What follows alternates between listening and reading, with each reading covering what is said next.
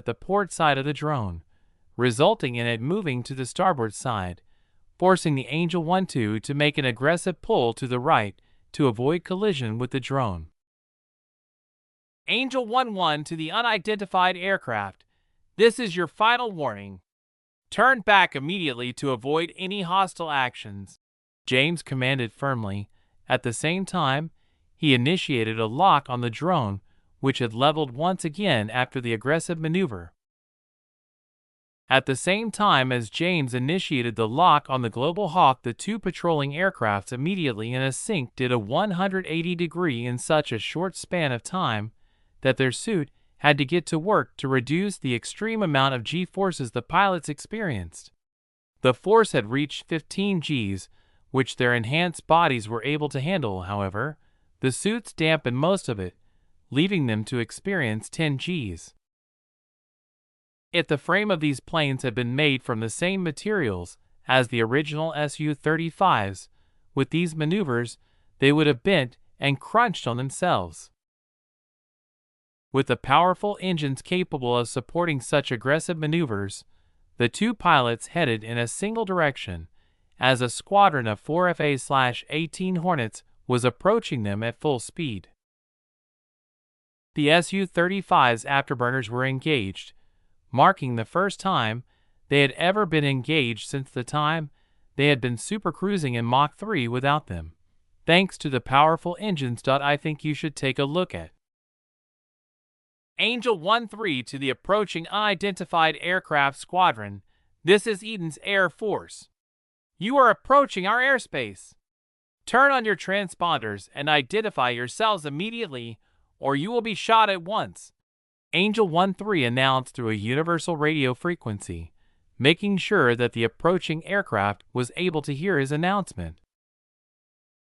Angel 1-3, this is Falcon 1-1 of the USS Freedom.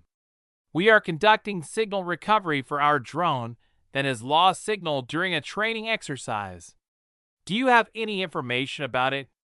A response came from the approaching aircraft, followed by them immediately turning on their transponder as a demonstration of their sincerity. Falcon 1-1, this is Angel 1-3. Roger that. We understand your situation. We have detected your Global Hawk on our radar, and 2 of our aircrafts are attempting to intercept it. I will act as the guide. Follow closely behind me. Came a response from Angel 1-3, who immediately turned the planes that only had visual confirmation between each other. Angel 1-4 continued heading to the approaching aircraft, passing each other from a safe distance before he turned the plane 180 degrees and started heading in the same direction as the American squadron that was following Angel 1-2, acting as an insurance in case the false reason the Americans gave them changed and they started dishing out at them. He was sure that they could win without causing any harm. When the American squadrons reached their Global Hawk, they pretended to try to recover the signal, and when they finally succeeded in doing so, the Global Hawk turned around and was immediately followed by the squadron as it started heading out of Eden's airspace. They then returned to the direction where the aircraft carrier of the Pacific Fleet was positioned, their mission having ended in failure due to the unexpected discovery and reaction from Eden's Air Force. So, you're telling me they discovered, intercepted, and almost shot down our drone, forcing us to pretend as if we had a signal problem to avoid further escalation? Obama asked as he briefed immediately. His face and tone reflected his disbelief, since he was having a hard time believing that Eden had developed to such a degree. Did they secretly buy new aircraft or something similar without our knowledge? He asked sarcastically, finding it hard to believe the information that he had just received. No, they didn't buy new aircraft. They simply refurbished the ones they had, meaning what we saw was the entire Eden's Air Force at work. However, after a few months of operation, they won't be able to maintain more than one of them in operational readiness due to lack of experienced mechanics working for them, and they don't have resources to train some new ones either, answered the Secretary of Defense, assuring that something like this is not going to happen again. The same thing happened to Asperia when they thought they could win against them. And what do you think happened to them? What do you think will happen to us? Obama asked sarcastically, getting pissed off by the man who seemed to be too overconfident in their military's power to not even consider the potential outcome of that.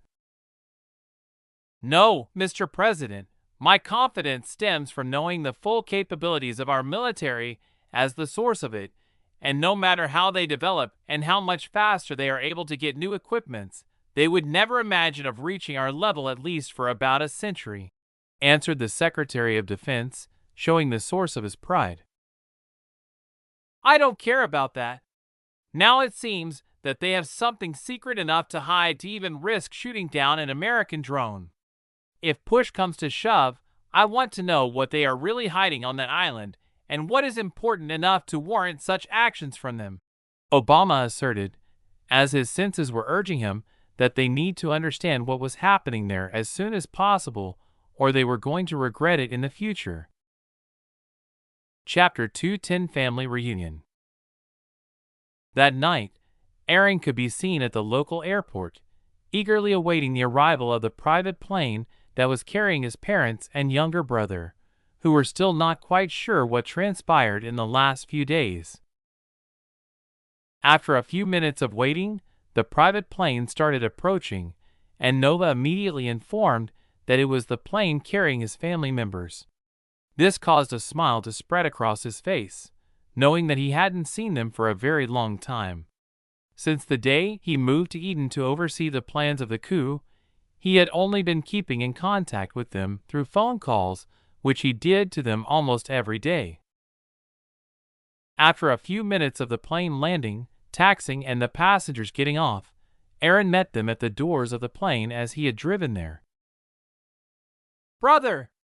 Henry exclaimed while calling out his name as he escaped from their mother's grasp and ran down the plane stairs, nearly missing a step on the way and stumbling in his enthusiasm. Of course, given his inhuman reflexes, Aaron wasn't going to let his brother fall. After simply taking a single step forward, he moved forward, catching Henry before he could fall on the ground face first, and due to the amount of force he exerted, the floor under his foot just a moment ago had developed a few cracks. "You should be careful and look where you are going," Aaron advised with a playful tone as he raised his younger brother before he set him on the ground, while Henry still held a slight fearful expression on his face. "Brother!" But a few seconds later, the young boy's momentary fear disappeared while he jumped and put his hands around Aaron as he immediately tried to hug him with a smile dawning his face. "Missed you," Aaron said as he hugged him back and pendulum swung him a few times, causing Henry to elicit a joyful laughter before he put him down and went to hug his mother, who had already walked to the ground while he had been hugging Henry. "Welcome, Mom," Aaron greeted as he hugged her, smiling as she hugged him back. After a few seconds of hugging, he released the hug and went to his father, Michael, and shook hands with him before hugging him as well. This awkward situation between a father and son caused Rose to laugh. After catching up with a few greetings and a heartwarming reunion with his family, Aaron escorted them to his car that was parked near them. He opened the door for Henry and his parents before taking the driver's seat and started driving them out of the airport without undergoing any of the required checks. Aaron had provided the officials with a signed document from the very president of this country, although it was difficult for them to believe. After verifying that it was indeed real, they obliged by what was written on it, allowing them to pass without any hint of defiance. As he drove the car taking them towards the port, Rose asked him, "Do you have any more details about what might have been the reason for those armed police to come and cordon off our house, forcing us to leave?" She wanted more information to satiate her worry, since she had quite liked living in that neighborhood, as they had very loving neighbors. In fact, both she and her husband had made friends with them. I think you should take a look at. "During the time I was here, I decided to invest in the country. However, doing it under an American company was going to bring some limitations to what I could invest in, so I decided to move the company here to be able to invest in those industries more freely. But this decision of mine seemed to have triggered something, as they tried every means to try to force me to remain there, even going as far as using intimidation tactics like what happened at home. This forced me to bring you all here for your safety," Aaron explained with a serious expression, telling the truth, but not the entirety of it. He was using some liberty to edit the reason behind the occurrence of certain things and a few more. "I'm sorry for causing you trouble," Aaron said, feeling slightly guilty for having to resort to using such means, so that he could remove any idea of them thinking of returning to the country later, lest they try to do that and end up facing something bad. "Looks like our citizenship is going to change," Michael, Aaron's father, remarked after hearing the explanation, taking over for his wife, who still wore a face of bewilderment. While she was having a difficult time believing that the country they had been living for so many years really did something like that to them, the trust she had in her son was much more than she could ever trust them. With that being the tipping point, Rose decided that whatever the truth was, there must have been a reason for doing it, and since nothing bad has ever happened from Aaron doing something for them for a very long time, she decided to trust him in this too. Yes, within a week, all the process will be completed and you will be given the citizenship of Eden, while still keeping your American citizenship for the time being, Aaron answered, reassuring his father. That's good. By the way, where are we going? Michael inquired after noticing that they were on a road that was completely dark with very few cars around. We are heading to the island that is owned by my company. For the time being, you will be staying there until I have found a suitable residence for you to stay at, Aaron explained, earning him a nod of understanding from his father. Your company owns an island? His mother asked in surprise. Although she had read news about her son's company having made more than a few $1 billion, she still didn't completely trust them, worried that if she starts completely trusting the news about her son, one day they might even say something negative about him, and she might accidentally trusting that information as well, causing a rift between them. This was why she was always accepting any news about Aaron with a grain of salt. Yes, it's quite large. I plan for this place to be the future headquarters of the company, Aaron answered, causing his parents who heard him to have their expectations raised even higher. Brother, what about my toys? Henry interrupted the conversation as he asked, not forgetting about his most important things. Don't worry, your toys are here too, Aaron assured after a brief smile, noting how different Henry's priorities were compared to that of his parents. Henry was jubilated when he heard the response, and during the remainder of the journey, he drifted off to sleep with a smile of satisfaction dawning his face, while Aaron continued having different conversations with his family. Chapter 211 Mapping complete. Wow! A unified gasp of surprise escaped from his parents' mouths after they got off the boat which had brought them to the island and saw the massive and brightly lit port. There were thousands of people moving to the trains, since they were the new batch of trainees who had come from those freshly recruited, while others boarded the boats and departed the port as they were heading to their station locations to take over the positions of the people who had been there till now and needed to come for their training as well. As for Henry, the young boy was still asleep, enjoying the privilege of sleeping in the car, and would be waking up on the bed, since he was being carried by Aaron, who at the moment seemed as if he was carrying nothing but cotton candy. But that gasp was nothing but a mere start of a surprise marathon for his parents, as they were surprised once again as they boarded the trains. As they started moving, they saw the brightly lit, beautiful-looking road, saw the grand building rising from the horizon. Thinking if it was a wall, they realized it was indeed a building when they got closer and saw the size of the building. As the train came to a stop, they were amazed to see the reserves of people going in and out of the building. Later they got onto the elevator and were shocked by its size. As they entered the house they would be staying at, they weren't much shocked after seeing its luxury. His parents had finally become used to the surprises they had come across one after the other in such a short period of time, and had almost numbed to any surprise now. The following day in Hesperia. The first batch of mercenaries had already started arriving at Hesperia. The only difference they have from any regular soldiers is that they are mainly intelligence and tactics specialists, with some of them even being training specialists. They were welcomed by high-ranking soldiers of Hesperia and were immediately escorted to the central command of the country's military for allowing them to immediately begin their tasks, since they had less than 1 month to do the job assigned to them. Their objective was to act swiftly and not give Eden enough time to prepare a counter against them, since Eden seems to expect Hesperia to attack them. When they arrived at the military headquarters, they wasted no time and immediately got to work, starting by analyzing the intel they had gathered from Hesperia and coordinating with the spies in Eden to gather the crucial intelligence for devising a more sound plan.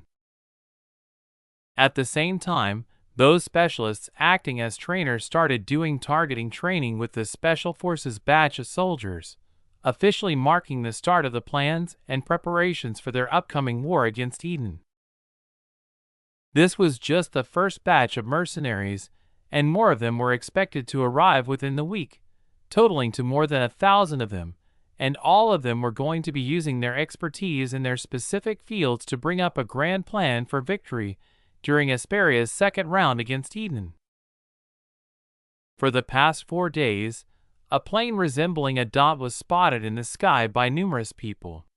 Being seen by many people in many cities and villages in the country, it had attracted their attention and became quite a topic of conversation between people, but as always it didn't take long before they forgot about it as well.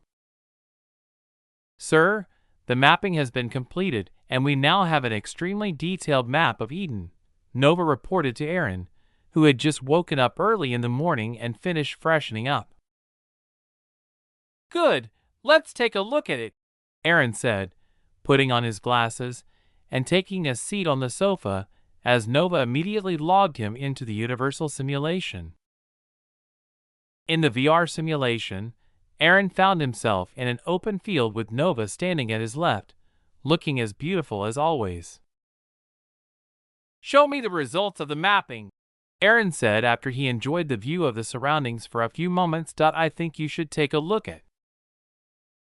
Nova said nothing and created a miniature version of the entire map of Eden, with various of its regions being highlighted in different colors, with the information of what each color indicated, which displayed different minerals and other resources the mapping plane had managed to detect. The map had incredible details, going as deep as 30 kilometers underground, meaning that every small bit of information from that depth to the ground and water was scanned and mapped with the accuracy of nanometers, making Eden as the most accurately mapped country in the world. And with the military now having access to the most detailed map of a country to date, this would allow it to be uploaded in a simulation and conduct various training based on the cities and villages and everything with unprecedented accuracy, perfectly matching the real world 1-to-1. "Wow, I didn't know they were this blessed," Aaron remarked, surprised when he saw the vast reserves of the highlighted regions. This indicated that there was something valuable in every highlighted parts of the map. "Yeah, and although I expected them to have many minerals, thanks to how the Earth was in the Universal simulation, this exceeds my expectations by quite a large margin," Nova answered, expressing that she too was surprised by these results. Mineral wealth, deep ground reserves. Iron ore reserves. Reserves 500 billion metric tons. Copper deposits. Reserves 350 million metric tons. Gold reserves. Reserves 25,000 metric tons. Uranium resources. Reserves 2 million metric tons. Rare earth elements. Extensive deep deposits. Aaron silently read through the list of resources found and the reserves they had. The list even included the reserves, arable land, river, lakes, underground water reserves, timber resources, and one of the hottest resources, oil and gas reserves, which were within their economic exclusive zone, EEZ, with the reserves being about 30 billion barrels of oil equivalent, which immediately rose them to the 12th country with the most reserves of oil in the world, right behind America and on top of Qatar. "Do you plan to buy the spots that have minerals and use them for yourself?" she asked Aaron when she was sure that he was done with reading the information. "I'm stuck with 2 options. One is to buy these locations and own the mines. The second is to inform the government about the reserves and make an agreement with them for revenue splitting. This would give me the right to mine the resources, and since I can mine them at a very cheap price, I can create a great amount of profit from them without having to spend any money from start. Aaron answered after a short thought. Which one do you think is the better option? Aaron asked, followed by a brief moment of pause, wanting to know what would be her opinion. Chapter 212, Nova's Suggestion. Which option do you think is a better one? Aaron inquired, his voice trailing off after he asked, wanting to know what would be Nova's opinion. Regarding some of the resources, I suggest option 1, and for the resources, I recommend going with option 2. Nova responded before pausing for a brief moment, after which she continued by elaborating the reason behind such a recommendation from her. Starting with the resources that I believe option 2 is better suited for, the oil and gas reserves. Firstly, these resources are usually developed through the collaboration between the governments of the countries that have these resources and the private companies that will be responsible for extracting them. The arrangements of such a deal will involve revenue sharing between the two parties through the drilling rights of these resources. It is done this way to allow for the country to reap continuous benefits without being forced to invest heavily, making that resource a country's income stream. The next reason I suggest you do it this way other than precedent is so that the citizens can sense the direct benefits from the amount of investments the government would be doing by using the profits generated through this venture. These benefits could include universal health care, tax cuts, and much more of such public initiatives. And given that you can extract the resources with what could almost be considered as little to no cost at all, the profits resulting from this venture will be substantial, far surpassing any of those oil and gas exporting countries' profits margins by several magnitudes higher, allowing those countries to have massive funds for investing them in the public. The third and final main reason is that, although I can manipulate and steer the public opinion in any direction you want, it would be very difficult to justify to the public for handing over a massive amount of profits to a private company that has been trying to infiltrate every part of their country. This could lead to dissatisfaction between the citizens and us, potentially harming your reputation.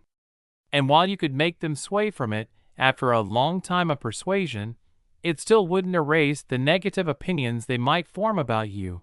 Nova paused after that long, detailed explanation, allowing Aaron to digest the information before she resumed shortly. Regarding the other minerals and resources, you can simply choose the second option, just by the locations that have the significant deposits, while leaving the rest of them in the hands of the government. This aligns with the already established precedents where companies buy mines and profit from them. However, you will have to make it known that you are buying them after you release to the public about the potential existence of minerals in those locations. This transparent approach will facilitate a rightful price from the government and save you from any public outrage that might happen if you publicize the existence of minerals in those locations after you have bought the lands for cheap. With those words, Nova finished her explanation, letting Aaron have some time of silence to contemplate on his decision. After an extended period of silence, Aaron responded, "Start formulating a plan regarding it for the acquisition of the locations based on your suggestions. We should hold off on the announcement of us being the ones discovering oils until our second round with Asperia. It will serve as a good revelation during a victory speech and should make Alexander's government's approval rate to break the ceiling, since the announcement will coincide with the announcement for the preparations of the first presidential election of the country in 3 months. After that announcement, his win will be secured to the point where the election results would resemble those from North Korea." Aaron had managed to maintain a serious look on his face throughout the time he said all those words, but ended cracking a smile as he delivered the last few words. "I think you should take a look at." While Aaron was having a pivotal conversation with Nova that could remold the shape of the entire country at the Rhodes on Avalon Island, a name that Nova had opted to give to the island based on the public thoughts about the island being shrouded in mystery due to the constant brown clouds covering most of it. Right now, one could even witness some unconventional sights that were different from any usual sights that one could expect to see in their whole lifetime on a normal road. 15 massive cargo airplanes could be seen parked on the road, having already been loaded with their cargo and doing their final taxiing before they started the run for a takeoff. Named as Titan, nicknamed as Paradise Movers, these planes were definitely not like any normal plane. Each of the planes had a size that was comparable to the Ukraine's An-225, while also being capable of carrying twice the weight of the An-225, yet having the ability to fly faster and longer than it. The aircraft itself exhibited a high degree of intricacy and reflected rigorous craftsmanship, and even though there were 15 of them, each carried an undeniable power and utmost technology of its time. With the fiercely sculpted bodies of these aircrafts, its sweeping wings and angular tail radiated an aura of power and technical sophistication, enough to instill fear in even those who were used to seeing such warplanes. Image here. These extensive logistic movements were planned to continuously take place in the upcoming days. For a team of humans to come up with an efficient plan, a week or two would have been easily used up. So, Athena, recognizing the urgency and complexity of the situation, simply asked her mother to build Hermes, an AI capable of overseeing the military's entire logistics, for her and made it responsible for the entire logistical planning and movements. Hermes, in turn, generated smaller versions of herself to assist in the task, ensuring as much efficiency as possible. With the cargo planes now ready and prepared for takeoff, the pilots asked for permission to take off, to which they received swift approval, and without wasting any time, they immediately commenced their departure. With a massive surge of power in the thrusters, the first plane gained speed and went down the runway. After traveling for a remarkably short distance for such a massive cargo plane, the plane's front wheels started rising, indicating that it had gained enough speed to start the final process of takeoff. This was soon followed by the rear wheels leaving the ground as well, followed by the plane starting to gain a stable altitude as smoothly as possible, without the risk of rattling the cargo within, since it was something quite sensitive. In a span of less than a quarter of an hour, the remaining 14 cargo planes took off similarly, each heading off and veering in different directions from the other, disappearing into the early morning darkness. Chapter 213: The Developing Situation 1. In succession with the disappearance of the planes that had been on the road not long ago, another set of similar-looking cargo planes started taxiing out of the printer building and heading to the patch of the road that was suitable for planes to take off during peacetimes due to its elevation being flat. As for wartime, the planes can take off from anywhere. Thought that would just require a little longer maintenance, or they could simply be disassembled and printed once again. This subsequent batch of planes also carried a printer each, and after they took off, they also went to new directions that were different from their predecessors. This sequence repeated itself several times. With each round, 15 new planes would come out of the atomic printer, then take off and head to a new direction that was different from their previous batches. This continued until 10 batches of planes had already taken off, with the planes going to a total of 150 different destinations. Each of them had an atomic printer that took the complete space of the massive cargo bay. These were destined to arrive ahead of the soldiers who would be stationed at those locations. Subsequently, they were soon followed by the appearance of a fresh batch of the same-looking cargo planes. This time, they were serving as specialized tankers, carrying rare materials in their atomic forms and sending them to where the printer-carrying planes went, for them to be used in tandem with the materials that could be found from the constructed base's surroundings to print things for the soldiers and allow them to accomplish their tasks. I really can never get used to this. A man wearing a stylish navy blue-colored uniform commented as he marched in a parallel line with a group of 150 soldiers on each line, all of them carrying a military bag on their backs, as they made their way to the train station to be taken to the port to be sent to their station bases. He observed as the massive cargo planes were taking off one after another in short intervals. "This is going to be our new normal, so you better start by getting used to it," replied a comrade who was walking beside him in the line jokingly, and at the same time seriously, since from the moment they were logged inside the universal simulation, they knew that their world view was never going to be the same again based on what they had experienced there. I know. He acknowledged the truth of the statement while adjusting his glasses, which at the edge of his lens displayed pertinent details such as his name, age, military position, and much more, indicating that these were VR glasses. However, the man who had just responded to him didn't have any such glasses. Rather, he had an earpiece on him fulfilling the same task. These devices were given to every soldier who had successfully completed graduation from the Athena's training as a participation reward. These were specifically designed devices that allowed the soldiers to log in into the universal simulation when they were not on duty. However, during their time of duty, they were required to put these devices in their secure lockers and don their official military gear, since the military ones had permission to access things that even their gifted devices didn't. These soldiers weren't the only ones on the move, as a contingent of 15,000 personnel would be leaving that day, heading to the same path those cargo planes that had taken off to before them. Their destination, the various military bases where they would have to fulfill their duties.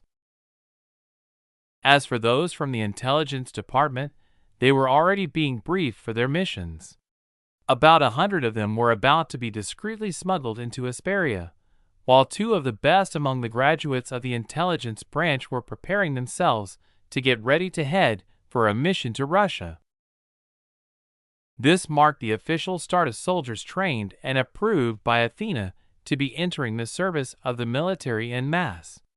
It also marked the dawn of a corruption-less and a theftless military. During their knowledge assimilation, a subtle suggestion had also been added into their subconsciousness over the course of the entire week. It was done as gently as it could be, which rendered it impossible for them to be able to discover these changes. For them, these changes had happened to them gradually and had taken over a period of 3 months, making them realize and consider these changes as the result of the brutal training they had received. As a result of this process being completed successfully, it had now become impossible for them to even consider exploiting the military resources needlessly, or even think of using their position to coerce the lower-ranking workers into doing something against their acknowledgement or exploit them had become completely inconceivable. I think you should take a look at issues like sexual harassment of female soldiers, rape, trading sexual favor in return for underserved promotion, and many other reprehensible behaviors which were difficult for the current world's militaries to completely eradicate, had completely been removed from the minds of Eden's soldiers. While all the soldiers who had came out from Athena's training other than those from the intelligence still had their previous personalities and everything coming with it, but all of their corrupt and negative tendencies had been completely removed, leaving them as forthright and sincere human beings who had been given the strength of a machine and an unwavering conviction to follow all the orders given to them by their commanders to the T, regardless of the cost, as long as it was an order from their leaders. They were perfect soldiers, as perfect as one could be without resorting to destructive mind manipulation, which Aaron had no intention of subjecting them to. As for those from the intelligence department, they were conditioned differently. For the women, most of the focus went on increasing their beauty to monstrous standard, with their proportions reaching a divine level. As for men, they too experienced huge changes on their body shapes and face, being developed to a very handsome face, and although all soldiers who went through genetic strengthening had become somewhat handsome and somewhat beauty, those from the intelligence department still held one against the rest. with their minds being strengthened further and being assimilated with everything both a spy and intelligence analyst would need, making them ahead of the world standard by several miles even if you don't include the technological advantage they come with. The following days of the week were followed with the unfolding of a similar pattern, marked by substantial soldier movements and the constant activity of the cargo planes. The massive cargo planes returned and repeatedly carried the same cargo loading routine they did in the past and embarked once again on a journey to a new destination across the Avalon Island and different parts of the country. The already graduated soldiers were already sent to replace their counterparts in the many bases that were adjacent to civilian settlements. Additionally, the new bases that were already built during the past months had been refurbished by the atomic printers that were sent there during the previous days. As for the negotiations between Hesperia and Eden, they were not going well at all and faced significant challenges, with both sides not agreeing on a few key concessions. At the same time, both countries started bringing their massive military movements near the shared borders, each accusing the other side for forcing them to escalate even further amidst the negotiations, forcing them to respond to their movements. At the same time, Hesperia had started trying to rally the international watchers to urge the foreign countries to exert pressure on Eden, who was using the captured soldiers as hostages and as means to accomplish their needs. At the same time, they had also started the talks for buying some countries' fourth-generation aircrafts. The talks also seemed to be going in a very positive direction, since most of those countries were also planning on replacing their long-active fighter jets with new ones of the same gen, as they waited for the F-35 program to start rapid production after the testing phase was carried out. And with the support of the Morgans behind them, many of Hesperia's negotiations were going very positively. As for the matter of the shortage of pilots to fly these aircrafts, the Morgans promised to handle that problem by simply hiring the pilots who had left the military, and those negotiations were carried out well.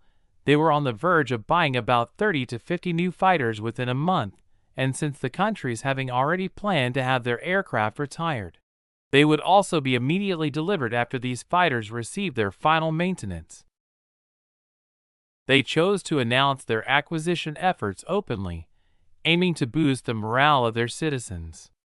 This served as one of their publicly stated ultimatums, which they intended to use for pressuring Eden into a compromise, persuading them for the release of the war prisoners. This was the opinion they sought to create within the minds of their citizens. Chapter 214: The Developing Situation 2. 2 weeks passed by since the cargo planes had started sending the necessary materials to the borders that were shared between the two countries, Hesperia and Eden. In the 2 subsequent weeks, nothing much had changed other than the arrival of a new batch of recruited soldiers at the island. Simultaneously, the graduating ones had left the island for their posts, starting their military service once again. During this time, the atomic printer sent to all the military bases had been working non-stop, churning out equipment in continuous batches, ensuring that all the graduating soldiers were equipped with the gear they had trained with during their training in the VR environment. Meanwhile, Eden had taken a humanitarian step during the negotiations and released a list of the names of the soldiers who had unfortunately died in the conflict so that their family members could start mourning earlier and not continue clinging to a false hope about their loved one's survival, only for it to be crushed later on. As for the negotiations between the two nations, nothing had changed much other than the continuously escalating tensions between Eden and Hesperia. The prisoner negotiations weren't going very well, since Eden wasn't budging on demanding the remaining of the shared island border as the final condition for the release of the captured soldiers. And together with Hesperia's successful acquisition of 29 aircrafts escalated the situation even further. Hesperia was now using those aircrafts to breach Eden's airspace repeatedly and forcing Eden's Air Force to mobilize their aircraft in response, which would be followed by those Asparian fighters returning back to their borders the moment they noticed Eden's aircraft on their radar. They were doing it constantly, at times even reaching up to 15 times a day for the known 4 aircraft of Eden, or so they thought. Asparia's tactic involved sending 2 fighters every time before allowing their planes to rest for maintenance while sending the next batch. This tactic served as a refreshment training for the hired pilots and at the same time making it so that the pilots of Eden Air Force were not given enough time to rest due to the constant sorties they had to make due to Asparia's unlawful breach in their airspace, at the same time increasing their anxiety and worry that any of these sorties might as well be a real mission from Asparia, where they would come in hot and just start bombing, forcing a dog fight out of them, or so was the Morgans' intention. Many international observers excused this as action simply as a protest of Asparia for the release of their soldier and nothing more. However, this action of theirs acted as nothing other than a way of increasing the anger of the majority of Edenians, who demanded the government to further increase the conditions for the release of the captured soldier, or if push comes to shove, they should simply duke it once again. Since they had won the first fight, the citizens believed they could win the second confrontation too.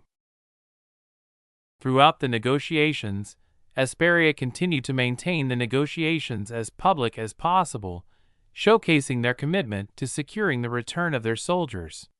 This strategy was a means to sustain the high morale of the remaining of their hundreds of thousands of soldiers and the trust of the citizens in the government, as a means for avoiding an uprising from the inside, in case a dissatisfaction arose if they didn't show that they cared about the captured soldiers that much and were preparing themselves for another round with Eden.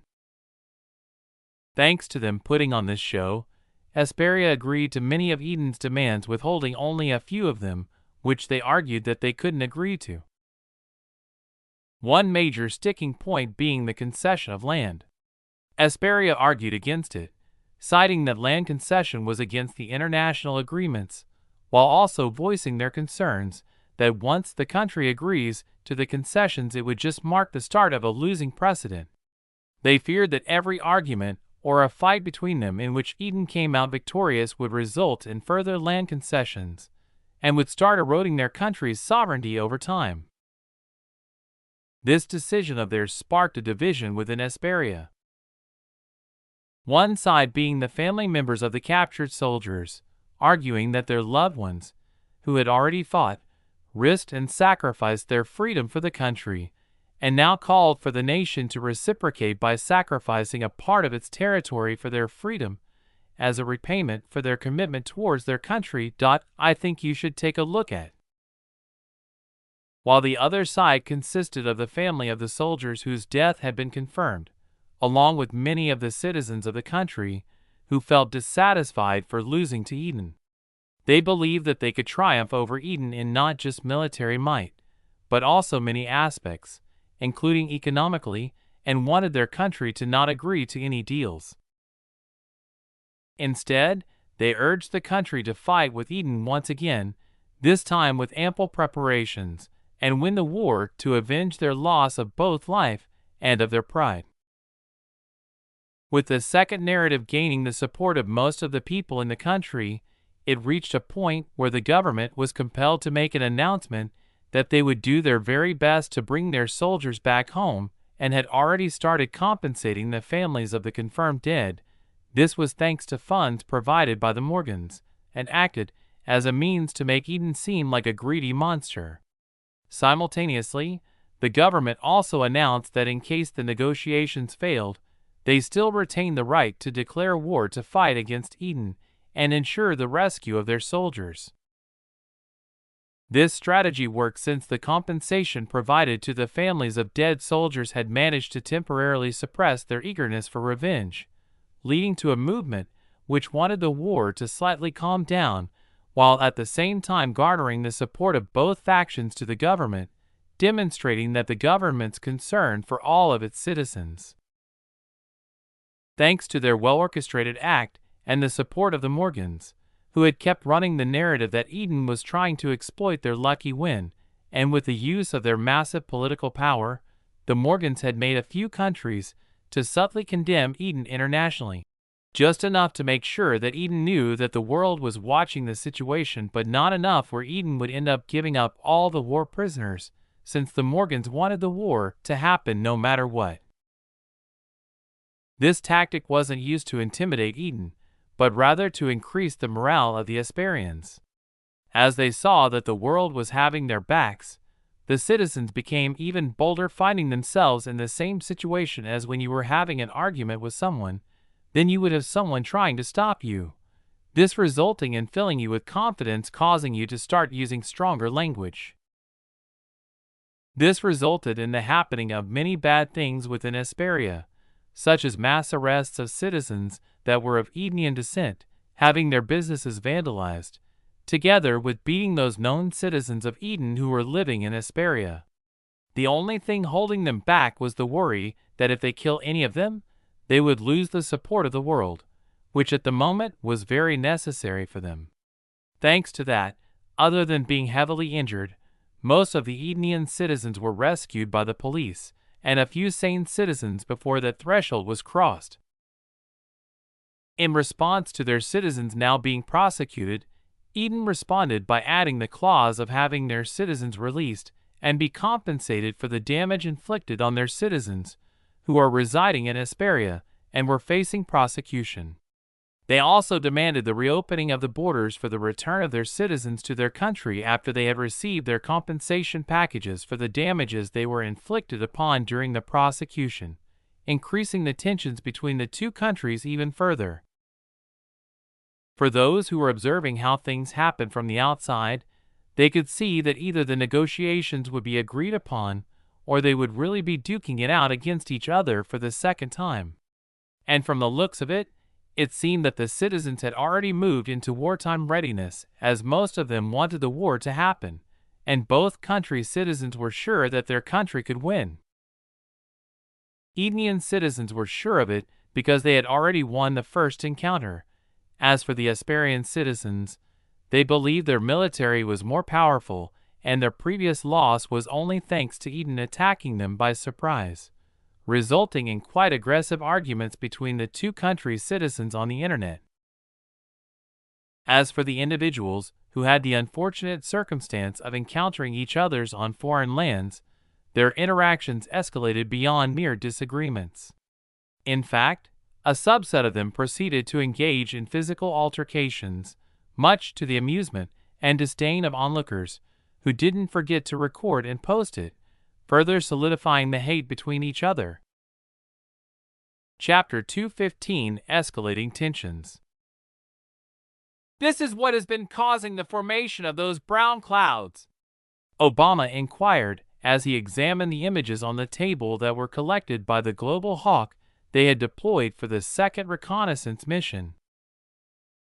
Yes, they were engaged in a large-scale and rapid construction, using the construction effort as a form of strength training for their soldiers, answered the Secretary of Defense, his tone revealing the disappointment it had caused him after he saw the images and realized that it didn't show any significant development, contrary to what he had anticipated. So, what exactly led to the formation of those clouds? Biden asked, trying to seek an explanation as to how a normal construction site would result in the appearance of those clouds, which also remained for a very long time. After the return of the drone to the base, we analyzed the particles that were still attached to it. We discovered no unusual composition apart from the dust and ground particles within them. This confirms that it was indeed the construction activities that had been the reason behind it, and there was no evidence of any advanced technology involved, like what we had thought, clarified the Secretary of Defense. If one looked at the images on the table, one would notice that those images didn't have even a slight resemblance to what was actually going on the island. Rather, the images only depicted a few large but different ongoing construction sites and a vast open field that contained thousands of tents arranged in rows, showing that it was what would be serving as the living quarters of the soldiers that were sent there to do the construction under the guise of training. The same discrepancy applied to the other satellite images of the country that were captured daily, where there were no images about the Paradise movers that could be seen among them at all. This discrepancy arose due to the Americans sending drones instead of a manned surveillance aircraft like the U-2 to allow for human observation while at the same time taking the pictures of the island. However, the drone, controlled by a satellite connection, was susceptible to NOVA's interception, which had access to all the radio signal stations within the country. This allowed her to intercept the signals that were being sent to the drone's control base and edit the images that were taken before transmitting them. With her massive computing power in action, there was not even a slight delay between the interception, editing, and transferring of the data the drone had captured.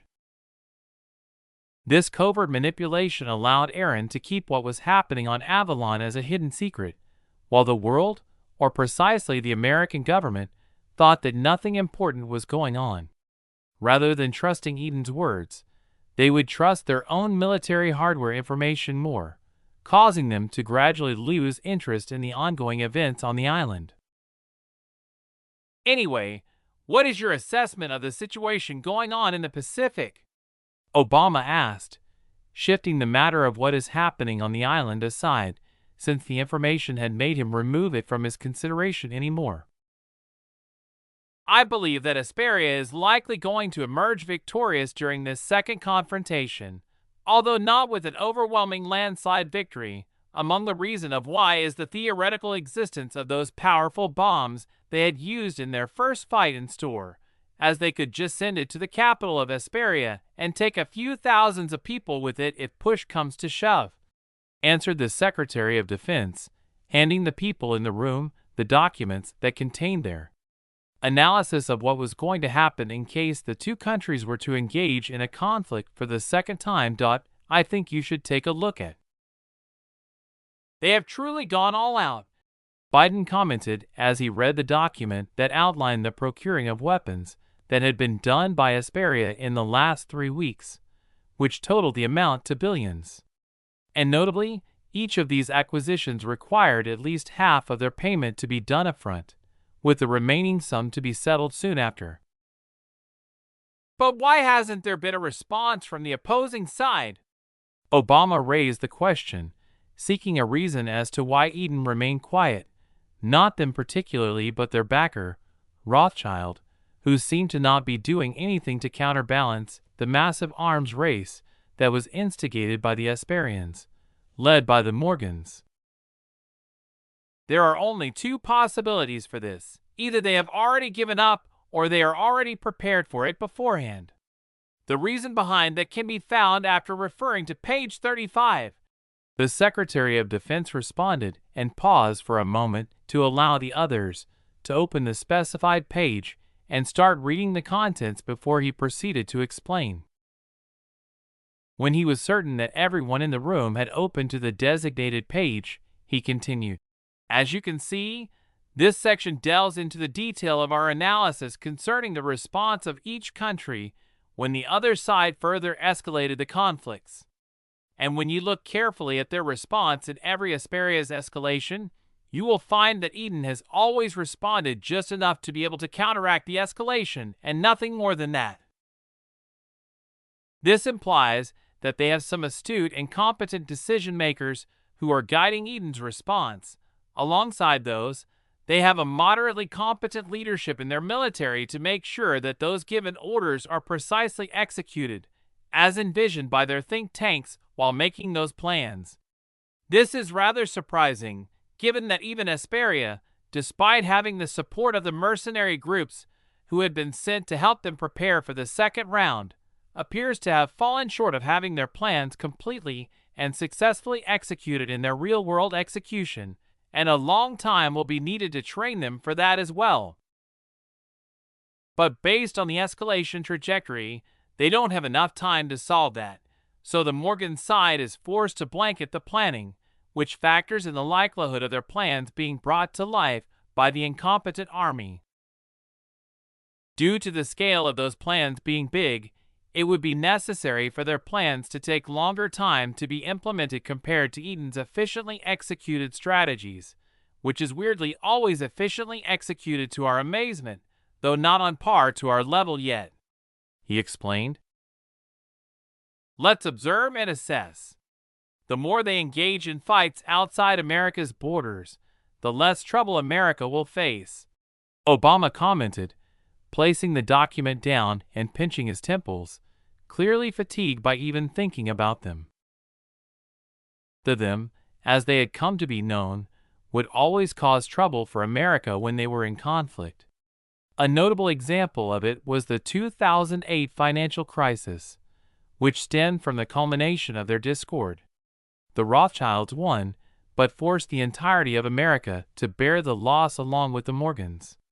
Due to their deeply rooted influence, the government could not even think about holding them accountable, leaving them seemingly untouched, giving them the feeling of an ant facing a boot. Their conversation shifted as they started speculating on the potential outcome of the war and how they could leverage themselves by choosing which side to support to maximize the amount of benefits they will be able to reap based on the forthcoming outcome. Chapter 216, The Declaration. A week later, in Esperia. As the week commenced, officially marking the fourth week since the onset of the negotiations and escalation between the two countries, a different kind of atmosphere could be sensed compared to the other weeks. Since the start of the week, Esperia had started a large-scale mobilization of its military forces. Troops, equipment, and resources were being openly prepared and organized, hinting at the possibility of the upcoming combat operations. Simultaneously, several countries that had diplomatic ties and embassies within both Eden and Esperia had started the evacuation of their personnel, temporarily closing their embassies.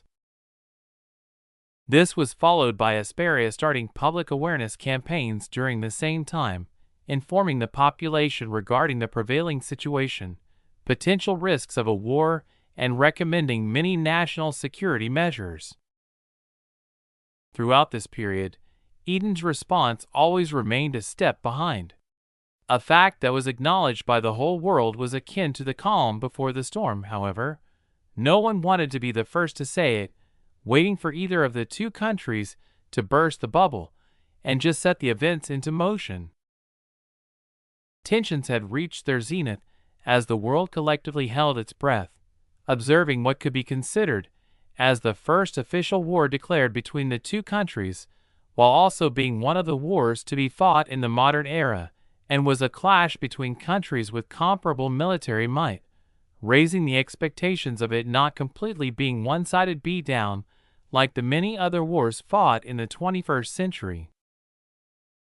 With each passing day, the tension in the atmosphere continued to increase, culminating in the arrival of Friday, when Esperia announced an upcoming press conference that would be taking place in a few hours. When the appointed hour came, the press conference's live feed started being broadcasted worldwide. The background didn't show the customary conference room, but the serene presence of trees in the garden, indicating that the conference was taking place in the palace grounds. This was due to the overwhelming attendance of reporters that were attending the event, forcing them to hold the conference on the open grounds of the presidential palace. This time, however, instead of the usual presidential spokesperson, the president of Esperia, Emmanuel, had taken over the podium, showing that whatever he was going to address was going to be important. "Ladies and gentlemen, esteemed citizens of Esperia," he said, starting his speech by extending his greetings to all the viewers watching the broadcast worldwide, though primarily it was being watched by the people of Esperia and Eden.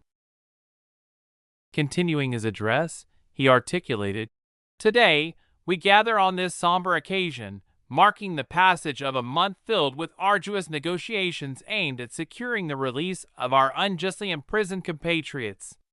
These individuals have become tragic victims of an unwarranted and merciless assault, driven solely by the insatiable greed of Eden. He paused slightly after saying that before he continued.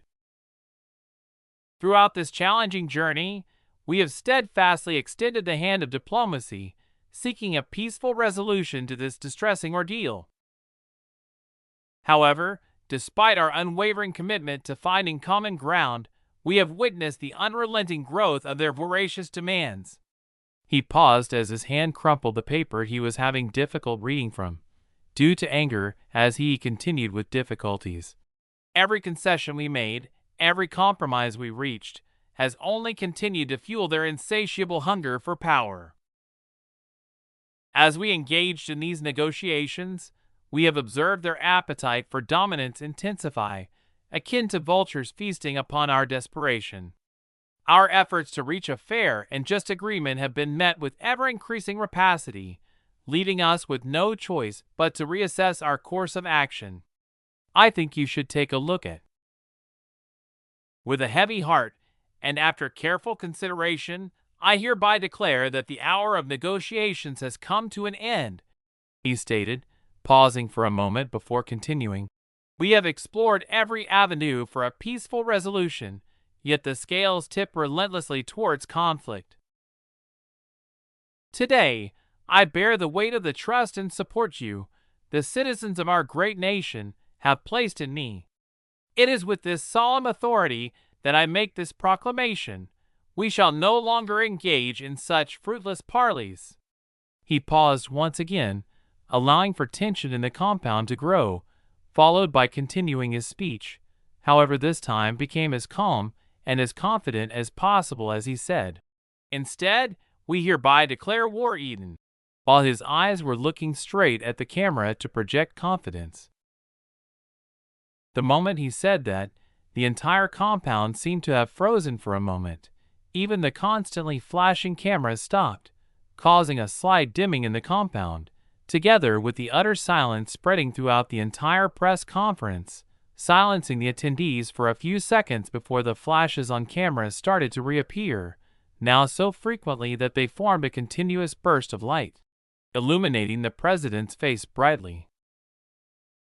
He then continued, "This declaration is a testament to our unyielding dedication to justice, our commitment to safeguarding the lives and dignity of our people, and our resolve to confront those who think that they can bully us and threaten us. In the face of adversity, we shall unite. In the presence of challenge, we shall stand firm. And as we embark on this difficult path, may history remember our resilience, our courage, and our unwavering pursuit of a just and equitable future. May our determination shine as a beacon of hope, even as the drums of conflict echo in response to the encroaching destruction. Thank you, and may our nation find strength and unity in the days that are to come. God bless Hesperia." With those words, he concluded the address and left the compound, making his way back to his presidential palace. Helicopters could be seen arriving at the palace, which was closely followed by trucks filled with soldiers, and armored vehicles starting to enter the compound as well. All of the cameras broadcasting the press conference continued to roll, capturing the scenes, but not for too long, since the feed was shortly cut after around 1,000 soldiers had arrived, with more of them en route. Moments after the press conference concluded, the skies had started to be filled with the screaming sounds of jet engines, courtesy of 5 of Hesperia's newly bought planes, 50 in total, a feat in itself, and had started donning the sky on patrol to make sure that nothing passed through their airspace. At the same time, the remainder of the fighter aircrafts that were stationed at different bases took off for the sky too, heading in the direction of Eden. This marked the first action of the war, with 45 planes preparing to face off against 4 of Eden's fighter jets, which they were sure that the pilots of them were tired after having spent the entire previous 3 weeks in constant sorties against the Hesperians due to their airspace violations. The Hesperian pilots forged their way to Eden's airspace with confidence, trusting in their pilot training and the experience they had received from their previous militaries before they were hired by the different mercenary companies owned by the Morgans. Each pilot carried the dream of earning the chance of gaining the coveted ACE designation before their name if they got the chance of shooting down Eden's underservice fighter jets, which they were bound to encounter today. Chapter 217 Quantum Firewall. What the fuck have they done to their system? Exclaimed a person in anger and disappointment, his bloodshot eyes, an obvious hint for the watchers to tell that he had been typing on the keyboard continuously for more than 3 hours without having any decent break during that period. However, he wasn't the only one. The room he was in was filled with more than 100 people doing the same task which he had been doing. They shouldn't have gotten enough time to completely overhaul their entire system within just a month, right? Questioned a man nearby who had given up just a few moments after the first person had resigned in frustration. While it is theoretically possible, they shouldn't have been able to make their system operate seamlessly like the way it is running right now. Even if all of those things are working in their favor, their system shouldn't have been upgraded to such a significant degree, as such an upgrade would need a very long time to accomplish. We've been trying to breach their defenses for more than 5 hours, but nothing can even latch onto their firewalls. How the heck did they go from being completely vulnerable in cyberspace to having an impenetrable wall in just a matter of a month? He finished his words with a mix of a few words of self-doubt, logical reasoning, and amazement at the transformation of their former victims, who had now become formidable opponents. They couldn't have intentionally allowed us access during the first attack, right? He asked his neighboring colleague. As much as I would want to deny that assumption, I also find it hard to disagree with it. The level of firewall we were met for the second time doesn't seem to simply take a month to accomplish the change. All of those anomalies could be explained if they had just allowed us the access during the first time and then blocked us out of it during the second time. Alternatively, it might also be possible that during our first assault, they were still building their security infrastructure, meaning that over the last month, they completed making it and replaced it over with their previous, shitty firewall, replied his colleague, trying to make sense of what they were experiencing during the current predicament. But which company is capable of doing such a significant project without using it as a means to brag about their capabilities? And why choose to start it at Eden as their testing ground in all of the places? He pondered, this time trying to give a reason as to why his colleague's second theory doesn't seem to make much sense. Oh, I think I might know who could be the one behind this new firewall, his colleague responded, the guy's tone carrying excitement, as if he had finally found a missing piece of the puzzle. Well, go on then. Who is it? He asked impatiently, annoyed with the fact that his colleague had mentioned who it was but didn't reveal the name. GIA Technology, answered the colleague in excitement, not trying to hide that he was a fanboy of the company, the makers of Bug Zapper, Gaia OS, and the renowned game as their products. If it is truly them, then we might as well give up on this commission, the first guy declared with a sigh after hearing the name mentioned by his colleague. The mere mention of that name carried a dreadnought presence in the realm of technology, with most of their influences in the field of security, OS, and the gaming world. Every product they released held an unparalleled level of standard, and with more than 3 of their released products already reigning as industry-leading products in their specific fields, people had started expecting that their upcoming products would be of the same standards. As for the man, he felt admiration for the company because of a single product from them, the Bug Zapper, a product that almost single-handedly sent the hacking world to the shadow realm, pushing it to redefine its limits. I think you should take a look at. He had personally tried the product and had nothing but praise for the one who had created it. The program would always manage to identify any vulnerabilities that would have gone unnoticed by most humans. Still, due to its emergence, the hacking world wasn't completely obliterated. Rather, the bug zapper had just raised the level of sophistication required to be able to hack the systems. Whenever a new way of hacking came up and succeeded in passing the program, in just a couple of hours a patch for it would be released, making it a continuous game of cat and mouse between hackers and bug zapper, always keeping the hacking community excited, as the GIA technology always generously rewarded those who managed to get past their systems after they had patched it up, giving the community incentives for doing so. I will go and inform the boss about this. I hope he agrees with your assessment and decides to cancel the commission. If not, we will be spending days typing without any solutions," he remarked as he stood up from the chair and made his way to the office of the hacking group's leader, which was weird in itself since most hacking groups operated remotely, even when they were working as a team.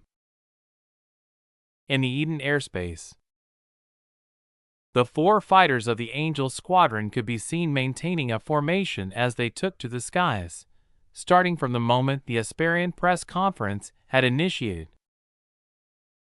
In an instant, the headgear of Angle 11, piloted by James, shifted from green to red in his peripheral vision a few minutes after they had taken flight. The pilots, who had graduated from Athena's training program, knew that their headgears turning red was a stamp of approval to shoot down any unverified or unidentified aircraft within their airspace, without even giving them any warnings. Taking a look at the multitude of enemy bogies that had been detected by Sky I-0, a country-scale scanner and radar-like machine that had collected the information and integrated it into their aircraft's computers and their headgears, making their powerful radar, Henry's eye, to have no need of being on while they were still within Eden's airspace, since Sky I-0 had the ability to capture every bit of information about their enemies that entered its scanning radius, and it had a scan area that covered the entire airspace of Eden. James, the squadron leader, transmitted, "This is Angel 11. As you know, there are 45 of them. Each of you can have 10 each. As for the remaining 5, they will be chosen by our computer randomly. Let's wrap this up as soon as possible and show them a performance for the history books." "Copy that," echoed the responses of Angel 12, Angel 13, and Angel 14, followed by the headgears of each pilot marking 10 out of the 45 enemy bogies that were on the way to Eden, and the squadron wasted no time as their plane's aileron synchronously came to life, while the aircraft rolled to the right with one of their wingtips pointing to the sky and the other pointing to the ground. Moments after that, they pulled their control stick toward themselves, making all the 4 fighter jets to pull an aggressive turn to the right, changing their direction and heading towards the incoming bandits. After flying for a few seconds in coordination, each of the fighters started heading in different directions, despite they were maintaining their collective trajectory due to the enemies having divided themselves into a squadron of 5 aircraft each, meaning that now there were a total of 9 squadrons for them to take out. However, even without having any visible missiles on their hardpoints, none of the pilots of the Angel Squadron seemed to have any worry regarding the upcoming face-off. This meant that it was going to be a showdown of 4 against 45, with the underdogs having nothing other than guns at their disposal, while their enemies came fully loaded with an array of both long-range and short-range air-to-air missiles. Chapter 218: The Performance for the History Books. A squadron of 5 aircrafts could be seen soaring through the expansive sky, with a few clusters of islands being visible beneath them on the ocean surface as they moved forward at a very high speed, with the eyes of the pilots being fixed on their screens, hoping to find any target in their radar and see if their squadron was lucky enough to have all the 4 Eden's aircraft come to them, or if they were simply unlucky and would just end up bombing some military bases until the enemies surrender in fit of fear. "Looks like luck isn't on our side," remarked a pilot designated as number 12 as he glanced at his screen and found that there was nothing that was caught in the radar. Feeling disappointed knowing that he would not be finding an opportunity to shoot down a fighter plane. I understand, but that doesn't necessarily mean that others are luckier than us. Maybe the enemy pilots ran away? I mean, there are 45 of us against 4 of them. I will not be flying an aircraft if it means that I will be going to a guaranteed death, replied his wingman, who was designated as 14, trying to boost his comrades' morale. I would have, an unidentified voice chimed in. However, they failed to identify the source of the voice. Unfortunately, they were not given enough time to even try to find out from where the mysterious voice had come from, since it was quickly overshadowed by an aircraft suddenly revealing itself under their formation, matching their speed, after which the aircraft immediately pulled its nose up, executing a Pugachev's Cobra maneuver, bleeding its speed before the nose automatically returned at a level, putting him behind the moving Asparian planes, whose pilots started panicking and breaking the formation while still wondering where the fuck had that bandit came from. BRRRRR. Rapid gunfire started erupting from Angel 1-3's plane, targeting the aircraft designated as 12, riddling it with bullets, shredding its wings and control surfaces into pieces. Mayday! Mayday! Mayday! Mayday! The pilot number 12 urgently shouted at his radio, but he didn't wait for a response, as he simultaneously pulled out the handle for his ejection seat. The seat was quickly ejected, and he was propelled out of the plane that was now dropping like a brick. As he continued to descend to the ground, the parachute on the seat finally opened, slowing down his fall, allowing the pilot to calm down enough to be able to regain his composure and think of raising his head to see what was the thing that had shot him down and wasn't even caught in their radars, which were actively scanning for something in the sky. And to his horror, the pilot 12 saw something that no amount of therapy in the world could heal. He watched as a single fighter plane messed with his fellow squadron members that were being plucked from the sky as if a grown man was fighting against a group of children, by using nothing but the gun on the aircraft. The maneuvers the bogey was executing were something that he could never think of pulling while being under the pressure where 4 enemies were trying to kill him using missiles and guns, at least not without worrying about making a mistake and causing his own death. However, the bogey in front, or rather above him, pulled all of such maneuvers with the perfection and calmness of an experienced fighter, which was something quite scary in itself. With a series of perfectly executed maneuvers, Angel 1-3 found himself behind one of the 4 aircrafts, and without any hesitation, he pulled the trigger, bathing the plane's body in metal, breaking it apart and forcing the pilot to eject and letting him join number 12 in becoming a spectator as he continued to inflict a lifetime of PTSD on the 2 of them. Although the remaining 3 planes that were chasing him fired their missiles after they got a lock on him, the pilot of Angle 1-3 didn't release a single flare to divert them, and simply pulled some ghostly maneuvers, causing all the missiles that were following him to lose their locks on him before they headed into some random directions, damned to fly for eternity until the missile's propellant got empties and fall from the sky under the curse of gravity. With now 2 spectators watching him, he put on a show so as to not embarrass his Air Force. Angel 1-3 kept his word, since within exactly a 30 seconds period, he had completed shooting down the remaining aircrafts, the proof of it being the number of parachutes that donned the sky as the pilots, who had successfully ejected themselves from their shot-down fighter jets. After having downed all 5 of the planes within 2 minutes, Angel 1-3 didn't waste any time by lingering any more, as he immediately veered into the direction where 2 of the missiles he had evaded earlier had gone, speeding and catching up to them within just 30 seconds, followed by him shooting them down from the sky. If the missiles had continued on their flight trajectory, they would end up falling in populated areas in one of the cities that were closest to Hesperia. After unleashing a barrage of bullets on those two missiles, Angel 1-3 swiftly headed for the next squadron that was designated for him to shoot down as soon as possible. However, this time, it won't be a surprise attack and would be met with a prepared group who were anticipating the fact that someone was coming for them. But for the pilots who had ejected, they were somewhat relieved that they were alive, but were still suspended in disbelief with the aftermath of the unprecedented events they had experienced.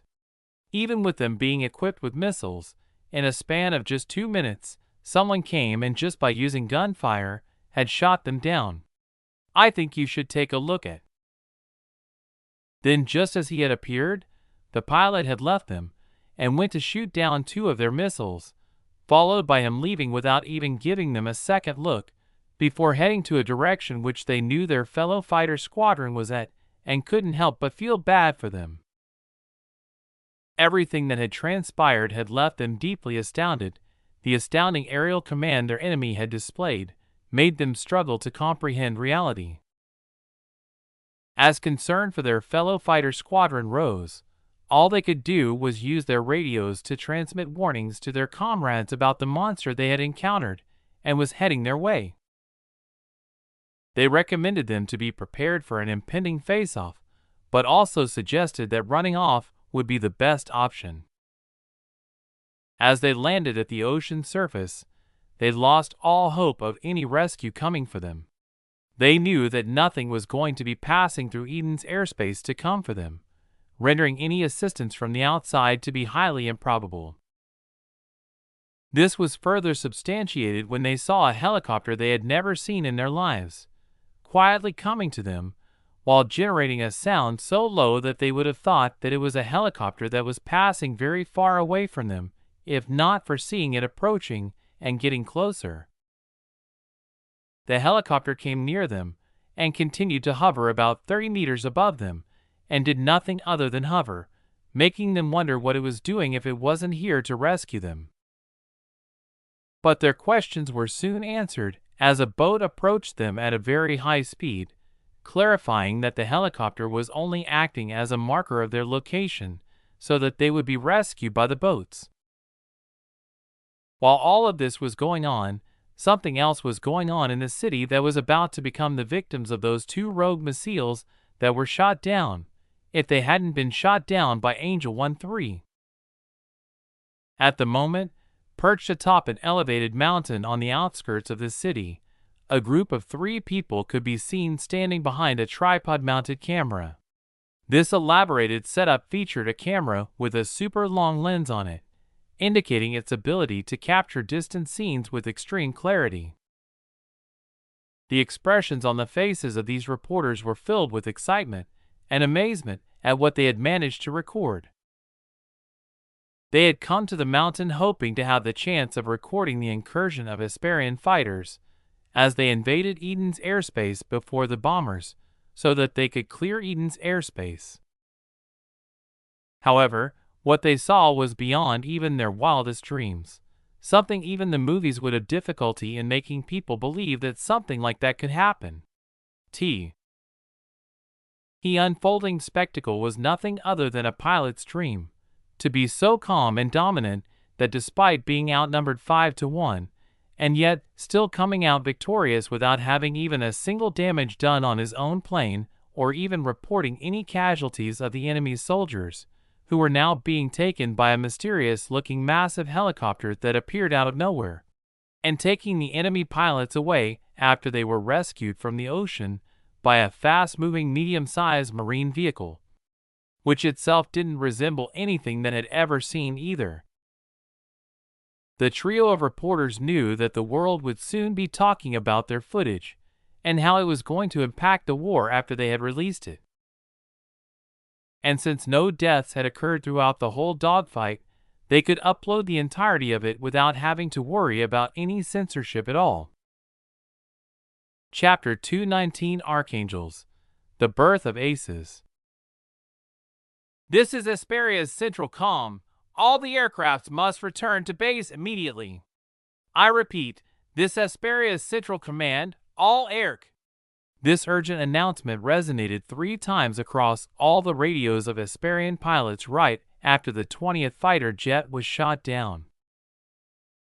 While this might seem like it had taken a very long time for the Central Command of Hesperia to come to a decision and order the retreat as their fighter jets were being plucked from the skies and turned into bricks, the reality was quite the opposite. The time it had taken Eden's Air Force to shoot down a total of 20 of their fighter jets had barely lasted for a span of 2 minutes before the Hesperian Central Command realized what was going on and ordered a mass retreat. This meticulous synchronization and the timing of the attack also played a very crucial role because although Angel 1-3 had reached his designated squadron earlier than others, he just remained patient under them and monitored their communication for fun as he waited for the arrival of other angels at their designated squadrons before they could start the orchestrated massacre. They knew very well that the moment the number of casualties was realized, it would trigger the order of a mass retreat, after which they would have to chase them, which was quite wasteful when they could have their enemies in a bundle. As for the remaining 25 Hesperian fighter jets, they wasted no time in initiating a mass retreat, worried of being shot down at once if they returned in a group if all of the pilots were ordered to solo it, hoping that they are not the unlucky ones to meet those monsters, which at the moment was considered a completely assured ejection, as it looked like the enemies were messing with them or toying with them by just shooting down the fighters, leaving the pilots alive as a witness for their brilliant piloting. The jubilant Edenian pilots, who were racking in to gain more kill numbers of their enemies, wasted no time as they started to chase after them, claiming a few more scores in the sky. This relentless cat-and-mouse chase continued until they reached the airspace borders of the two countries. With that, all the headgears of the Angel squadron returned back from the red color it had to the original green, marking the end of the hunt, followed by Athena's voice, which echoed by their ears, saying, "Archangels, return to patrolling following the highlighted flight path." Addressing them with their new moniker of Archangels, signified that they were finally being upgraded from angels to a higher position of archangels after they had shot down an average of 6 aircrafts each, a distinction of them becoming ACE on their very first air-to-air face-off against an enemy aircraft. This marked them becoming the members of the ACE Pilots Club, which had very few people within the 21st century, but they weren't just any random aces, but the fabled members of the Ace in a Day Club, a rarity which no one other than them could join it in the 21st century other than them. Because to join it, one needed to shoot 5 aircraft within a single day. The 4 Archangels had just joined such a rank at once, and that too in a span of just 2 minutes, a record that was likely to never be broken, unless broken by the very same pilots. Following the command, the Archangels didn't waste even a second to shoot down the ones in front of them as they pulled their joysticks up, making a 90-degree vertical drift which didn't last for a long time as their hands still maintained their grip on the joysticks, causing the aircraft to do another 90-degree turn, but this time it turned them upside down, which was immediately solved by the pilots as they rolled their aircrafts, returning them to a normal level before they started their afterburners once again, making their way to return to their designated patrol flight paths. This inaugural encounter between the Edens and Hesperians, which ended with a decisive victory for the Edenians, established a one-sided dominion in the skies. I think you should take a look at. What the fuck just happened? Emmanuel's voice boomed with anger as he stood in front of the Air Force General. All the things he had imagined, winning their first air-to-air face-off which he could use for raising his approval ratings and raising the morale of their soldiers to win the war where his gain would rise in magnitudes, had crumbled into a disastrous loss. Now they had lost more than 20 aircraft, which they had acquired after negotiating a bad deal of debt which they would have to pay back to the Morgans once they had won the war. Yet, at the moment, that victory seemed to be slipping away from his hand at the speed of light. His once confident face now had paled, even paler than a powdered baby's face, showing the weight of his dismay. He just couldn't believe that they had lost the usefulness of their aircrafts in a matter of a few minutes, even after having greatly outnumbered Eden's Air Force by more than 9-1. I still don't have a comprehensive answer as to how, but from what little information we have received from the ejecting pilots before they were rescued and lost their radios, it appears that they were taken down by monstrously skilled pilots, reported the Air Force commander, who was sweating from his forehead, knowing very well that he would be taking most of the fall if he were to fail to find someone to ditch the blame onto. But I think there is also a possibility that they did it knowingly. Maybe Eden had bought the pilots even before they started working for us. With a little amount of money, they were able to sabotage our Air Force, which could be the only explainable reason as to why the Edenian pilots didn't go for the kills even when they shot down the aircrafts. And given that we can't see how they were shot down, they can attribute all of it to them being lucky. But luck can't be happening to all of them, with the same result of all of them surviving, he added, giving a very solid reason as to what might have happened, which allowed the Edenian pilots to shoot down more than 20 of their aircrafts in just a matter of 2 minutes. This was something he managed to come up with in the little time he had before reporting it to the president. That theory makes more sense. Because if that is true, then all of it could be explained with them ejecting in sequences with Eden pilots just shooting the planes that had already been abandoned by their pilots. Or there can be another explanation. They weren't shot down at all, but just made those sounds before heading to Eden and giving them free aircrafts, which we had purchased at exorbitant prices. Emmanuel grumbled in frustration as he hit the table by the time he reached the last words of his assumption of the given idea. Indeed, Mr. President, I think so too. Such an act would only require them to pay a fraction of the price of the fighters we had paid to buy, and yet they would be profiting substantially. Normally, such things are not anticipated to occur by other nations since they nurture their own pilots, resulting in them fostering a sense of assurance that the pilots won't be betraying their country. However, our pilots who were shot down on this mission were all guns for hire, which means that they can be easily bought with money, making them susceptible to turning against us if they are given enough convincing. Air Force General Dixon added, doubling down with the president's additional ideas, which gained more credibility the longer he spoke of it. This was something that could happen if they trusted their multi-million-dollar aircrafts to the pilots, who were given to them by the Morgans to operate the fighters for the country. They had no connection at all. Inform the Morgans about this. Should this be found true, tell them that they will be held accountable for the bill of the aircrafts we had lost. They should reimburse us for the loss and the humiliation they inflicted upon us due to the negligent due diligence they did while hiring the pilots, Emmanuel said to his assistant, who would be doing the talk to the Morgan spokesperson in Esperia. Lamentably, he wasn't deemed important enough to warrant being given access to direct communication to the upper echelons of the Morgans, resulting in this inefficient spokespersons-to-spokesperson communications. Emmanuel's frustration was obvious. His desire for accounting this incident on someone and getting compensation for rectifying this blunder so that he could regain control over this unfolding chain of events. Chapter 220: The Aftermath of the Declaration. The populace's reaction to the war declaration was not good at all. In Eden, a sense of panic started spreading like wildfire, causing them to frantically rush to the shops to start mass purchasing the things they deemed essential when in the face of an impending war.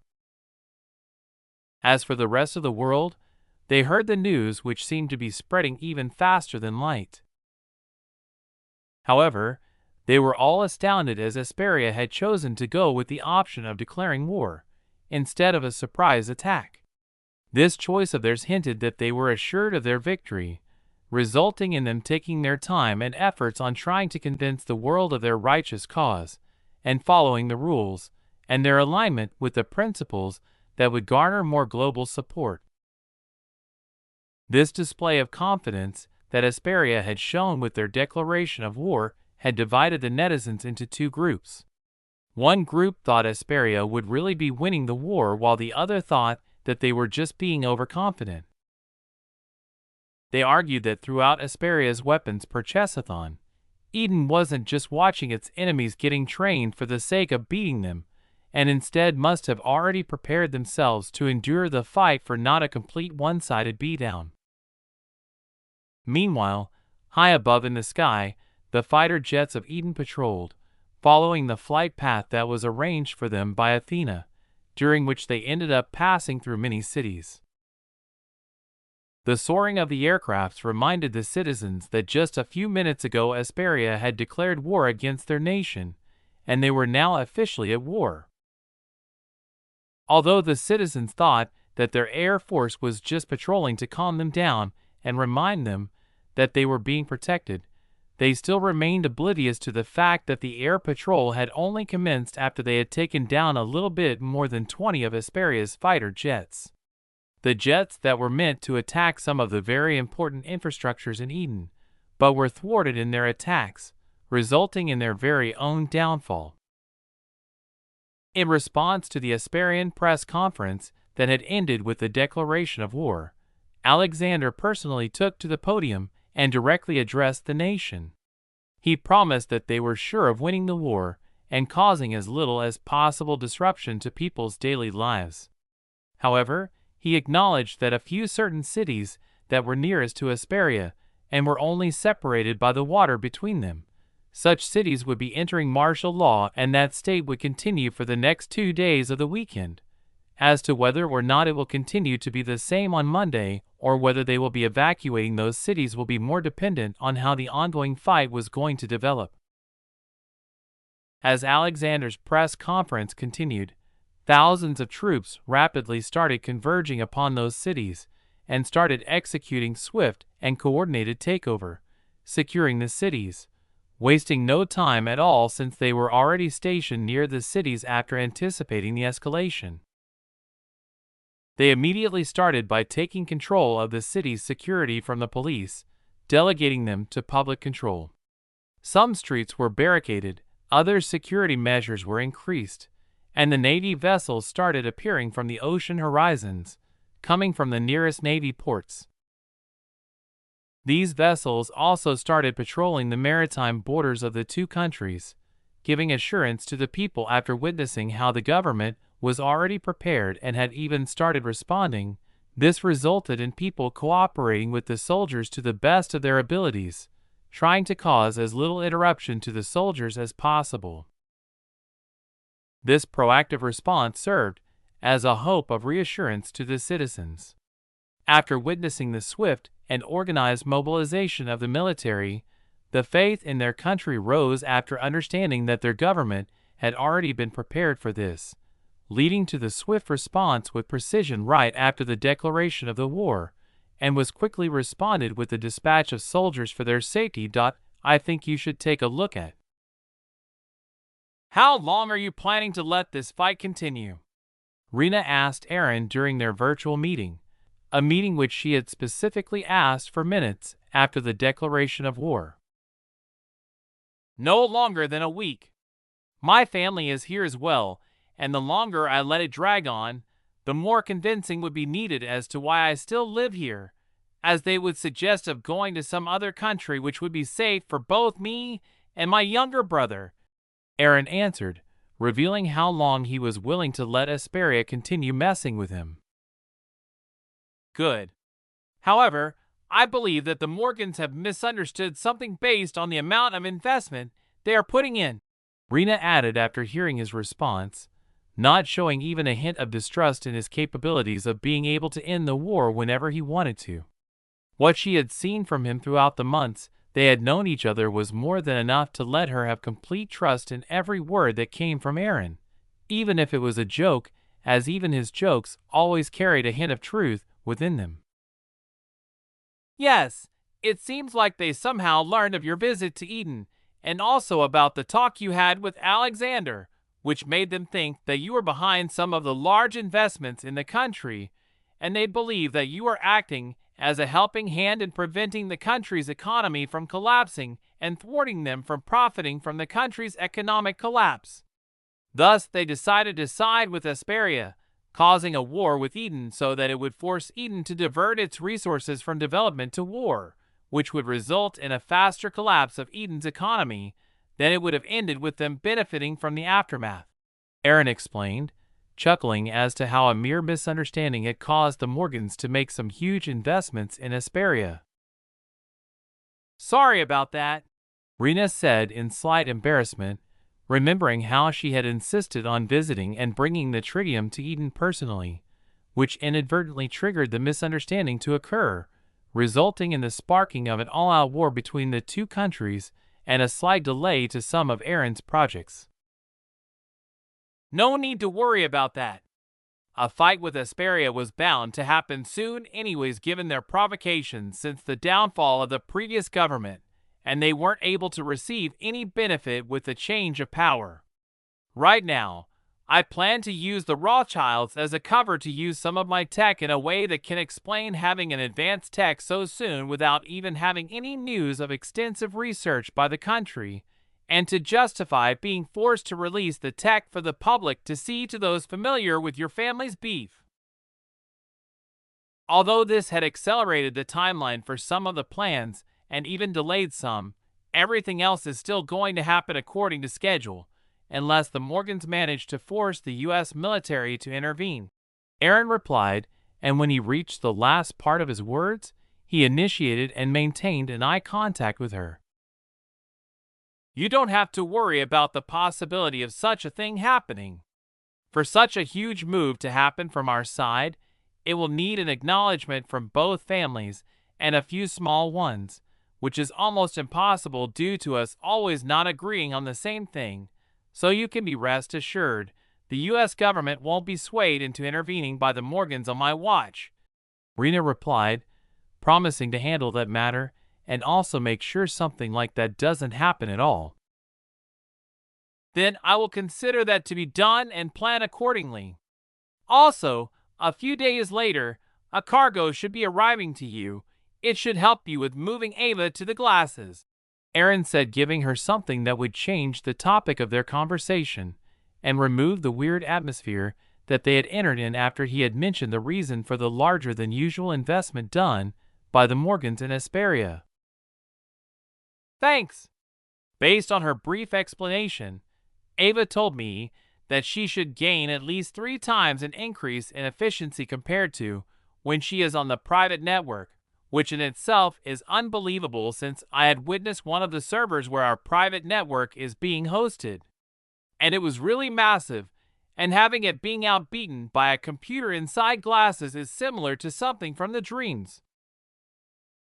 Aaron said nothing but just smiled, as he knew that Ava's transition to the glasses wasn't just going to amplify her operating efficiency by more than 10 folds, but it would also trigger an evolution in her capabilities due to a part of her code that will be coming online after having found a suitable and sufficient computing power for it to operate with everything she was made with. As for why Ava was not sure of how much efficiency she will be gaining, it was because she didn't have complete information about the quantum computing technology at the moment, since Nova had deemed it to not be among the required knowledge during the time she was making her. Chapter 221: The Best Advertisement for Russian Fighter Jets. You can leave us for now, George instructed his secretary to leave after she relayed what Emmanuel's spokesperson had reported about their hypothesis of Eden having bought the pilots, resulting in Asperia's loss of the aircrafts to Eden. If these assumptions were proven to be true, Eden would get these aircrafts at little to no cost at all. Aubrey, George's father, chimed in. Is there any possibility that this might indeed be true? He wanted to seek more insight into whether his son had done his due diligence, while the companies were hiring and coercing the pilots to resign from the military in order to start working for them. We conducted thorough due diligence, Father. I can assure you we took every precaution to prevent such a sort of scenario from happening. While hiring, we coerced the best that the militaries could approve for resignations. George responded. His tone didn't show any sign of agitation by his father's question. He knew that this question of his father wasn't coming due to his lack of trust. Rather, it stemmed from a desire for getting more clarity on the situation before he reacted to it. Then, does this mean that the pilots of Eden are better than we had anticipated? Aubrey pressed again as he questioned. While I don't exactly know how it happened, it also can't be equated to be a result of our pilots being bought. We have a large leverage against them to prevent such things from happening, George replied, and although he didn't mention the leverage to his father intentionally, Aubrey clearly already knew what the leverage was of their family and financial influence. Satisfied with his son's response, Aubrey delved into another concern. If you are so sure that this isn't a case of purchased pilots, how do you plan to deal with the disrespect they have shown? My plan is to give him a simple warning to make sure that he does not do such disrespect in the future. At the same time, I will reduce his agreed-upon compensation by half once this conflict comes to a conclusion.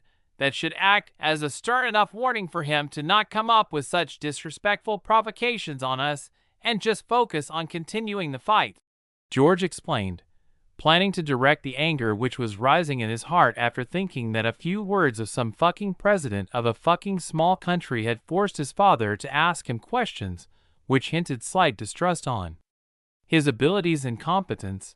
Albeit him knowing it wasn't that way, he was still hurt and had just the right victim to be vented to. Over the next 2 hours after the war declaration, there was relatively no activity in terms of fighting, but that didn't mean that everything was calm. The intense military movements in Eden were unbelievably organized, especially for a country that had war declared upon them just a few hours ago. Videos and photos of military vehicles arriving in different cities started to surface on the internet, slightly satiating the thirst of curiosity the netizens had. The scale of operations they saw was pretty astonishing for a military of what could be said to be an underdeveloped nation. The soldiers in those videos showcased a remarkable level of experience and professionalism. Unlike all of the typical videos where the soldiers might be seen laughing, in any of these videos, every single soldier was maintaining a serious demeanor. But this serious expression was not born of fear of war, but it seemed to be stemming from their experience, and that they were aware of the weight such situations carry. The discipline displayed by the soldiers was so remarkable that it made people wonder once again whether they really were soldiers of an underdeveloped nation, merely based on their discipline. What was even more intriguing was the fact that all of the soldiers in these videos appeared to be in their 20s, which greatly heightened the weirdness of the experience expressions they had on their faces. Meanwhile, videos started appearing from Esperia too, indicating what was going on there as well, but there were too few which clearly hinted at the divergent approach of the two countries as to how they were operating. One seemed to be preparing for a defensive fight, while the others seemed to be sure that nothing was going to happen to their country, and were solely focusing on the prospect of invading Eden. As these developments unfolded, many people started believing that this conflict was going to last for a very long time, with both sides gearing up themselves for it in their unique ways, indicating a protracted battle ahead. This caused a sense of anticipation to grow in the people, as they prepared to witness the unfolding of a significant and prolonged struggle. I think you should take a look at. However, all of that took a turn when an article with the heading, "The Best Advertisement for Russian Fighter Jets," a spectacular showcase of the Su-35's dominance during the first face-off in Eden and Esperia war, appeared on the internet. In a mere 10 minutes, the article started trending across all social media platforms. The video that was attached to the article was also being shared and was reposted by almost anyone who had their attention on the ongoing conflict between the two nations. The article delved into details about where the confrontation had taken place, when it had taken place, revealing everything else related to it. This article informed the world that what they assumed to be a period of army preparations was nothing but just some background activities. In fact, a real battle had already been fought, and a winner of their first face-off had already been decided in just a matter of few minutes right after the declaration of war. This turn of events was a massive middle finger to Esperia, who had boldly declared the war and had their aircrafts being shot down minutes after their famous declaration, providing a good material for the meme culture that had been quite active and even flourished since the declaration of war. Although the internet was slightly sated with the release of numerous videos that were uploaded and showcased the military movement, this video and the article were the cuisine that no one had expected to have, as it had everything they didn't even know that they deserved to see. It was the face-off between the two countries' air forces, and for those who watched it, it definitely didn't disappoint them at all. What further helped increase the crazy reaction was that no one watching had to feel guilty for feeling excited while watching the video. Unlike any typical war footage documenting any ongoing war most of the time, there will be loss of life. However, no life had been taken in the entirety of this new video, allowing them to publicly express how the video was making them feel, which wouldn't have been quite possible if it was any death on the video. Yet, the only distasteful thing that left the people questioning was the question of the condition of the ejected pilots, since the video had been stopped a few moments after the last plane was shot and the Adenin pilot had left the airspace, while the parachutes of the ejected pilots could still be seen in the sky. This meant that at this moment only the reporters were aware of the existence of the new-looking helicopter and boat, keeping that part of the video hidden for a future article, poised to benefit from the following that would be generated by the current article. The impact of this article's release was massive, and among them was also a group of people aboard an aircraft carrier in the Pacific Fleet.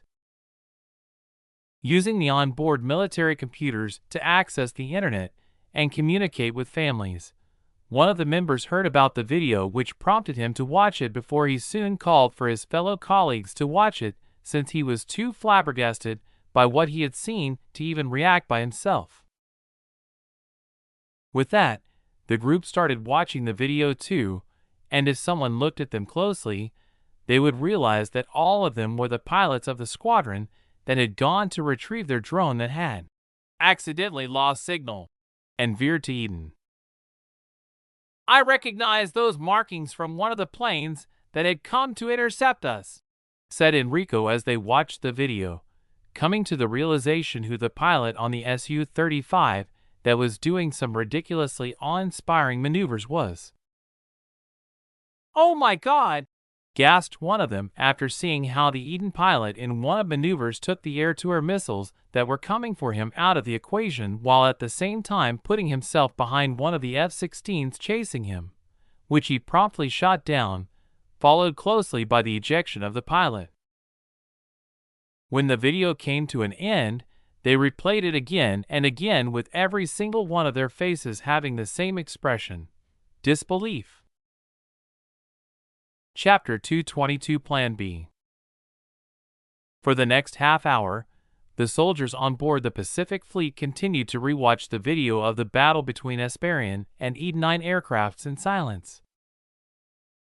No words were exchanged all this long, as they were trying to mentally visualize what sort of actions they would need to make an aircraft make such maneuvers, and tried to calculate those precise split-second decisions that would be required to be executed without risking entering G-lock and potentially killing themselves. "I can't believe they earned Ace in a Day title in this century, and that too in a matter of 2 minutes," Enrico exclaimed, both in amazement, jealousy, and a tinge of fear as he envisioned himself being in control of one of those planes, facing such a monstrous adversary.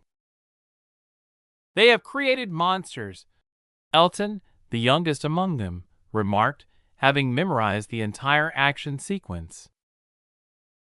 "Do you think we would have emerged victorious if we had entered a dogfight with them?"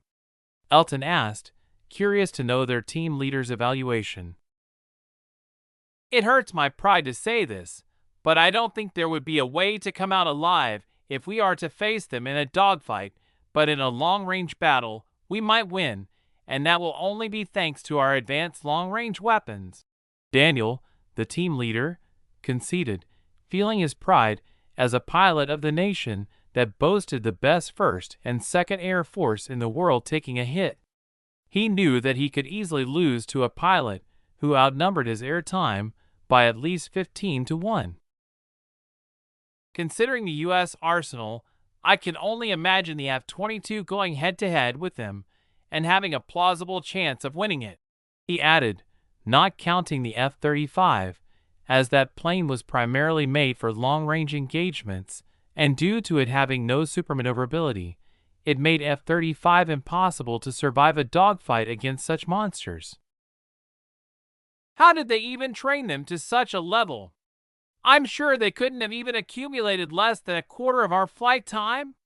Deveda chimed in as he felt goosebumps with the thought of remembering that they had 2 of those pilots fly together with them, escorting them during their drone retrieval mission.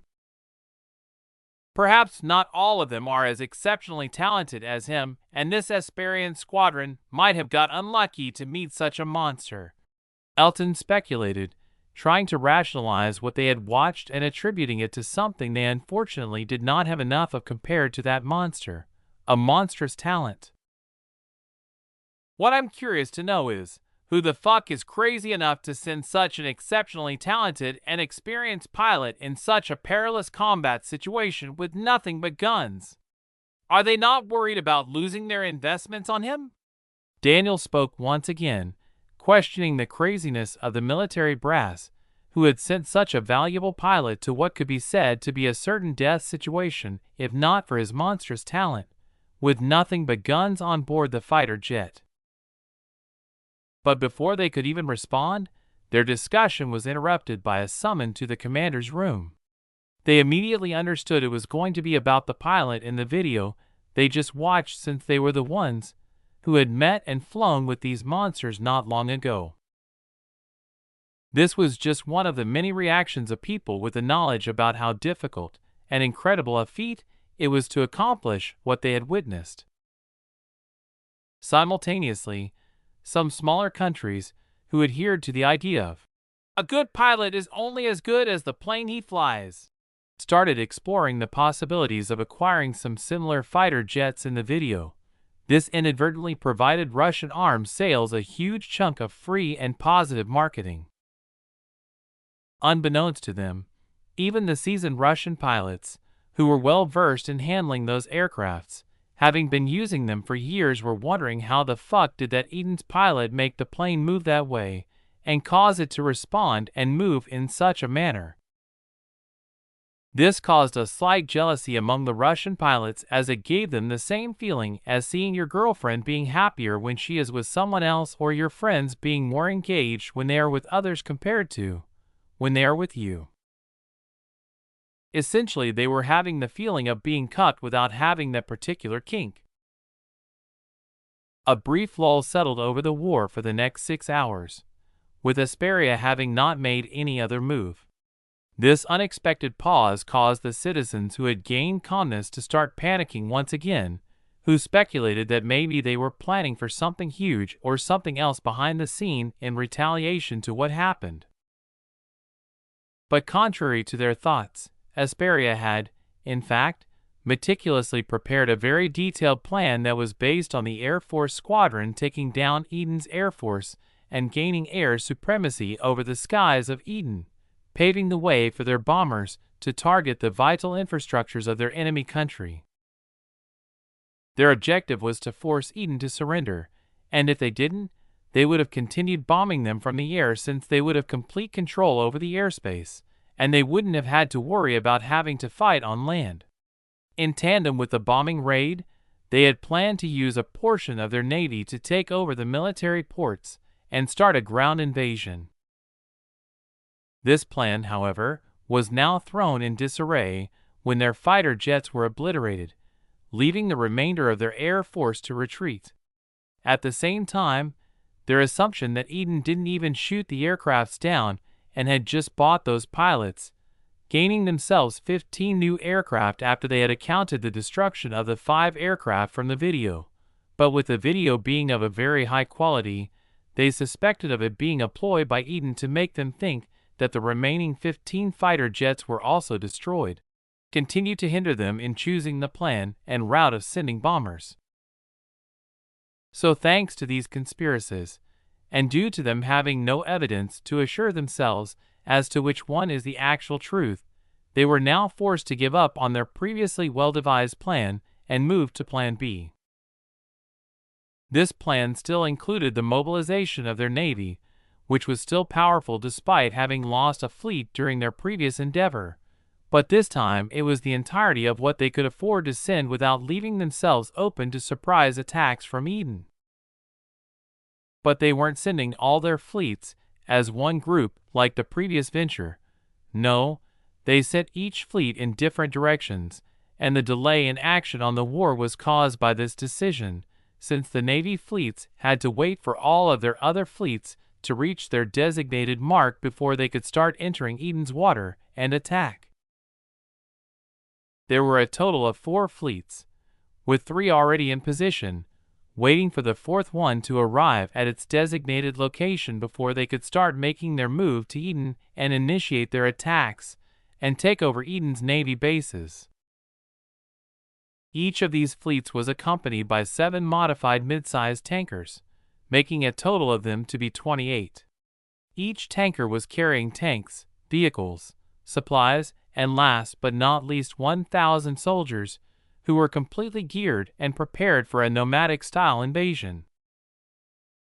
Once the ports were secured, the military would start the invasion, starting with disembarking and then spreading using the vehicles that were carried in those tankers to start infiltrating the cities nearby, paving a way for bringing more forces into the country and help expedite their territorial expansion.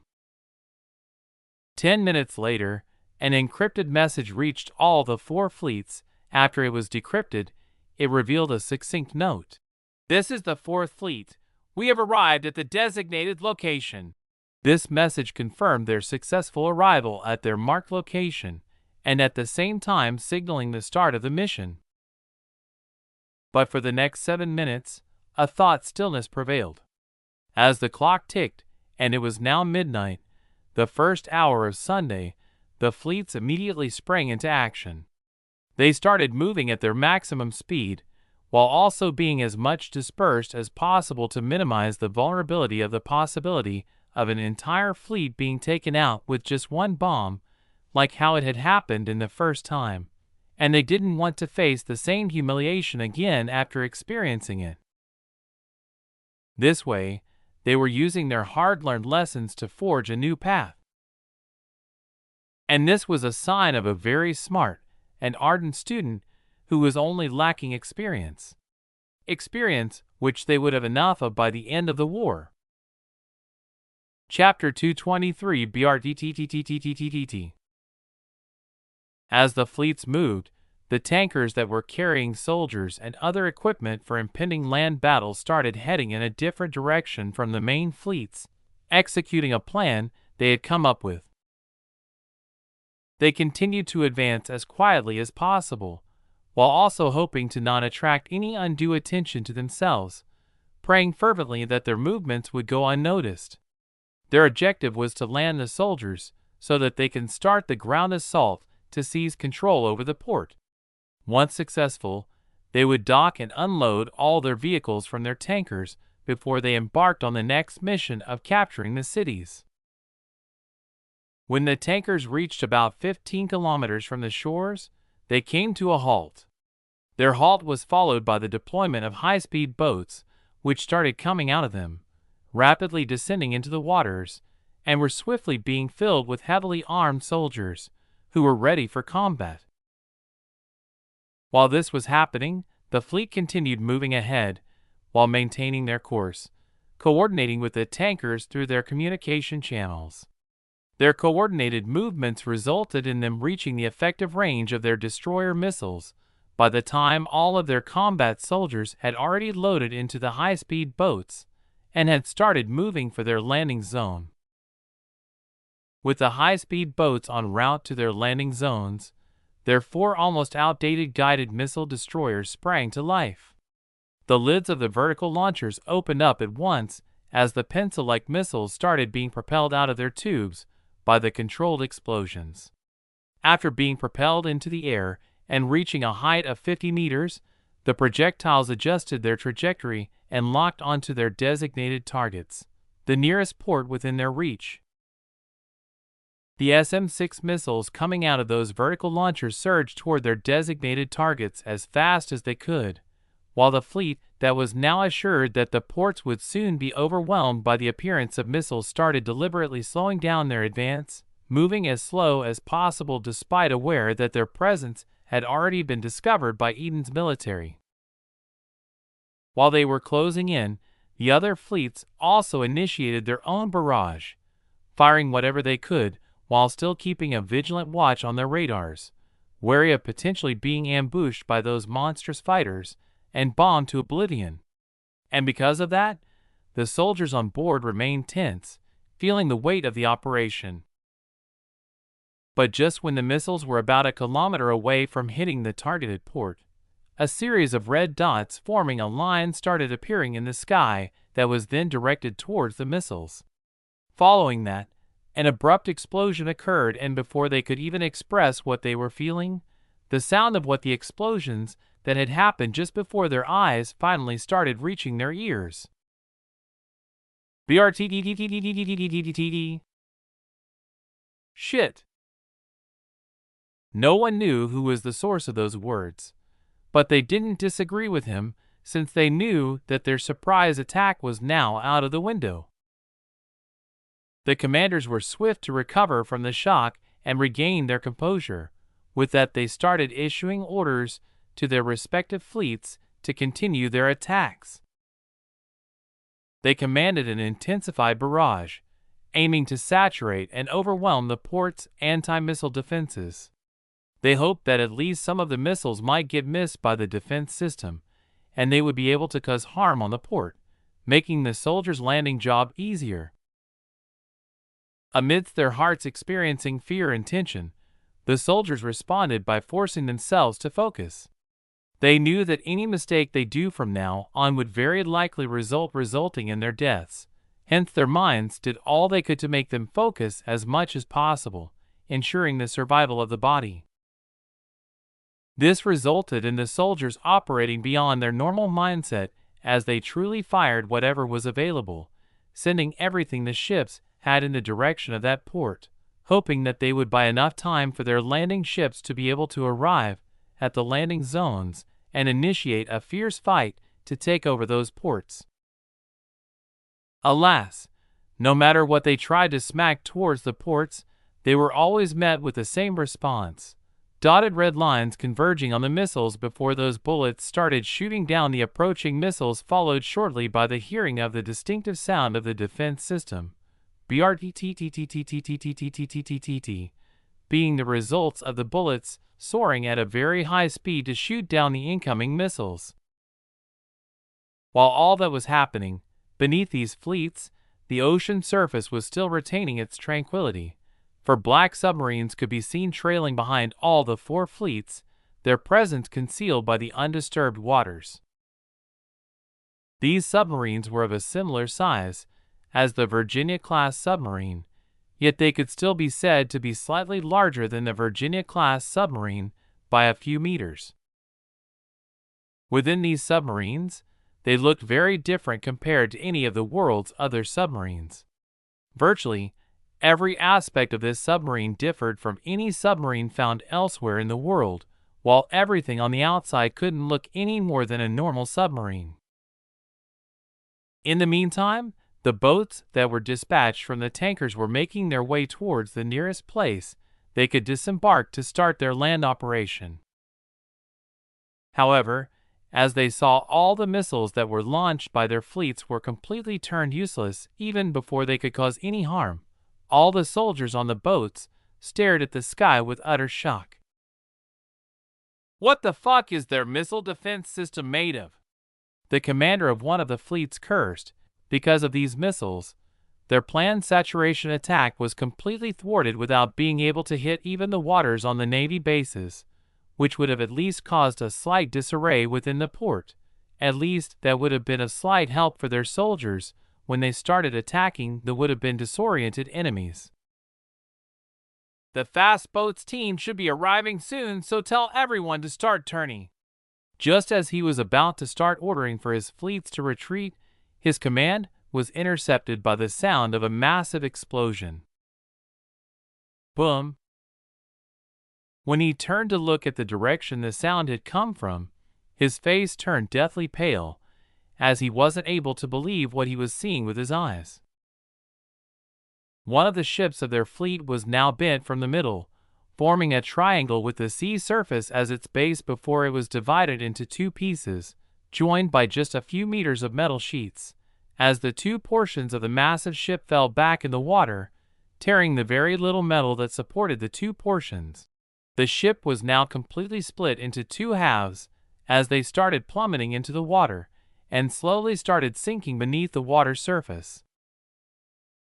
Boom, boom, boom. This nightmarish scene was soon followed by 3 more consecutive detonations, all of them targeting the smallest ships in the fleets, which should be considered as an enough warning. The scene was now something neither the commander nor anyone who had seen those explosions would ever forget in their lives. It was now become a trademark of the Eden's military, which in the future they would be known for.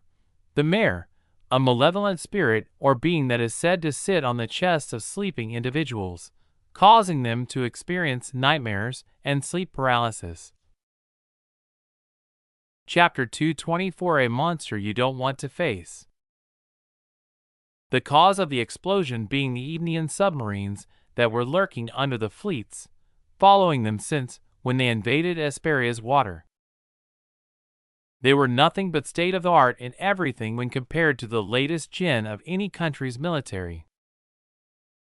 Starting from the energy, these submarines were each being powered by harnessing the energy of a star in the form of fusion reactors.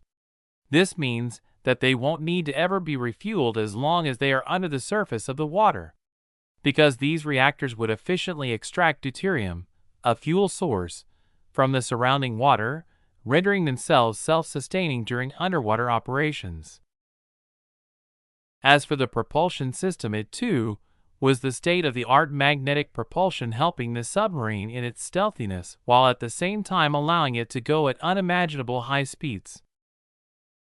In place of sonar, these submarines utilized the same advanced scanner as the one that was scanning Eden's airspace, meaning they were aware of anything that existed around them within a bubble of 500 kilometers of radius, giving them a frightening awareness wherever they were, making them an enemy you don't want to face under any circumstances.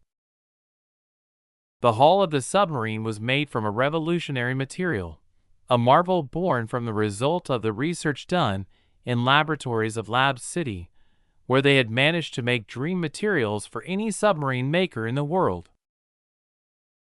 The hull material exhibited the remarkable hardness of diamond coupled with an exclusive flexibility that absorbed and dispersed any impacting energy, negating any risk of cracking or fracturing.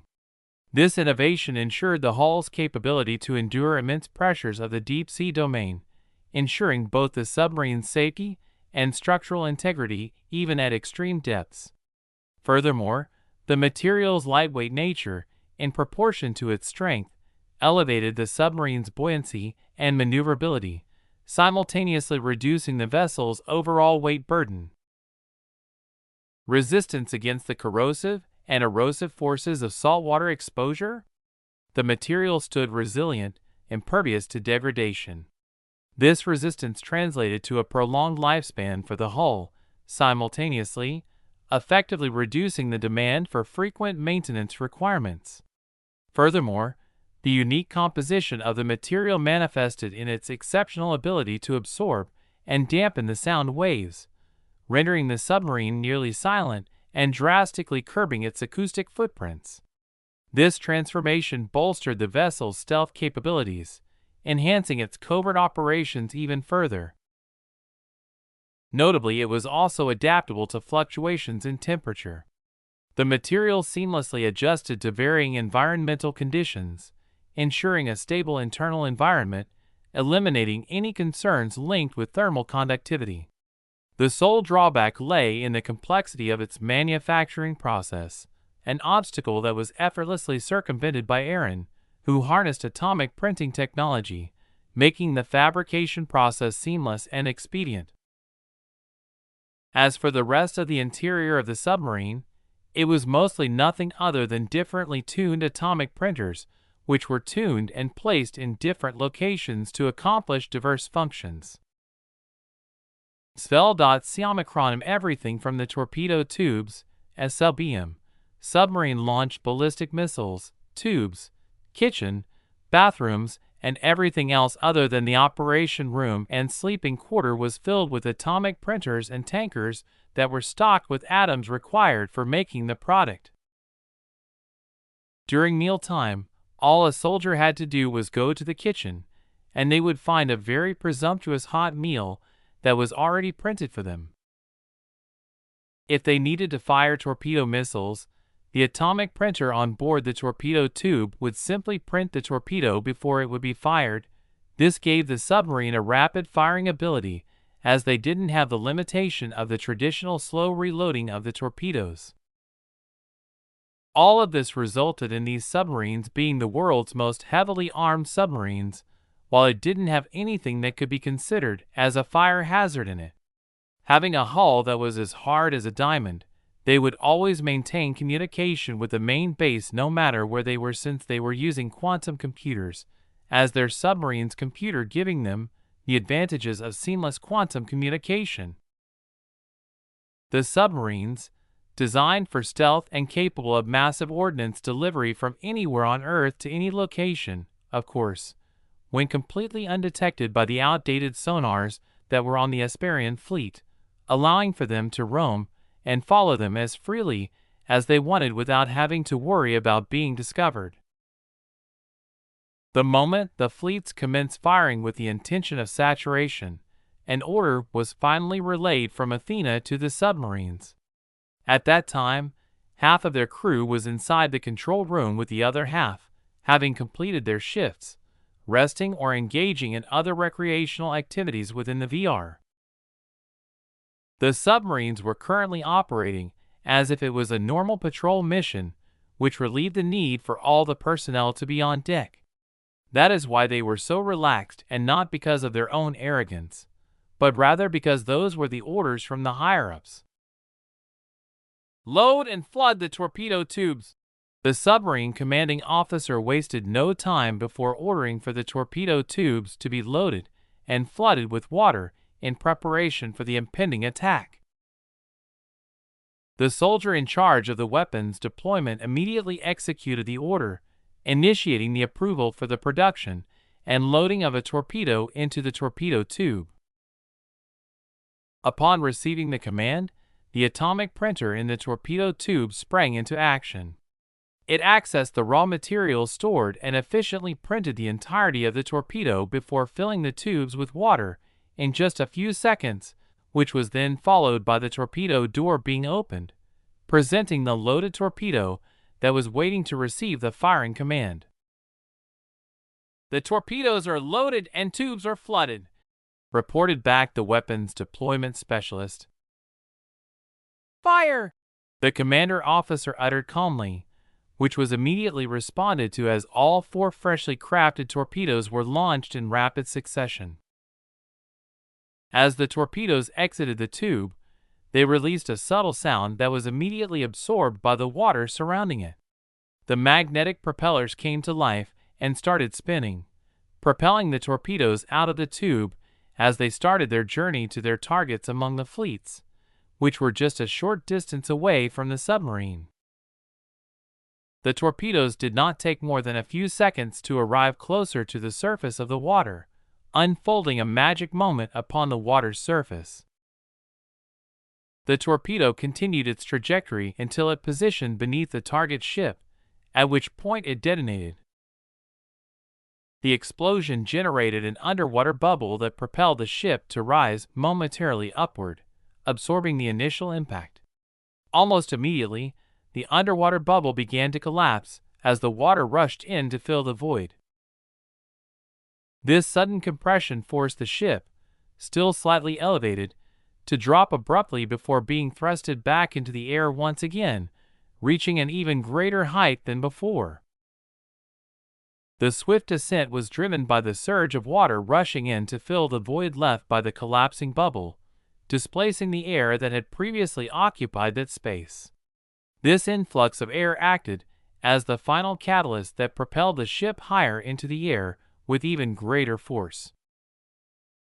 Under the strain of such an intense barrage of pressures, the vessel succumbed, fracturing into two distinct parts while still being suspended mid-air. As the ship split apart, it began its descent, ultimately plummeting into the water below. The impact with the water was immediate, and the vessel quickly began to take on water. Among the ensuing chaos, the surviving soldiers aboard the ship struggled to escape the rapidly shifting and turbulent waters, which were now far from being calm due to the explosive sequence of events that had unfolded in a fraction of a second. Chapter 225, Taking the Fight to Them. While their navy was giving the Asparian Navy fleets a PTSD for every soldier on board the ships like Oprah, the Air Force was also in full operation. For Su-35 fighter jets, piloted by the Aces, could be seen escorting one mid-sized cargo aircraft, all of them heading in the direction of Asparia. Athena had decided to take the initiative by venturing into the enemy territory, since the other side seemed to be reluctant to come to them. She had something specific which she needed to be done in Asparia to end the war as fast as possible, concluding it with minimal casualties on both sides. The soldiers, who were caught in the crossfire, had the only fault of being in the wrong country's military, which had a corrupt president who could be bought for a few pennies and couldn't care for the lives of these soldiers at all, thinking them as disposable pawns, as long as he was benefiting from their deaths. "They are en route," reported Archangel 1-3, as the radars in their aircrafts were finally being put to use for the first time now that they were heading to Asparia, which was beyond the range the Sky Zero could scan. They had detected a group of Asparian fighter jets taking off and heading to them for interception. All 30 of the enemy aircrafts had taken off, yet not all of them were heading to intercept Eden's planes. Rather, only 4 of them seemed to be directly heading towards them, while another 4 remained in the skies patrolling the capital city.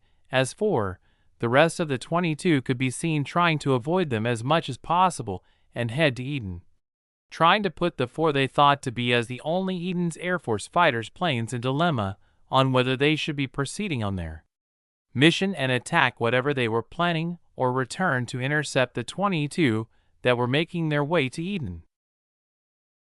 "Quite a good plan, not gonna lie," Archangel 1-1, the squadron leader, acknowledged when he grasped what Asparia was trying to do. He shortly added by saying, 1-3, make sure the cargo plane reaches at the mission objective. Before the 3 of the 4 planes executed a U-turn to catch and shoot down the now heavily dispersed fighter jets that were piloted by grunting pilots who had been in detention from the moment they landed and were only released and immediately sent to intercept the Edenian Ace squadron after they were threatened by using the lives of their families.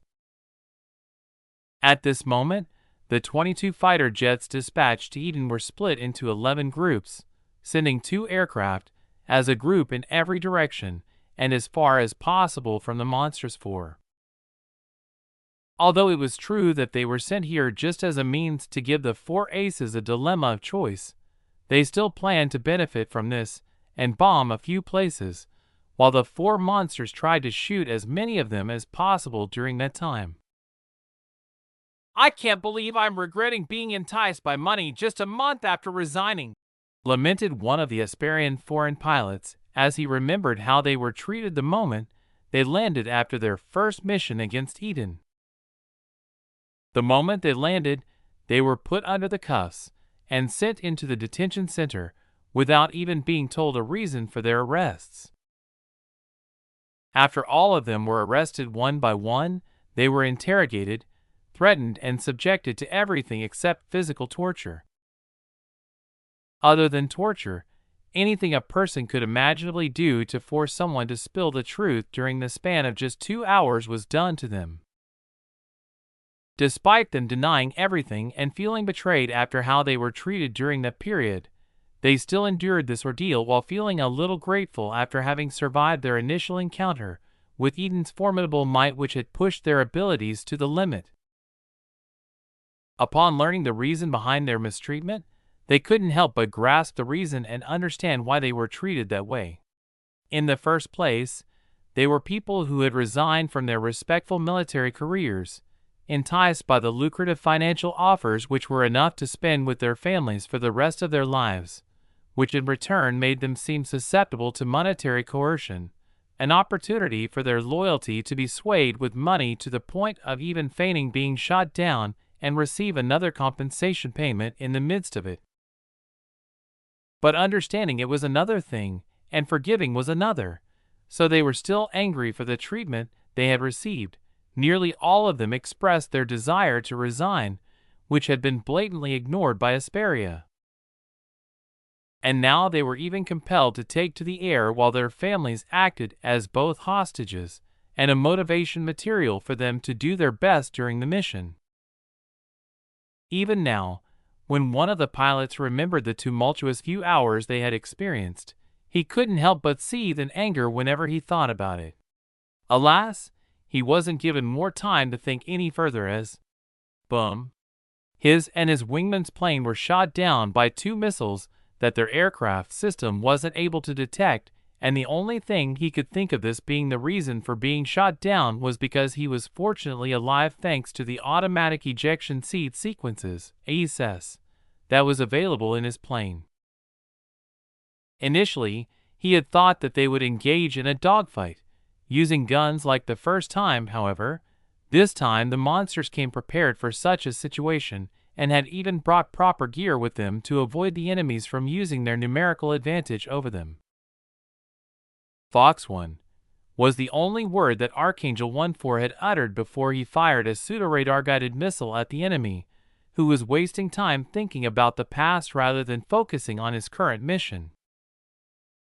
Archangel 1-4's aircraft's hardpoint still had a few more air-to-air missiles, and since the hardpoint even had atomic printers on them, it had the capability to fabricate more of them so long as the atomic storage had supply material for the printing. This technological advantage of being able to print any missile from the hardpoint allowed for the aircraft to always be prepared for any mission no matter its nature. This was what gave them the confidence to go in any fights and have what could be said to be a pseudo-unlimited ammo, which could be backed up by a material tanker for air-to-air atomic and fuel refueling if the need ever arose.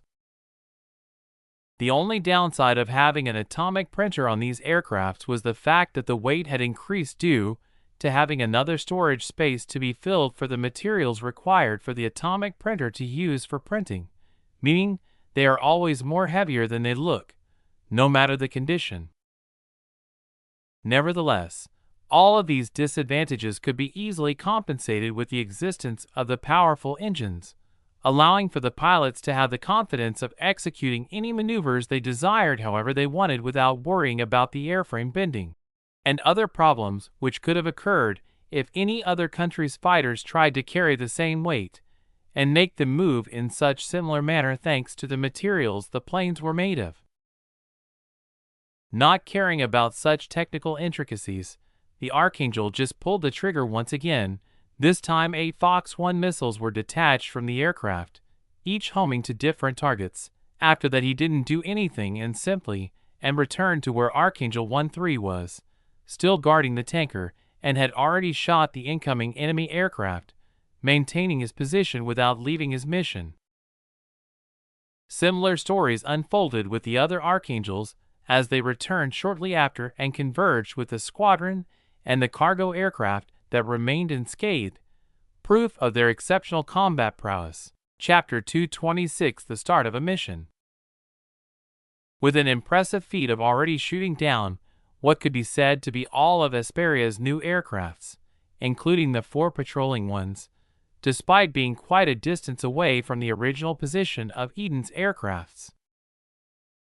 Their remarkable accuracy from such a considerable distance had come as a surprise to both the people on land and the pilots, who were abruptly terminated, having been suddenly faced with an unexpected attack and finding themselves already ejected without any warning beforehand. This situation got even worse if we were to include the bombers, who were now being scrambled to go the opposite direction of Eden and to the Pacific Ocean to avoid being bombed if they were left inside their bunkers, and mirroring the losses, like what happened to their fighter jets. While doing that, their air defense system of Esperia now started coming online as the soldiers manning them in different cities and locations could be seen holding their breaths, praying that the incoming planes don't come to their way and go to other cities, so that they would be spared from having to face the potential devastation. Good luck, we have some destruction to deliver. Archangel 1-1, the squadron leader, relayed to the pilot of the cargo aircraft. See you on land when we are done with ours too. The cargo pilot responded, bidding farewells to the squadron members before echoing their signature call. Archangels out. The squadron members responded and swiftly pulled their aircraft yokes, each heading to a distinct trajectory, diverging from the cargo airplane, continuing alone with resolution towards its designated path. When the dispersed Archangel squadron members started getting closer to their designated bombing destinations, the atomic printer on their hardpoint started coming to life. Land bombs started materializing through the rapid printing process, signifying that their current mission was about bombarding land targets. The moment the bombs were done printing, without hesitation or wasting any time, the newly printed bombs were detached by the pilots from the planes, followed by the pilots redirecting the plane's direction, heading to different designated destinations without even waiting to confirm whether the bomb was going to hit the marked location or not. Boom. And just like that, in an instant, a weapons depot was now out of the war, and since it stored ammunition within, it started a chain reaction of explosions. The low-yield detonation of the bomb served as the catalyst, igniting the destructive sequence with exact precision, leaving no excess explosive material. This same pattern of devastation was being repeated all over the country, with a minor delay of the explosions in different cities, since the fighters took some time to reach their destinations. But whenever they reached, the city's air defenses would be the first to be taken out of the equation before being closely followed by the arms depot, which was soon followed by other important military infrastructures being taken out. At the same time, this series of movements inflicted an unimaginable amount of terror on the citizens of the cities they bombed before they moved to another city to inflict the same terror without facing any obstacle in their wake. Soldiers, we are on the final approach. Make sure you have all the necessary equipment on you. Andrew, the Special Forces commander, announced from within the cargo bay of the approaching cargo plane that was nearing the capital city of Esperia. He strode down the center aisle, addressing the soldiers seated on either side, who were listening to him attentively. And although their heads were covered with the headgear, obscuring their vision and not allowing them to see, Andrew could still see their faces thanks to the tech in his headgear, which provided augmented visuals, a feature that was shared by all the soldiers in the cargo hold. Upon hearing the commander's order to check whether they had everything, none of the soldiers moved. All they had to do was simply gaze at their left. Focusing on the peripheral of their left side was enough for them to assess their readiness, where there were small sentences that were marked green. The small lines listed the equipment they had equipped, and with them being green meant that they were all connected to the headgear's computer system and were completely ready for operation. 30 seconds to the drop zone. An announcement came from the pilot of the plane, informing them of their imminent arrival near the drop zone, which was now safe from any anti-air defenses, courtesy of the Archangels, who were here a few minutes ago. In response to the announcement, all of the soldiers stood at once, revealing all the gear they were wearing completely. Each soldier could be seen wearing an armor of some sort under their normal military-issued operational clothes, which in themselves were capable of blocking a bullet from penetrating it while leaving for you to deal with the energy that would be transferred from the bullet to your body after it was stopped. So, although you are wearing a bulletproof cloth and it will stop a bullet from penetrating you, you will still have to suffer the pain similar to being hit by a truck, depending on the bullet's impact location on the shirt and how much of the energy was dispersed to the whole body. The armor had a thickness that was equivalent to a person wearing 3 shirts, meaning it was nothing cumbersome, and due to these few soldiers being the only ones who were issued these armors, and with the team consisting of only 20 people, it gave Aaron enough time to be able to engrave quite a few runes on them, making the armors to never make the soldiers feel any discomfort when wearing them, while still providing 100% of the movement ability they had when they weren't donning them. With the armors on them, the soldiers were now even capable of lifting more than 5 times what they were able to lift after going through genetic enhancements, which by itself was quite scary. Still, as they say, the more the better.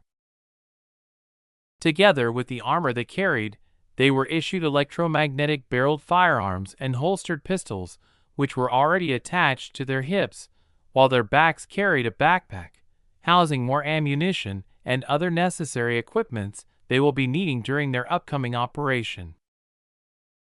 With confidence, and not even an ounce of fear on their face, the soldiers started walking to the opening cargo bay door while not facing any difficulty in breathing, since their armor was completely insulated and prevented any outside things from entering the inside without being filtered first, maintaining a controlled and comfortable environment. As they neared the door, they just put the weapons on their hands parallel to their left hip as the armor automatically pulled and firmly held the gun, eliminating the need for the soldiers to hold them during their jump. 5, 4, 3, 2, 1. A countdown started appearing in front of them as they waited, and the moment it reached 0, they started jumping into the void. No parachute accompanied them, since their backs were now occupied with the bag carrying ammo and a few other pieces of equipment. The moment they plunged from the plane, their headgears activated, displaying to the soldiers every crucial information about the jump, including the distance they were from the ground, the speed at which they were falling, and the time it would take for them to reach the ground. At the same time, the headgears were doing something different. They were fussing the computational powers of all the 20 soldiers in the air, creating a massive scanning bubble, which thanks to the fusion of power from the armors this time extended even more than the usual bubble that would normally reach only 6 kilometers, which was now reaching 20 kilometers before it started collecting and presenting all the data within it, while filtering out any irrelevant details and only showing the important bits of information that the soldiers needed to know. Amidst enemy territory, without safety net or backup, began a mission soon to be etched in the world's memory. Chapter 227 Alone, Behind Enemy Lines. In the serene night sky, the only audible sound that could be heard was the rustling of the wind that passed around the descending soldiers, who, despite their fall, still had their composure maintained,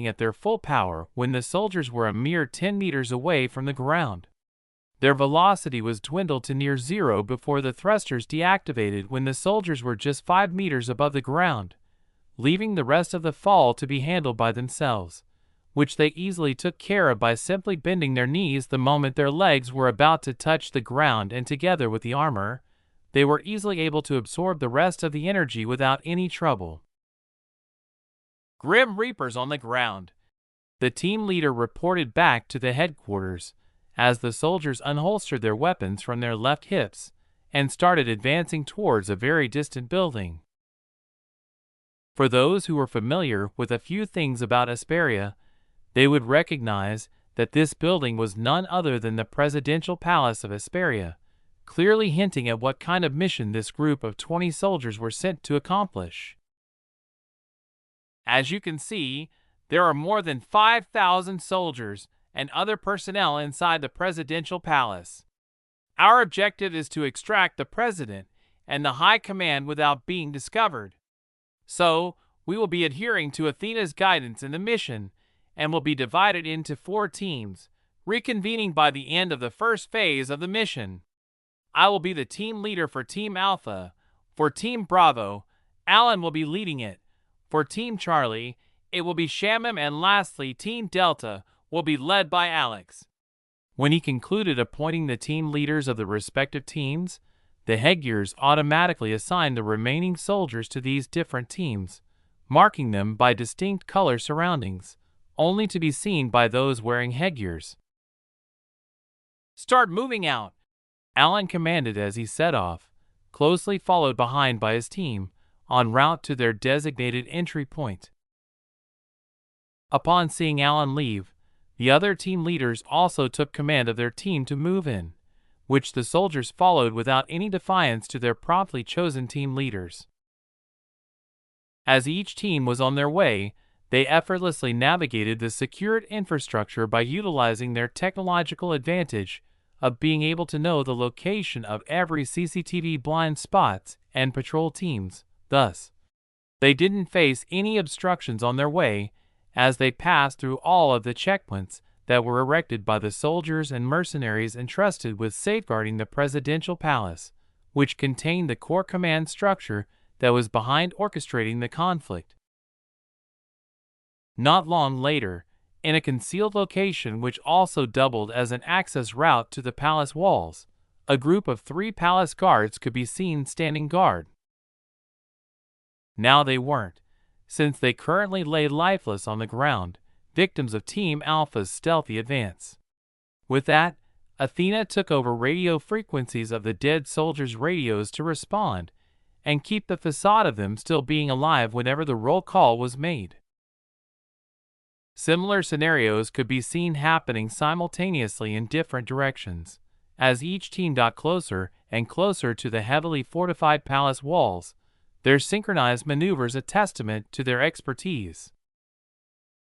Team Bravo was the first one to reach the walls, arriving ahead of the other 3 teams.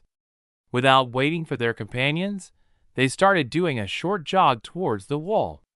As they got closer, their pace accelerated. Just when they were 5 meters away from hitting the wall, they jumped.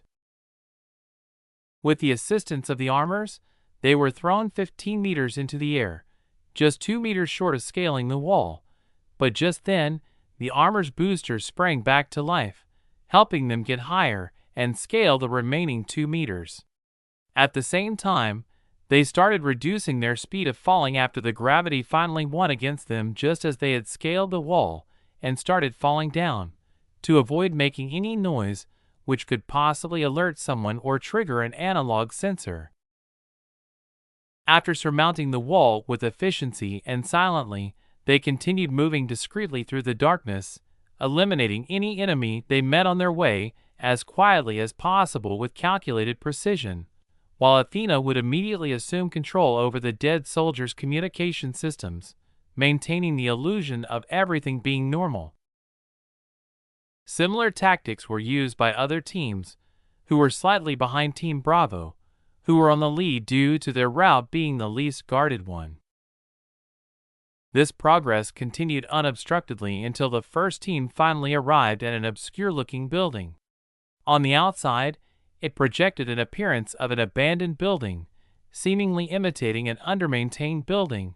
A pretty convincing charade would have been if it was in an undeveloped locale, but it was conspicuously out of place since it was in the compounds of the presidential palace.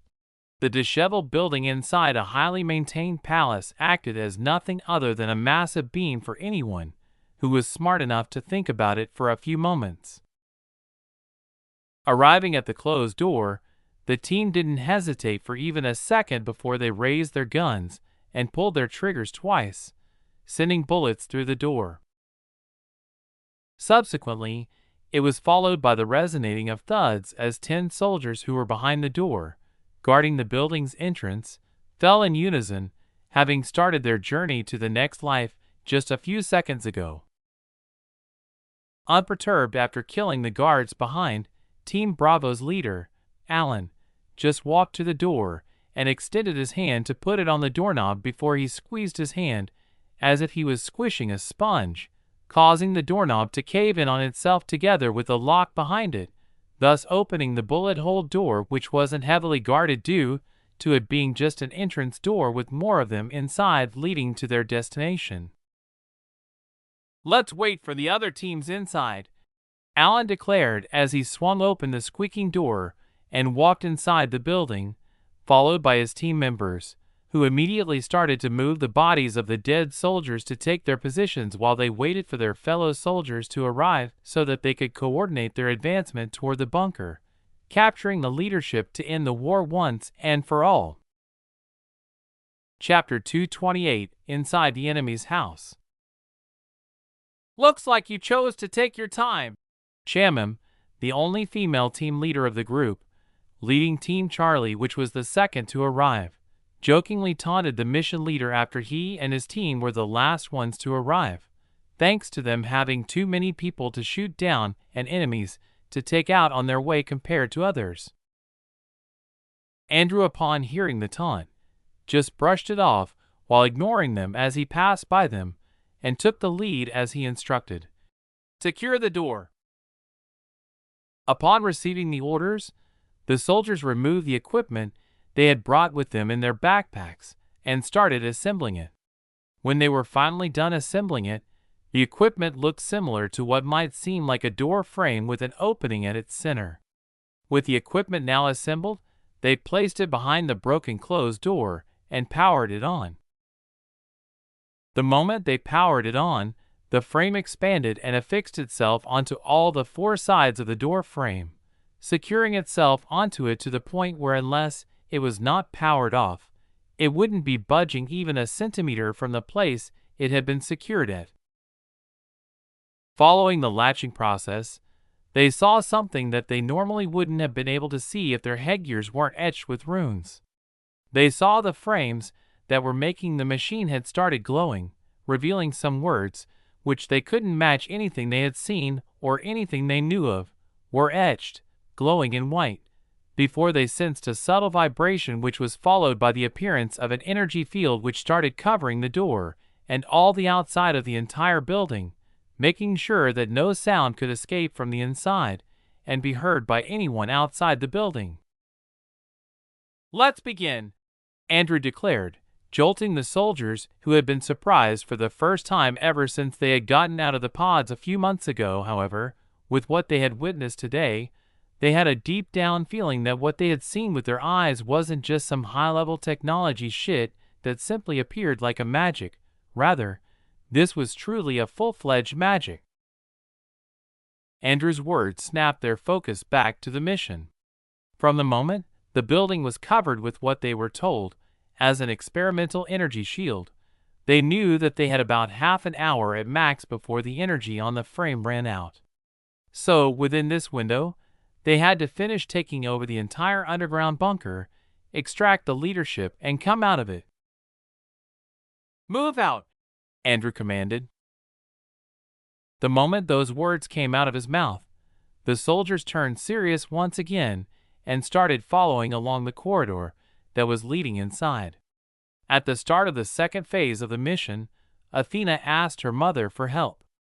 And as a result, at the moment, the entire Asparian radio control towers and internet cables were taken under her control, which was accomplished thanks to the diligent hard work of their spies, who had already infiltrated Asparia and managed to connect quantum USBs into Asparia's communication infrastructures, bypassing the data transfer limitations which had been impeding Nova from having the entire world's internet under her control.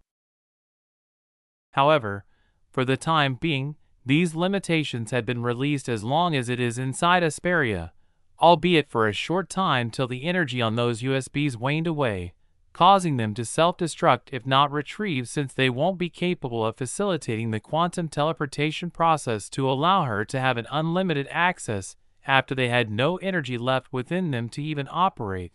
Hence, they were activated from the very start of the second mission, and not during the time when the soldier jumped from the planes. Upon reaching the end of the corridor, which didn't have any other opening, Andrew moved aside, leaving an opening for Shamim to pass him. Shamim just punched the wall in front of them, revealing that it was a false wall and was hiding an opening behind it. The soldiers behind the line wasted no time as they surged through the now punctured wall, traversing the breach and entering a slightly expansive room that had a heavy metal door within, which when closed could only be opened from inside, while also a group of soldiers could be seen on the other side of it. This door would then lead to another hall that had an elevator at its end. This elevator will send them deep underground, where they will have to shoot a few people to complete the second phase of their mission. The soldiers removed another device, this time from Shamim's backpack. This device looked like a slightly oversized puck that was the size of a dinner plate. Placing it in front of the robust metal door, Shamim pressed the button to power it up. After that, along with the other soldiers, Shamim stepped back, raised their guns, and started aiming at the soldiers behind the heavy door before taking a deep breath to concentrate. As the device's countdown neared its culmination and hit 0, their headgears modulated the amount of light it was augmentally displaying to the soldiers, who couldn't see using their normal senses thanks to their headdress covering their eyes. The reason? The answer was given just a few microseconds later.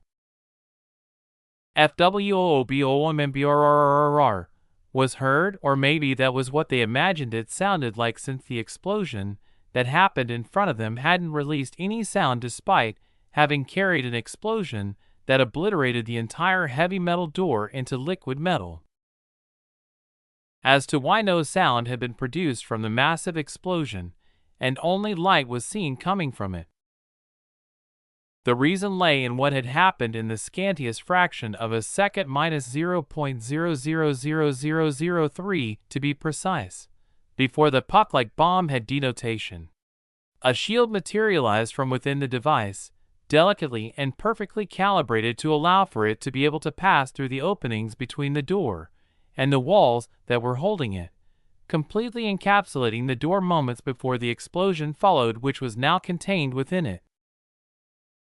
Nonetheless, the first explosion by itself wasn't powerful enough to shred the door into lava given the amount of explosives that were within the puck-like bomb. However, that task was left to the runic shield to accomplish. This runic shield balanced both the shockwave and the explosion from the bomb, reflecting it right back at the door before they were once again returned back to the ruins. This was carried out repeatedly, with the shockwaves getting weaker and weaker, the more they bounced due to their energy being converted into heat rapidly, with the increasing hit then being used to destroy and melt the gate at the center of the shield. With all of this happened in less than a quarter of a second, a fast enough period to allow for the shield, which had its rune destroyed, managed to redirect the shockwaves and explosion before it fizzled out just microseconds after all the shockwaves were turned into heat, which melted the door, not giving the soldiers on the other side enough time to even comprehend and react to what the heck was happening before they accidentally died of a bullet in the head disease. The Eden Special Forces soldiers remained unfazed coming off the magical scene they had just bore witness to. They weren't fazed by what they had just witnessed, not because they had experienced it and knew it would happen that way, but rather, it was because the headgears they donned forced their brains to continue maintaining the same calmness they had before such magical event occurred in front of them, by blocking the production of certain hormones that were needed for the soldiers to even get surprised. Of course, this was done with the knowledge of the soldiers, since they knew that it was of paramount importance to maintain the highest composure during the second phase of the operation. With the soldiers on the other side now dead, the Eden soldiers continued to move through the corridor after jumping through the molten iron in front of them, reaching the elevator door, whose elevator was now at the underground level, so that the people below could access it faster if they needed to leave the bunker. This time Alex assumed the lead and put his armor-covered hand as he slightly pried open the elevator doors, and when a slight opening revealed itself, he put his second hand in and forcefully pried the elevator door fully open, revealing the opening that had wires at its center. Without hesitation, Alex jumped into the opening, closely followed behind by the other soldiers, who let their bodies become the sacrifice to the heralded force of gravity as it transported them and brought them gradually closer to their mission's objective, hinting at their first ever international covert mission to have a successful ending. Chapter 229, Phase 2 complete. They plummeted for a few seconds straight as they traversed through the elevator shaft before the thruster in their armors came to life once again, wrestling them away from the grasp of terminal velocity. This time, the thrusters persisted, sustaining their propulsion until the moment they softly landed on the roof of the elevator cabin, avoiding making any sound. Thanks to the elevator shaft being wide enough, which was due to the size of the elevator itself being huge since it served as the only entrance to the bunker, not counting the subterranean emergency tunnel as it was to be used for exactly emergency situations, thus forcing the elevator to be made as large as possible to allow for all the equipment and other materials to easily enter into the underground bunker during construction. Nevertheless, thanks to that, all the ESF, Eden Special Forces, were now on the roof of the elevator cabin except for the two soldiers who had remained behind just in case the sound muffling device malfunctioned and attracted the attention of the nearby soldiers. They remained at the entrance above the ground to make sure that their comrades, who had gone underground, didn't have to worry about anything happening on the ground, as they would be handling any problem that might occur by themselves.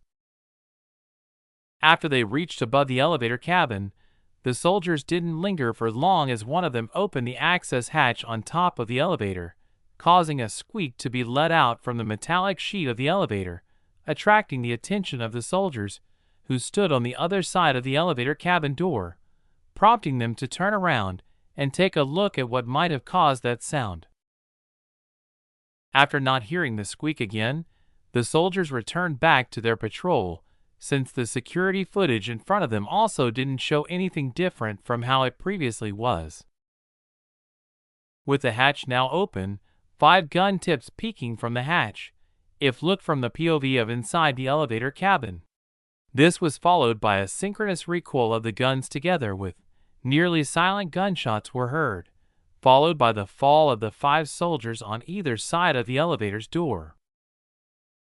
Upon taking care of the guards, they passed through the hatch, landing inside the elevator cabin before moving aside to allow their fellow comrades to land as well before he too would move to the side and make way for the other to jump down. Thus they made enough space for everyone to jump down into the elevator without having a need to come out of it. When all the 18 of them were done with boarding the elevator, Shamim pressed the button to open the door as they raised their weapons and started leaving the elevator when the door opened, jumping the dead bodies on their way into the wide corridor in front of them. With that, they started heading to the direction the corridor led them. After a while of walking through the corridor, another massive door was revealed to them.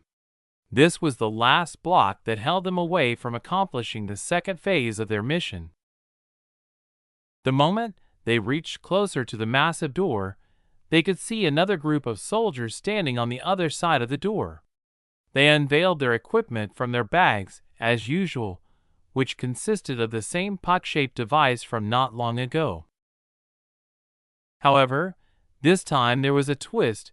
They were going to use 2 of these bombs by placing them on top of each other, and as the result of that, bombs automatically synchronized with themselves and changed their pre-programmed exploding pattern to increase the effectiveness of the explosive, which will not be double due to the bombs being 2, but rather, it would increase the bomb's effectiveness by nearly 5 times more powerful than it would have been if used alone.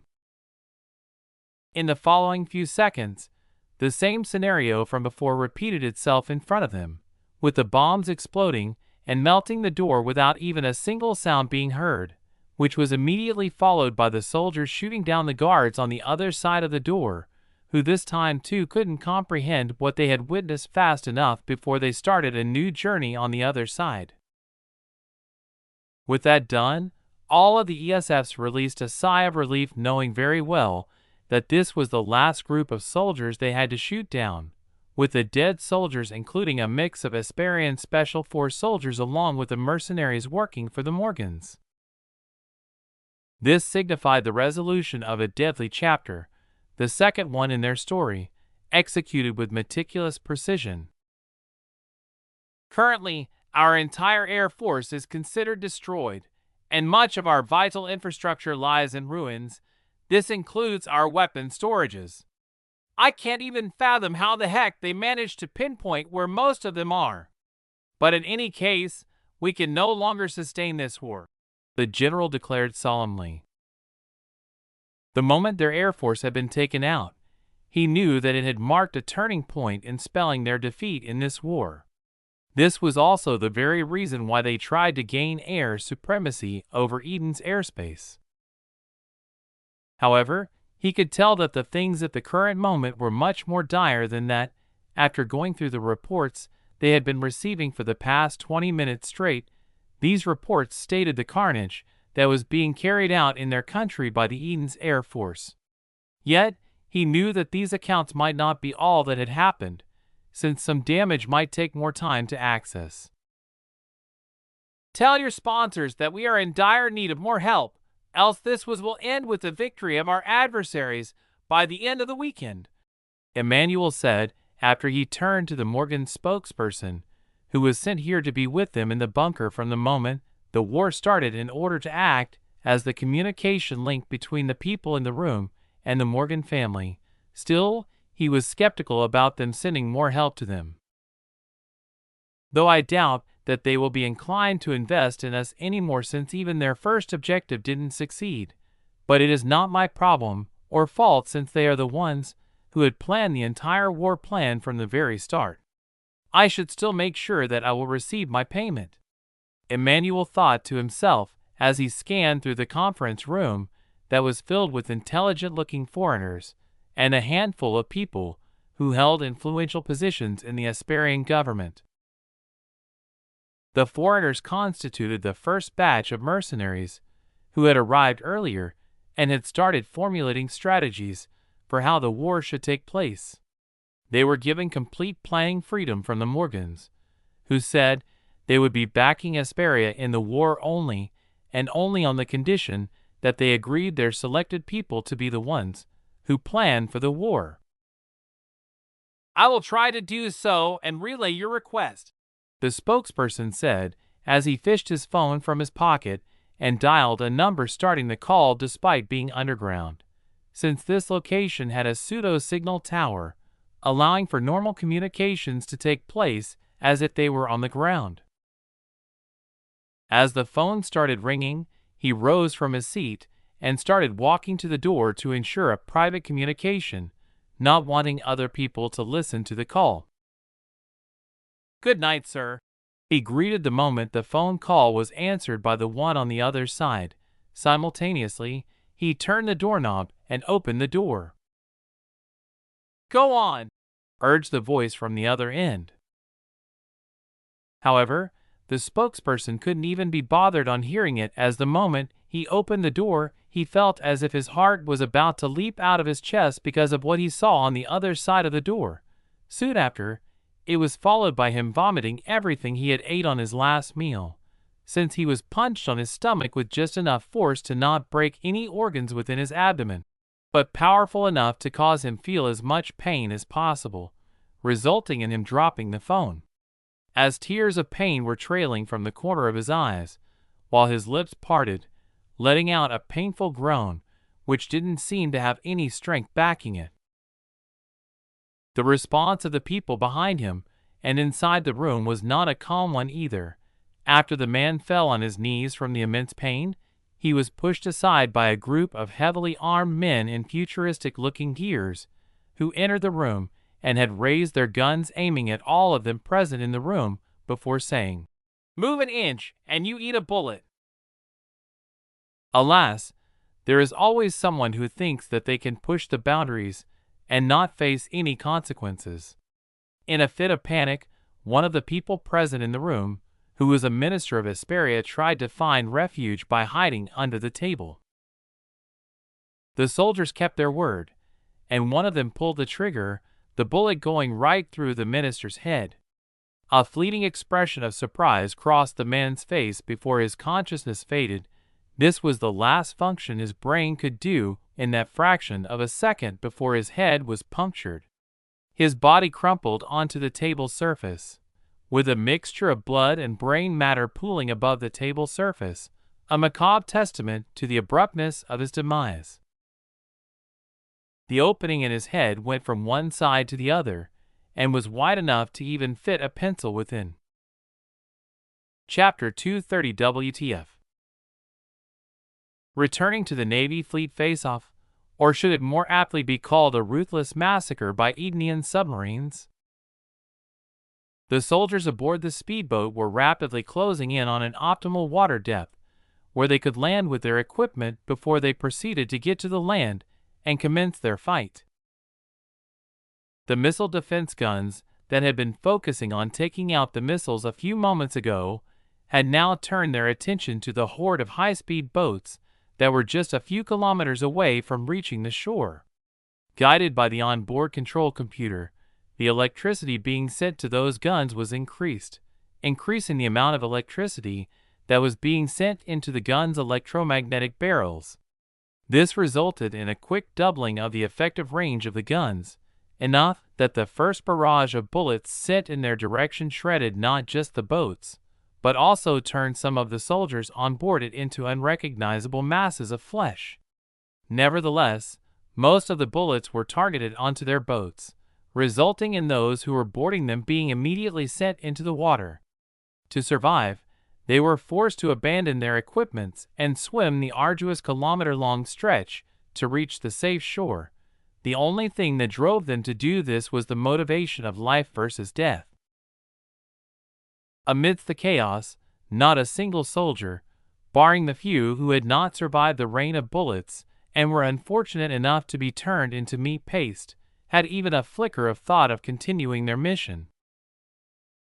They had already abandoned everything they deemed being heavy enough to hinder them in their swimming race, which had started and had a very tempting reward at its end. with the daunting reward for completing this perilous 1-kilometer swim being their survival and the consequence for failing it being their death. Despite this, and to act as a large enough motivator for the now 20,000 plus something soldiers who were swimming for their lives, the submarines were directed to send torpedoes towards the tankers that had once carried them, and at the moment still held a trove of the crucial heavy equipment within them.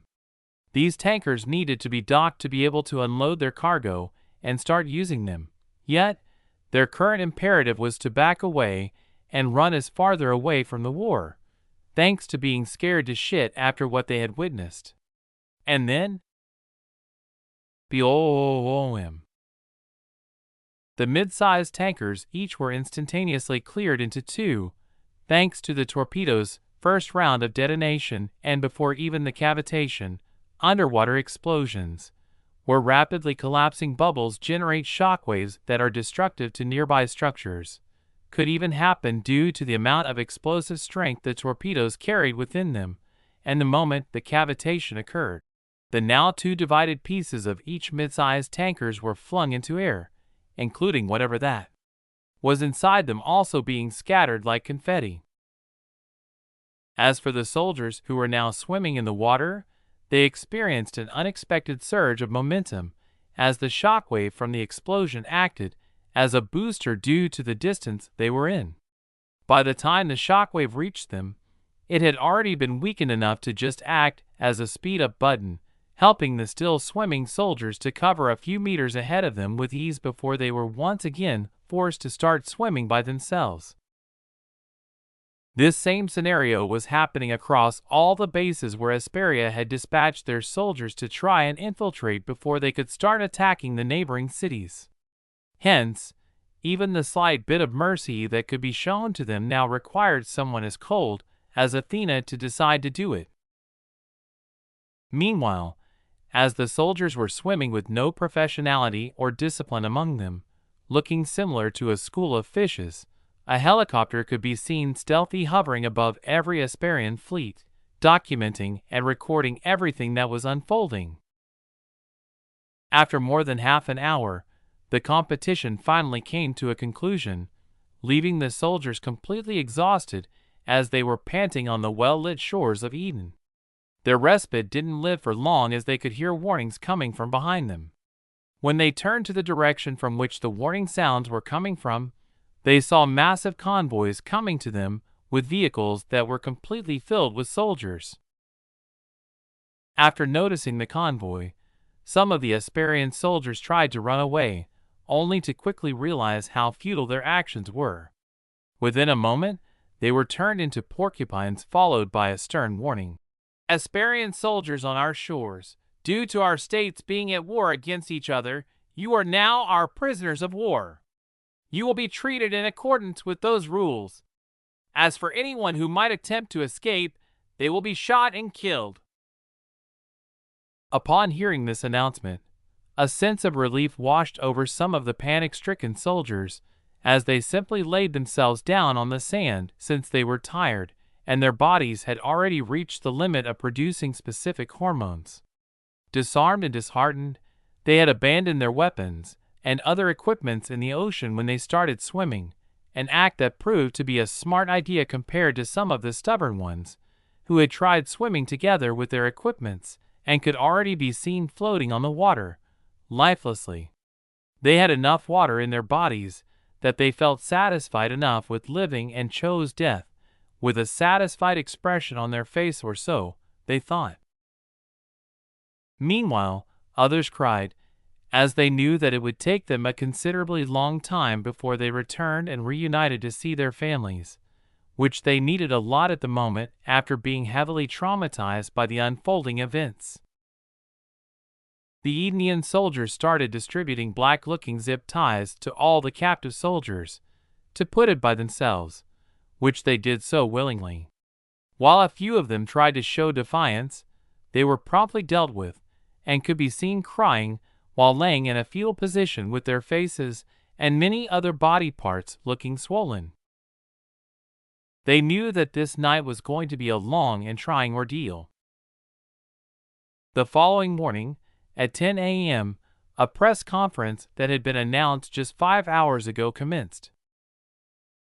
Emmanuel, the president of Esperia, ascended to the podium inside the press room, which had very few reporters.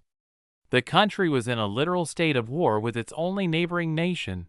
This prompted many international reporters to go back or be called back due to fear about their safety. Nevertheless, the video feeds were being provided by Esperia, and they allowed anyone to use the footage and broadcast it if they wanted to, an opportunity which every news company seized upon, knowing very well that this was the current hottest event in the world, and they would gain a few more eyeballs on their channels, which they could show their advertisements to. Ahem. Emmanuel cleared his throat before raising his head and looking straight at the camera. He then started his speech by saying, "Ladies and gentlemen, citizens of our nation, today I stand before you exactly 18 hours after I had stood here and valiantly declared war against Eden." He paused, taking another moment to clear his throat once again, this time trying to stifle the overtone he had used during his previous words. His actions revealed everything that he was feeling. Anyone with enough social skills would know that it was a tone of regret, but the audience still couldn't discern whether this regret was about what he was talking about at the moment or a regret about something else.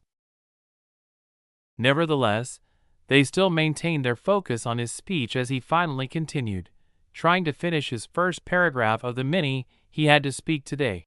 "As for why I have called for this press conference, it was to make it known that as the president of Esperia, I hereby declare our complete and unconditional surrender to Eden." Chapter 231: A Conspiracy Theorist's Dream Press Conference.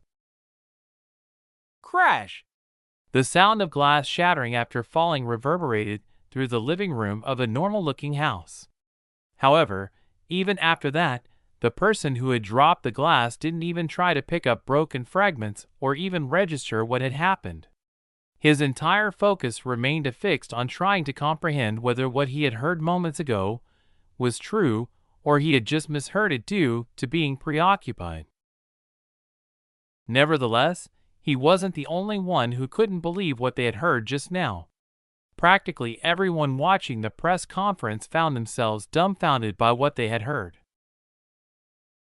Emmanuel briefly paused, giving the watchers enough time to react and process his announcement of unconditional surrender. "As for why my government and I have come to this decision, it's because we have been misleading all of you about the root cause of war, and secondly, because we stand no chance of having a victory any longer," Emmanuel revealed, once again dropping another surprise banger to the citizens, and caused the international watchers to get excited, even the ones who had been watching it unwillingly, as nearly all the news channels were broadcasting this press conference. "Last night, the remaining interceptor fighter jets in our possession were shot down, leaving our Air Force equipped with nothing but bombers. These bombers had only survived thanks to the fast reaction of our commanders, who redirected them to the Pacific Ocean in the opposite direction of Eden, managing to avoid having them bombed while parked. However, this resulted in our Air Force losing any semblance of the ability to protect our skies. Eden has now gained aerial supremacy, and as many of you experienced last night, they immediately used this to their advantage by launching airstrikes on nearly all of our weapon warehouses and many of our military infrastructures, including the communication facilities, and as a result of that, we have lost nearly half of our war abilities," Emmanuel explained, pausing once again to take a deep breath before continuing. "A few minutes before we lost air supremacy, our Navy fleets had been deployed on a mission to capture several of Edenian naval ports, a strategic action intended to establish a landing point for our forces so that we could deliver a war to them and fight them on their land. Tragically, we ended up losing the majority of our naval vessels, with those that survived being seized by Eden's Navy. Our soldiers involved in this operation were also caught and arrested as prisoners of war," he added, concluding his reason for surrendering unconditionally to Eden, citing that they didn't have any chance of winning against them, and thus were incapable of sustaining this ongoing conflict. While it made sense for the president of the country to conclude the war, it didn't seem logical for them to unconditionally surrender just for those reasons. They could still continue fighting for a little longer and use that time to negotiate and end the war with something much lesser than complete unconditional surrender, such as negotiating a conditional surrender or even a ceasefire for a few years, which they could use to prepare themselves for the third round. Among the multitude of spectators watching the news, the smart ones among them could feel that there were two potential explanations as to why Asperia went through with this decision. One theory is that the president and other higher-ranking military officials might have overreacted while succumbing to the fear of their lives, driving them to this surrender.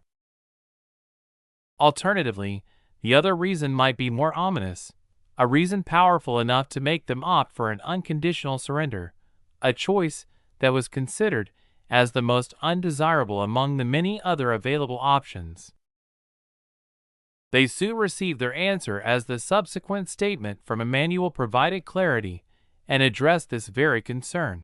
As for what I meant when I mentioned that we were lying to you, I meant that the reasons for attacking them first and pushing the blame to Eden followed by the capture in which we responded by reinitiation of this war once again were not just because we wanted to respond in concern of our captured soldiers. Instead, it was because we were paid extensively and incentivized to launch this war once against Eden, enticed by promises of substantial payments in return. Boom! That revelation came out as a strong explosion, sending the people who initially thought they wouldn't be too surprised after recovering from the first punch they had received regarding the information about Asperia's unconditional surrender. However, they found themselves proved to be completely wrong, as what they heard now was something that none of them thought they would hear from the president of a country that was still partially at war, especially since Eden hadn't yet expressed their decision on whether they were going to accept the surrender or if they would just continue dishing it out with them. Among the bribes receivers, I personally received an upfront payment of $50 million, delivered a few weeks before the initial confrontation between Eden and us took place. Emmanuel confessed, delivering a blow that left those who believed they had regained some hold on their feet only to stumble even further. As he continued addressing the audience, the live news feed that was being provided to anyone who wished to broadcast started changing significantly. The video of President Emmanuel speaking was relocated to the right side of the screen, while the left side was used to make room for displaying the evidence backing up his words. This visual presentation was carefully orchestrated to provide an undeniable substantiation to his assertions, leaving his supporters with little to no room for denying this in the future. And when we faced defeat in our first confrontation, our sponsors increased the amount of investment, supporting us in acquiring new pieces of equipment, including the advanced fighter jets for the Air Force and a plethora of other latest technology which we wouldn't have normally been able to buy due to our lack of funds and limited diplomatic influence to be able to make someone agree to sell their weapons to us. Still, we had managed to buy them at a relatively lower price and even receive them in such a short time, which was unprecedented. However, our efforts didn't just stop at that. We also hired a mercenary group to come and aid us in retraining our soldiers and devising strategic plans for the second round of war, which I personally stood before you to announce our declaration of it yesterday. Unfortunately, things didn't go as we had planned at all. When he finished saying that, Emmanuel paused for a moment and took a deep breath as he closed his eyes, showing that he was speaking the truth, and after hearing his own words, he was having a very difficult time. A silence of 15 seconds followed, during which the second half of the split screen, which showcased a barrage of evidence for the viewers, started playing video evidence of a meeting involving Emmanuel and someone else. This person, who nearly no one in the world knew who he was, except for a few influential people who could be seen smiling in amusement as they watched the man being let known to the public. In contrast, the remaining others frowned because they knew this situation was not good. As for the man in the video, he could be seen getting paler and paler as he watched the press conference along with Aubrey, the head of the Morgan family, and his son, George, who was currently giving him a bombastic side eye. However, what made him lose all the color of his face was not because of the bombastic side eye he was receiving. Rather, it was the existence of the video footage of his meeting, something he was sure of not happening as he had ensured that they were inside a room that had no camera at all, especially on the said angle the video footage seemed to have been recorded from and was now broadcasted to the rest of the world. Chapter 232: The World's Most Truthful Politician. The three people in the room returned to watching the press conference, deciding to postpone any form of questioning after they heard everything Emmanuel had to say. This acted as nothing other than the worst nightmare, which a person wouldn't want to experience personally. In his mind, the timer to his punishment had already started as he tried to come up with an explanation as to how the heck Emmanuel even recorded something that happened inside a room which he was sure of having no cameras at all, since he personally had made sure of that before arriving at that room.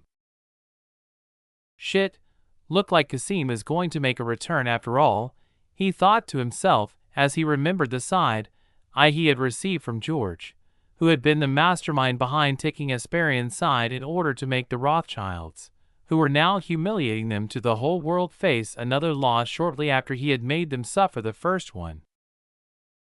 He knew that George wouldn't care about the humiliation that much, since most of the world still didn't know it was them, as Emmanuel was smart enough not to speak anything about who the real backers were. What George cared the most about was the reaction of his father, Aubrey, who, after a very long and difficult struggle, had finally managed to win his affection and trust, and had been enjoying the benefits of it for a few months now, which seems to be on the verge of being tossed out of the window after a president of a country that a few months ago the world wouldn't have cared if they committed a group seppuku, but now, thanks to them, increasing the buzz of the news about the country and had made them known to almost anyone who had internet, but at the moment were using it against him to humiliate, and last but not least even break the fragile bond that his master George had finally managed to build after a long struggle. But despite the thoughts in the representative's mind of the other person in the video, he too turned his focus back to the television as Emmanuel started speaking once again, after taking a long pause of 30 seconds after he dropped the second massive bombshell. The only saving grace he found solace from the previous speech was the fact that Emmanuel had only stated that someone was backing them, and hadn't really mentioned who it was. This made him think that Emmanuel was smart enough not to reveal their names, as he should also be aware of the consequences of doing so. Why am I divulging this information to all of you? Emmanuel queried after his brief pause, his tone deliberate. Was it fueled by the sense of guilt I feel for all of your sufferings? Or is it because my conscience suddenly awakened? Or because I genuinely regret having done these actions to all of you? He continued, asking the very questions that many people actually had in their minds about why he was even outing himself, and that too with hard evidence, which made sure that he won't be able to deny them in the future no matter how much he tried. The answer doesn't lie among any of those questions. I was forced to make this disclosure today due to the circumstances that left me with no choice. Boom, another mini bombshell. But Emmanuel didn't pause this time as he took a deep breath and continued his speech. Last night, at the same time our Navy fleets were trying to take over Eden's bases while their Air Force was taking out the last of our fighter jets, they sent a unit from Eden's Special Forces, who had somehow managed to infiltrate the entire defensive field surrounding the presidential palace and managed to arrest all of us who were in the bunker, comfortable with our families. They assured us of our family's safety, who even before that had been safe with us, unlike you who were on the land, trembling in fear and terror of their Air Force's bombing marathon which had been taking place. Subsequently, they sent back all of our family members and a selected few high-ranking officials back to Eden, promising that although our family members weren't going to be prosecuted, they would not be allowed to see us until I tell the world about the truth, as in WHSCH. They didn't have to do so, as they had the evidence of everything already. That is why I am here, talking about this in front of all of you, since I need to ensure I will have a chance to meet my family again. He paused briefly, wiping the beads of sweat that were culminating on his forehead during the course of his speech, and then pressed on, his words laced with determination. I acknowledge that it may seem pretty heartless of me to care about my family, and even surrender the nation for them. After all, I had been sending your loved ones to fight to their deaths against Eden in the battlefield. It is the truth that I don't deny at all, and I'm willing to bear the brunt of your hatred as long as my family remains safe. As for how they did that, I can't say anything about that, as I am restrained from doing so, and should remain quiet about whatever I saw during that night. I will comply with their directive, for I have no intention to face them again in my lifetime, he confessed, not understanding the reasoning behind this bit for being included in his speech. Nonetheless, he thought to himself that whatever they are, the ones who wanted him to mention it anyway, so he didn't care at all, not exactly.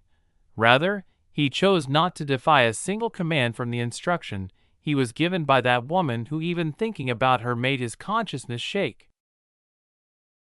Now, with regard to the aftermath of my unconditionally surrendering to Eden this evening, every citizen of Hesperia with a phone, no matter which type of phone it is, will be given a choice to choose by themselves on whether you agree with the surrender or not. But let me emphasize this: you better surrender. This war had always been a power play orchestrated for the sake of some powerful people who remain indifferent to how many of you die. Among them, I too am included, but not at the moment, as right now I am amongst you, the unprivileged, who are destined to continue living whilst being controlled by the whims of someone who doesn't even care whether you exit or not. So, today shall be the first time in the history of Hesperia that you will be given a chance to have an unrigged election in which whatever the majority chooses the outcome, that outcome will decide your country's future. Choose wisely. I am acutely aware of what happens when you don't. May God really bless Hesperia. Emmanuel concluded as he turned around and left the conference room, not caring about the reporters who were trying to ask him questions about his speech at all. Meanwhile, the feed that was playing on the right side and had been showing evidence the whole time was now being transitioned to a full screen and started showing many other meetings between the president and other high-ranking officials within the government. The mercenaries, who had been planning on some missions that were no different than Kamikaze Eye mission without even discussing the life loss, and that whole time they had never even cared about the lives of their soldiers. In some of the footage, they could be seen smiling and laughing as they discussed the possibility of high casualties that might be happening. This had infuriated everyone, and nearly all of the citizens, barring the few who still liked him, want to kill and chew him to death, alas, before they could even finish watching the continuing evidence footage. All of the Hesperian citizens had their phones vibrate, having received the message Emmanuel had talked about, in which it gave them the choice of agreeing with the surrender or continue with the war, with the message being sent immediately after the press conference and not in the evening, as he had stated it at press conference. Chapter 233: Eden's Response. After President Emmanuel's speech, one by one, all the citizens started voting. And with the timing of the vote being intentionally done at the moment, the citizens were still caught in disbelief after what they had heard moments ago. However, despite the fact that many of the citizens would have opted to surrender even if they were given some time to think about it, some of them would have chosen this course more hesitantly had they been given a moment to think about it. But with the votes being held while their minds were still reacting and comprehending the betrayal from their president, very few people voted against it due to either being dissatisfied with the limited options they were given, one being surrendering and the other being continuing the war. Besides these two, there was nothing in between, or due to just being fervent nationalistic and couldn't handle to swallow the humiliation of having a history that recorded of their country having unconditionally surrendered so some other country. Half an hour after the press conference, Eden started their own, to both announcing the results of the votes, and as a response to the press conference regarding Emmanuel's revelations. Alexander, who had already begun his speech after offering a few greetings to the reporters who were attending the conference and the watchers of the press conference throughout the world. Firstly, I would like to start by announcing the result of the votes conducted among the citizens of Hesperia regarding their choice on whether they want to accept their president's decision to surrender or not. Based on the results of their votes that were finalized 10 minutes ago, 68% of the Hesperian citizens have elected to follow the last decision of their now former president Emmanuel, to which we hereby announce that we have accepted their request of unconditional surrender and promise not to demand anything that would undermine their dignity. His words were delivered with extreme seriousness, indicating that he was taking this very seriously. Although we have a team of our soldiers in there who are still protecting Emmanuel, ensuring that he remains safe and in one piece before facing the punishment he deserves. Within the next 7 hours, we will be sending 20,000 soldiers to make sure the citizens remain calm throughout the de-escalation phase. This measure also serves to ensure that our demands are met. Rest assured, our soldiers have undergone good training, and I can swear on my position as the president of Eden that there will be no member of our forces who will try to exploit the situation the citizens of Hesperia found themselves in. Them doing any such actions would be considered breaking my promise of maintaining the dignity of Hesperian citizens, and shall be punished accordingly. As for our course of action while moving forward, we will not be talking about them today. We will need to have a behind-the-doors discussion with our counterparts in Hesperia before we choose what part of our demands are announced to the public. Following that, we will finalize the demands after a thorough evaluation of what will be beneficial for us while sparing the already defeated adversaries from undue harm, who will need both time and help to recover and return to their normal lives before everything reaches the road of no return. He continued his speech for another 5 minutes before he finally allowed the few reporters gathered in the room to ask the questions that were on their minds. In your speech, you referred to President Emmanuel as the former president.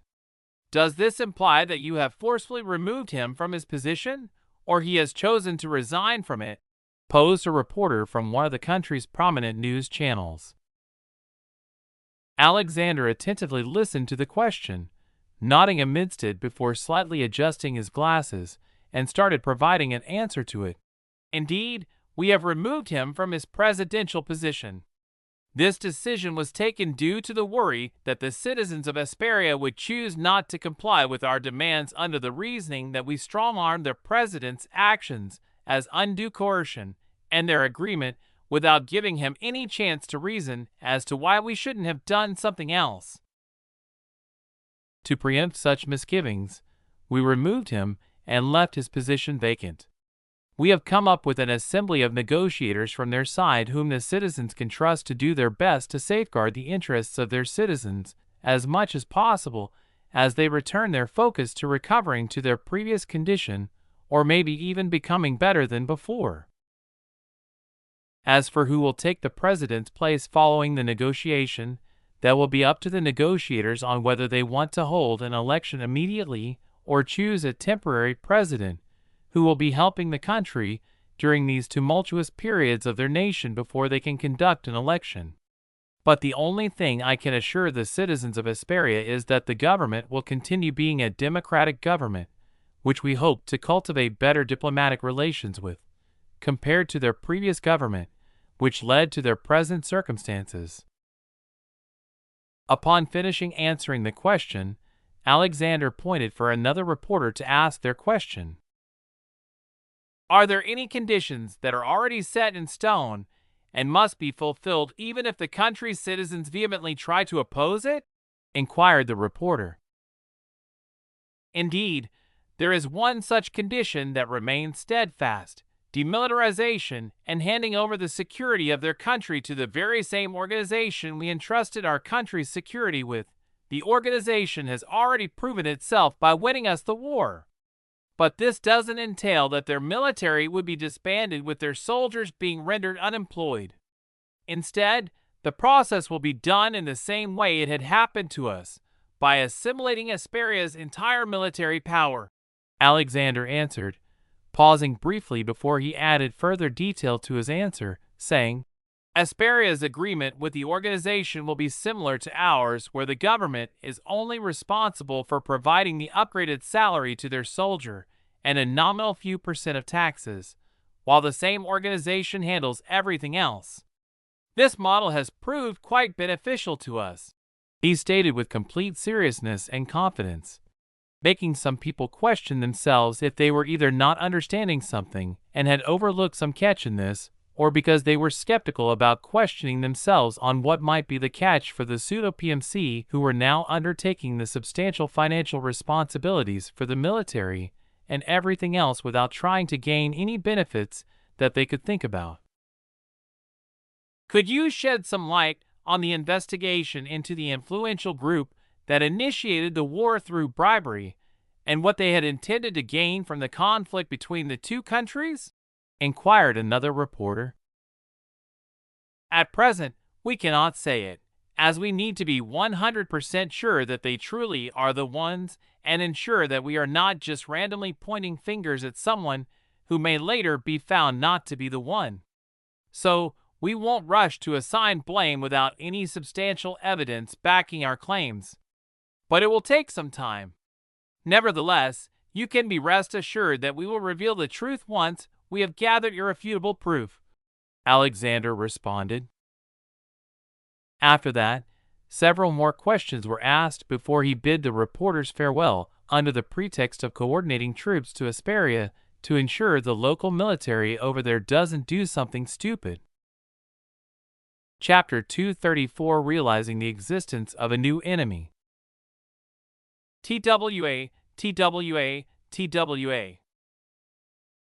On many of Eden's military bases that had a runway, this sound continued to echo, while fully geared soldiers could be seen marching towards the planes that were stationed near the runways. They started boarding the aircraft, settling in silence as they waited for the plane to take off, destined to go to Asperia.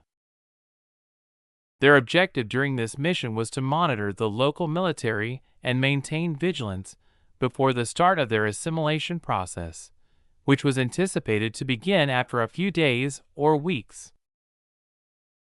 The same scene could also be seen happening on the naval bases as well, where soldiers could be seen marching toward large ships while covered completely in military gear like the others. They, too, were destined to head to Asperia. While these were happening, the internet was set ablaze as nearly everyone who was using it was either willingly or unwillingly informed about the situation that had taken place. Many people were taken aback by the time the entire fight had progressed as Asperia raised the white flag of surrender exactly 18 hours after they had declared the war confidently, something that no one had expected would happen. Another point of discussion that roamed greatly was the speculation of the amount of causality disparity between those two sides. Asperia faced the prospect of thousands of casualties, including many of their captured soldiers, reaching the total tally being more than 30,000. In contrast, Eden, until now, had said there was no report of any death from their side, a fact which many people thought was something impossible, and just attributed it that Eden was hiding their casualties very well. Yet, many people who had managed to sit down and think about the entirety of the war from what public knowledge they had, came to a realization that the armies of the two nations never actually went face to face at all. Rather, it was their Air Force and Navy that had a face-to-face confrontation, culminating with both of the fights ending with an overwhelming victory on the Edenian side. This realization proved quite surprising, as while many had predicted that it would be a balanced war, they had also believed that there was no way that Eden had the ability to maintain its airspace security, and would be compromised due to the number of their interceptors outnumbering them by something like 9-1. Nonetheless, Eden defied expectations as they pulled out miracles and also massacred all those aircrafts without losing even a single one of their own in the midst of it. However, amidst these discussions, a particular group of people relentlessly tried to come up with the identity of the backers who had bribed the Asperian president to entice the war with Eden. Among the names circulating, a few quite familiar ones came up, with one of them being GIA Technology, for instance, emerged as a suspect since just a few days ago they had finally finished their process of terminating their registry in America and had moved the company to Eden. However, this thought was soon eliminated from the list. Then, another group was found when people thought about who might benefit the most after this conflict. They came to the conclusion that other than Eden, it was their military, which many of them had only learned just a few moments ago from the fact highlighted by Alexander himself during the conference, that their military was a private military organization. This group of people speculated that this PMO had orchestrated this war in order to assimilate the military of Asperia, to expand their forces. Suspicion also fell upon powerful families like the Morgans, the Rothschilds, and many other families whose names held global recognition. On the other side, Emmanuel garnered attention from international netizens who had watched the press conference on how blunt he was. At the same time, he said everything without mincing any words, even when certain things he had said had put him on an unfavorable side from the perspective of the listeners. This was then followed by the question as to how the heck the Eden Special Forces even infiltrated the country and captured the president and his family along with many of the other high-ranked officials of Asperia, and also forced him to make that announcement. Many found it puzzling since Emmanuel didn't look like someone who had been tortured just a few hours ago. He seemed fully normal, both physically and mentally, during the conference. Thus, some thought that maybe the special forces had tortured his family members instead of him. Inside one of Morgan's family's many opulent mansions, a tense atmosphere permeated the living room, which had 3 people, 2 seated and 1 standing, could be seen silently occupying the space. The man standing in the room, his forehead covered with beads of sweat, while also slightly shaking, showed his increasing nervousness as the silence in the room grew increasingly oppressive. Moments ago, they had finished watching the second press conference of the day, which was conducted by Eden. This event marked the final nail in the coffin of their financial downfall, confirming that they had officially lost their money, and now it also seemed like Eden was going to assimilate the entire Asperian military, bringing the entire pseudo-continent under the control of one military power, making it impossible for them to cause any war once again unless they sparked chaos imminently by using their mercenaries, who were there.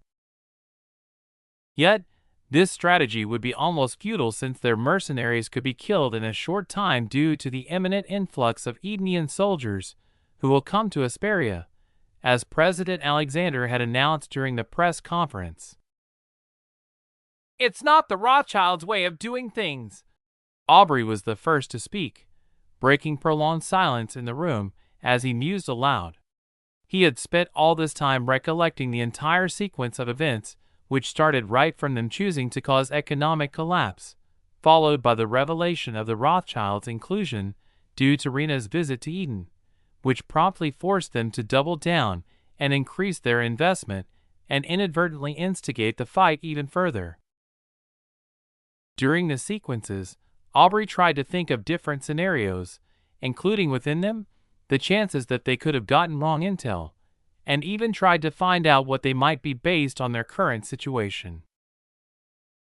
Ultimately, he came to the conclusion that they had been fighting against an entirely different force. "What do you mean by that?"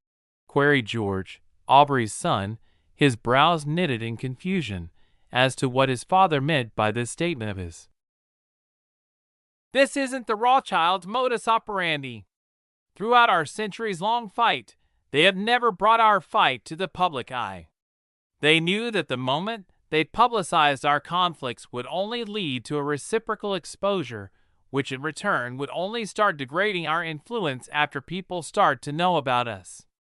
And as you are well aware of, George, the first step to having a chance of winning against your enemies is by knowing who they really are, as that would mean that you can respond to them directly in a targeted manner without having to start looking around for who the enemy might be and respond in a wide manner, which is not as effective as a targeted response," Aubrey explained, his tone composed and measures while he elaborated on his statement to this son. Although George understood what his father meant by that, he still questioned its validity, as he was sure that considering that the public was already aware of their family names and their wealth, then shouldn't that mean that they have already started losing their power? When Aubrey saw the expression on his son's face, he was slightly disappointed but not too dismayed as he delved into explaining the meaning behind his words. "While people know about our existence, most of the time what they know is just our release narrative, meaning we control most of what they know about us. However, the moment we start bringing media and the public into our conflict, the Rothschilds will be releasing information about us that we don't want the public to know of, and we will be compelled to respond or risk being singled out for consequences.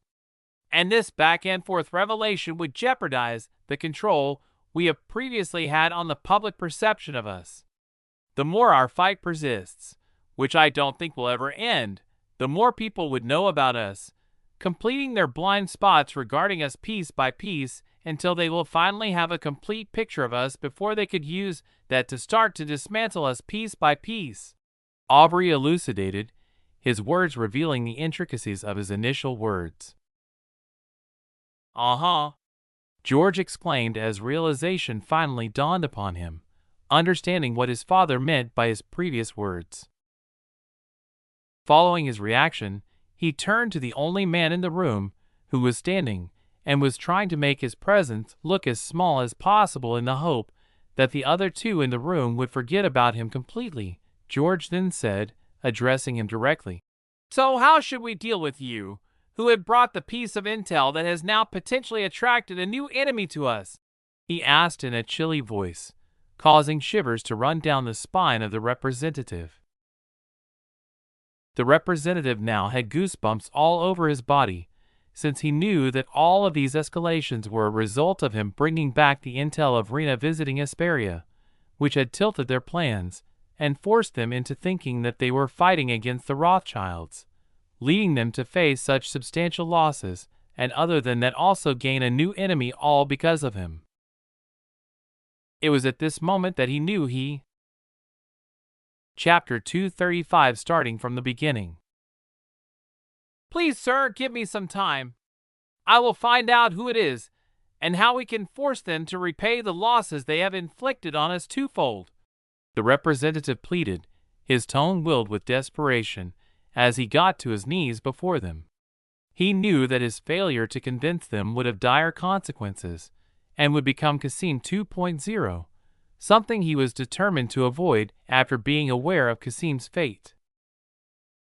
"And how do you plan to do that?"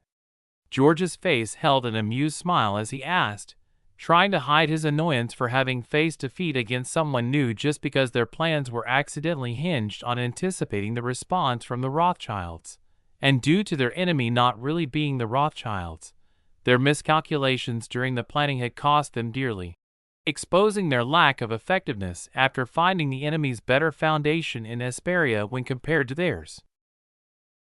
"Since we can't expect the Hesperian to do anything now, I intend to assemble a task force to start reinvestigating all the reports about Rena's tour Rena and find out who else she had met during her visit to Eden, and then investigate them as well. The people she might have met must be powerful enough to warrant a personal visit from Rena, which is also something they tried to cover by making it seem as if the reason for her visit to the country was to meet with the president. The representative explained, not caring to wipe the cold sweat that was trickled into his eyes, causing him stinging feeling in his eyes. Good plan, but you won't be handling this operation alone since you seem to have a problem leading an operation.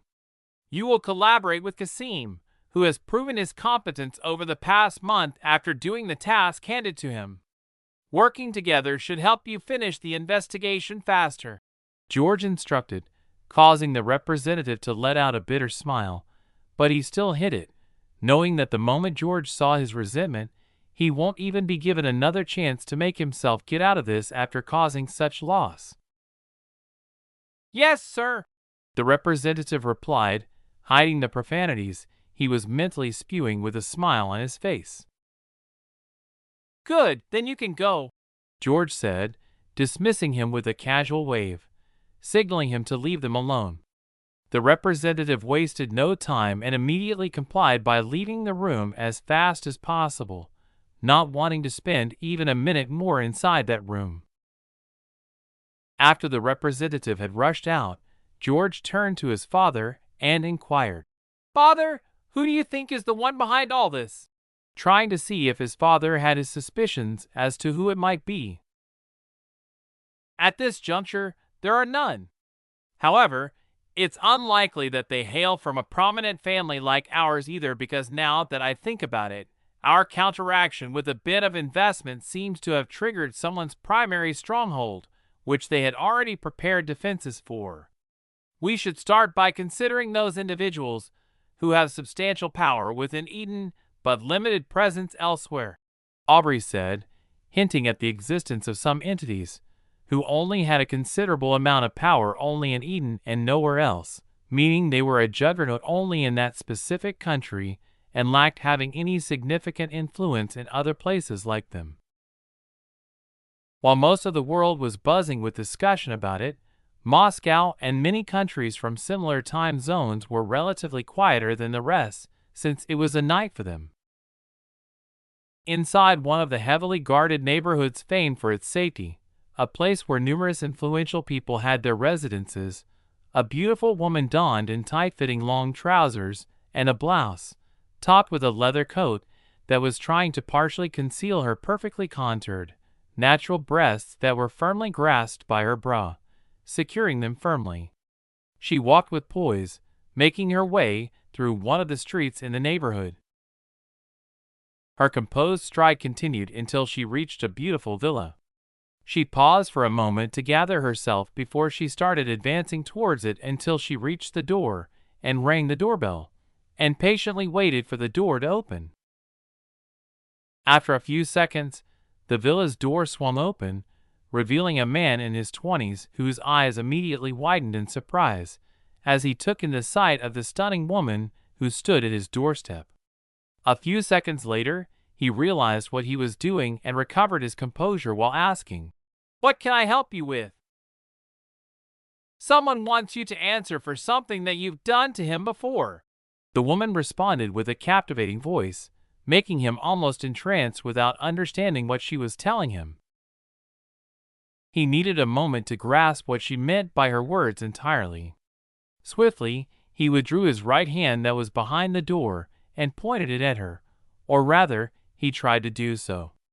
However, before he could even react further and start making any movements, the woman before him lunged forward, her right hand delivering a powerful punch right in his abdomen. The force of this blow from the woman was quite massive, as he was pushed back even further than what he had anticipated after being punched by a woman. At the same time, with a similar fluid motion, the woman used her left hand to seize his hand and disarming him of his gun. At the same time, she crushed a finger that failed to let off of the weapon. This was immediately followed by her seizing the moment as she entered the house and firmly closed the door behind her to make sure there were no unintended witnesses. "Who sent you?" Vladimir asked, his voice tinged with fear as he watched in surprise as the woman started dismantling the gun she had just taken from him, while clutching his stomach as he still felt pain from the punch he had received a few moments ago. "I was sent here by the Intelligence Department of Eden," she answered as she started dismantling the gun, not planning to use it as she discarded the pieces onto the floor. Confusion etched on Vladimir's face as he struggled to relay any interaction with her department, or even any connection to it. "What the heck is that? I don't even remember having any interaction with you, the department, or even anyone connected to it. I didn't even know that it existed in the first place," he talked about, gritting his teeth, trying to buy some time for himself so that the pain in his stomach and his finger would subside a bit, which would allow him to take her down in a slightly better condition. "Aaron Michael." She mentioned the name with as much respect as possible before she added, "Does that name ring any bells to you?" as she rotated the last piece of the gun with her finger. When Vladimir heard the name, his eyes widened in surprise, since that was a name that he could never forget. It was thanks to that person that he had got this promotion. "Then he should have sent someone who was smart enough to use a gun to her advantage when given an opportunity," he retorted, his voice filled with frustration, as he lunged at the woman, aiming to throw his fist right at her face to hit her. Seeing this, the woman simply smiled and took a graceful step to the side, intercepting his fist, and then swiftly turned around and back-elbowed him in the very same spot of his abdomen where she had punched him in the first place. However, she used even more force than the first time. The intensity of the blow forced Vladimir's body to tilt forwards 90 degrees involuntarily from pain. Still not pausing, the woman once again elbowed Vladimir at the back of his neck, which at the moment was only at the level of her waist due to his posture. The force from the blow sent him crashing face first onto the marble flooring, his nose audibly breaking from the impact before he fainted. "All right, now let's get you out of here," she murmured in a casual tone before effortlessly hoisting Vladimir and putting him on her shoulder, carrying him towards the door that led to the villa's garage. It was as though she was lifting a lightweight pillow rather than a fully grown man. Chapter 236, arriving in Hesperia. That Sunday proved to be a challenging one for the citizens of Hesperia as their day started with the influx of soldiers still arriving from Eden, increasing their numbers from yesterday's arrival of 20,000 soldiers. Although many of the Hesperians had witnessed the Edenian president's press conference, very few of them truly believed the promise made by the Edenian president, mentioning that no harm will be caused due to their soldiers.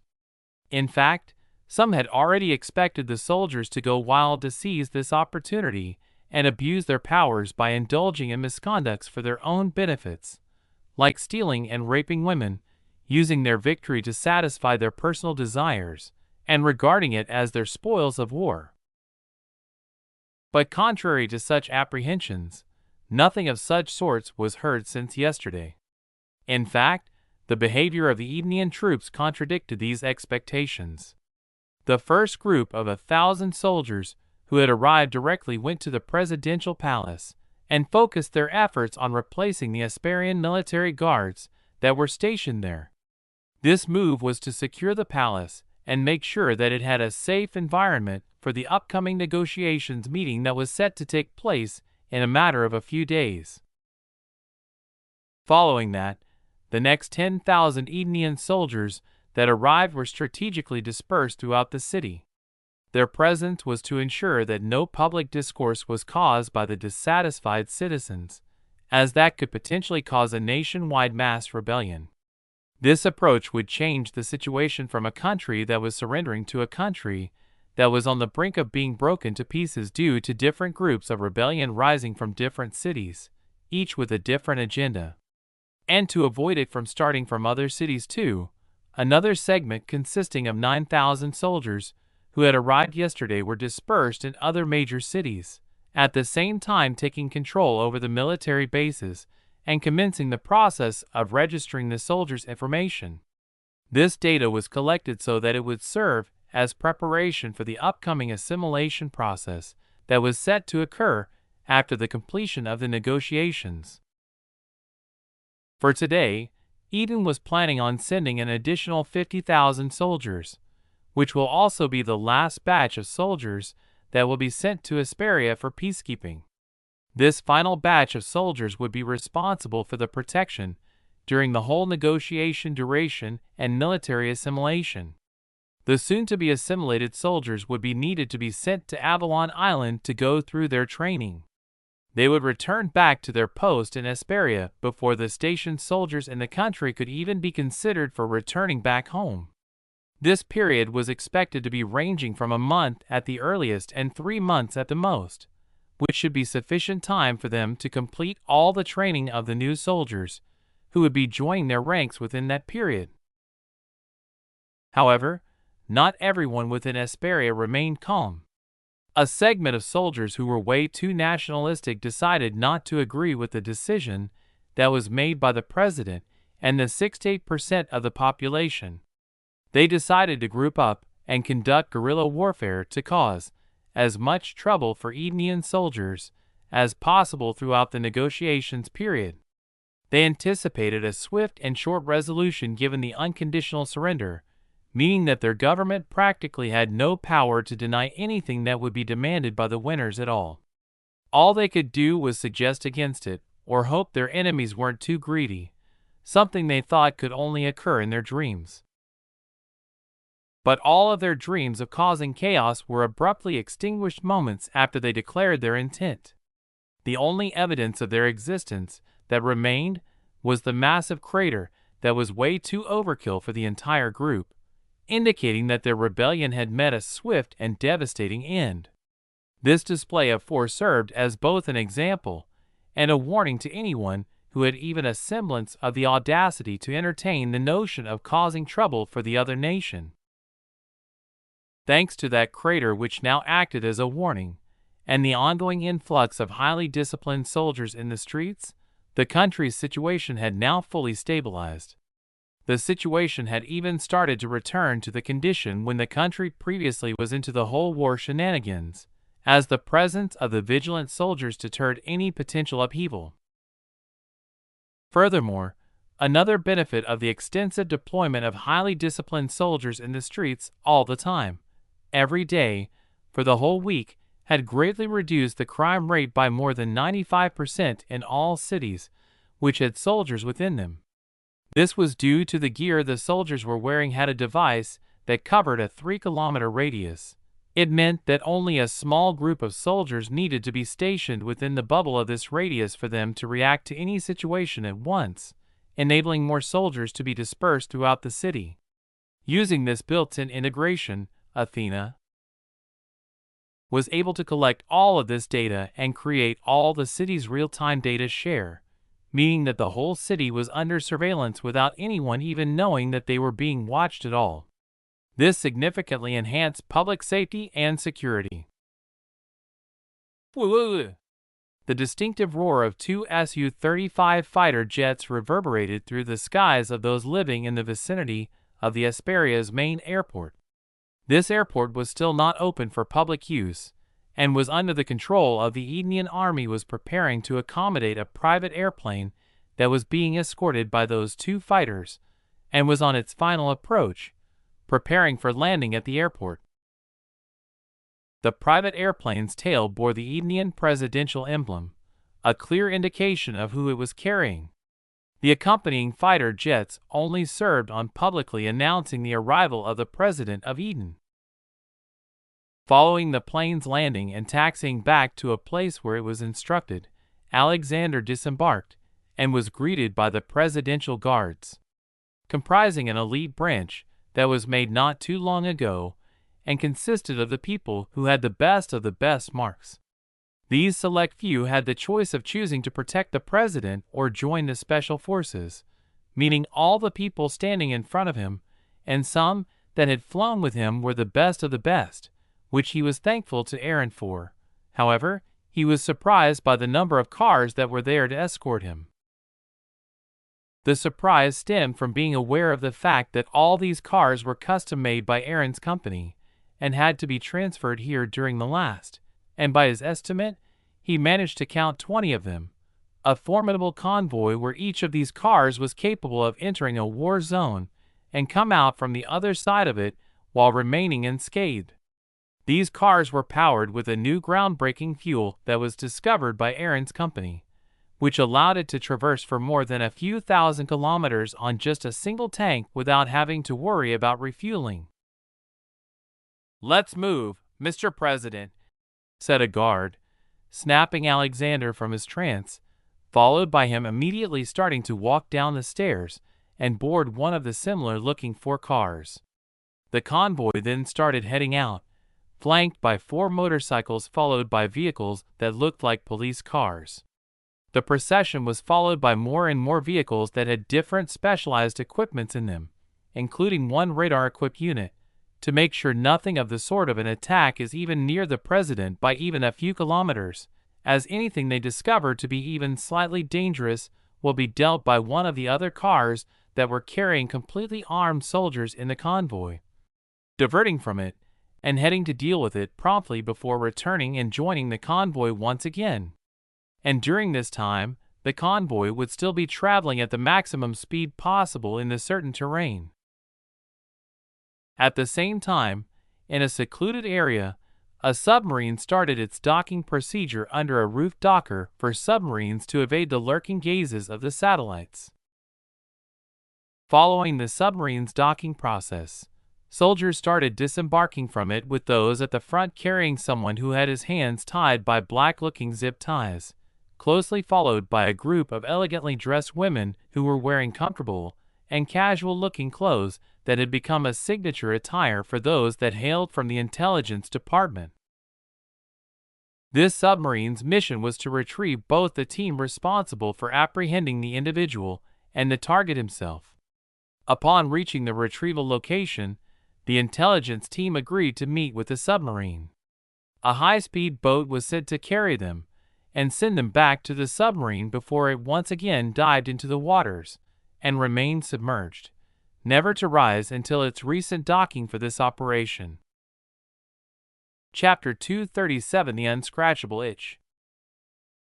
Vladimir, who had been asleep, could be seen having subtle eye movements despite having his eyelids closed, hinting that something was messing with him while he was in his slumber.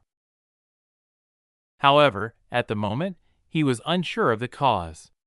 Nonetheless, something seemed to be trying to interrupt his good sleep, something that he hadn't experienced much since he joined the government, and due to his history as a former KGB agent, he was conditioned to always live with a perpetual sense of paranoia about someone or the other planning to attack him, since there was a possibility of retaliation from the people whom he might have crossed with during his espionage days, as it was likely that would target him and try to seek revenge from him. With a history of sleep deprivation due to constant vigilance, he would always be wary of any disruptions during his much-needed rest. He desperately moved to and fro, hoping to shake off this disturbing thing so that he would be allowed to continue his sleep without being forced to wake up. Unfortunately, the irritation persisted and even became more annoying the longer he ignored it. Begrudgingly, he opened his eyes, waking up in the hope of dealing with it as fast as possible so that he could return back to his sleep before he lost the embrace of drowsiness.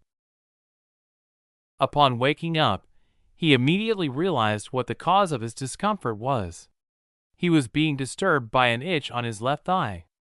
At first, he attempted to alleviate it by scratching, hoping that he would be able to return back to his sleep immediately. However, even after 15 seconds of constant scratching, he could still feel the sensation increasing. In fact, it didn't even give him the ecstasy one would usually feel after scratching a constant itching spot, even if it was not disappearing. Nevertheless, no matter how hard he tried to scratch the spot where he felt the itching, it was as if he was trying to scratch something that was covered with a glass surface, blocking his access to it, meaning he could do nothing about it. This only served to exacerbate his frustration. Faced with this situation, he immediately opened his eyes to his surroundings and realized that he was in completely unfamiliar surroundings. This immediately sent his senses into overdrive, his body immediately pumping out adrenaline to wake him up and remove every last semblance of drowsiness he had. The previous scratching ordeal faded out of his mind as quickly as possible. His focus shifted to his immediate environment as he tried to access where he was, together with wondering how he got here in the first place. To this, his brain immediately reminded him of the beautiful woman whom he had either met yesterday or a few hours ago, who, despite being able to speak Russian fluently, didn't seem like a native. Followed by her introduction by saying she was from the Edenian Intelligence Department or something, only cemented his hypothesis about her affiliation. "Where the heck on earth did she bring me to?" he muttered, a blend of relenting and surprise at him having been defeated and being incapacitated even before he could realize, which was pretty embarrassing for him, who prided himself on his fighting ability, and that being a loss against a woman only doubled down on his embarrassment. But before he could delve further into any more questions and try to inspect his surroundings, his brain immediately reminded him of the itch he had forgotten about, thanks to the adrenal boost. However, this time it had expanded to envelop his left knee and even spread upward until his left ball felt the itchiness, which seemed to have now increased to nearly double of what it was when he woke up. "Arg!" he groaned, his frustration and discomfort culminating in a desperate attempt to scratch it with his hand, moving it up and down as fast as possible, his movements even reaching a point where even small traces of blood could be seen coming from his skin as he vigorously continued to scratch the location. But no matter how hard he tried to ease it, nothing about the itch seemed to have changed other than the itch increasing and expanding even further, now covering the rest of his private parts and moving to his right thing. The experienced KGB agent, who had been trained in the art of dealing with torture, fell down to his knees as he desperately tried to scratch both his anus along with his balls and dick, which were the most itching regions, as they had more sensitive nerves compared to the combined area of other itching zones. His desperation escalated as the sensation intensified as he moved from being on his knees while trying to squat so that he could have a wider access to all those three sensitive locations. After which, he started scratching them even more aggressively than he previously did, going against the famous Confucius quote, "Only when a mosquito lands on your testicles will you truly learn that there is always a way to solve problems without using anger and violence," since at the moment Vladimir was scratching both of his most sacred places, as if he intended to rip them off him. This continued for 10 agonizing minutes, until crumbles of the skin on his balls and anus could be seen in his slightly long fingernails, which was a result of him continuously scratching them for that period, which did nothing to alleviate the torment he was going through. "ARRG ch," he bellowed, his primal scream an attempt to numb his brain so that even for a slight moment he could forget about this sensation he was feeling, which had not spread throughout his entire being, leaving him utterly defenseless. He lay there, vulnerable and helpless as someone would be on the verge of death, his forehead showing a hint of damage whilst being covered by the soil, evidence of his desperate efforts to alleviate his torment by bashing his head on the ground, hoping to knock himself unconscious and escape from the agony. Unfortunately, his attempt to overcome this agonizing torment proved futile. There was no respite, no momentary relief, and nothing of the sort of fainting after he bashed his head on the ground, trying to force himself to turn unconscious. He remained completely conscious, writhing in agony, as he followed by trying to exhaust himself by screaming until he ran out of energy and lay there helplessly, hoping for the misery to end as soon as possible. After an agonizing 5 hours of this continuous suffering, Vladimir's brain finally came to a decision to make him faint, and he closed his eyes slowly.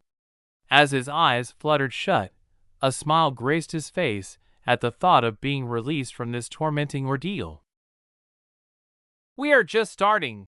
These words echoed, which was followed by his entire body regaining energy and his brain canceling the fainting sequence that it had initiated, causing Vladimir to almost burst a vein in anger.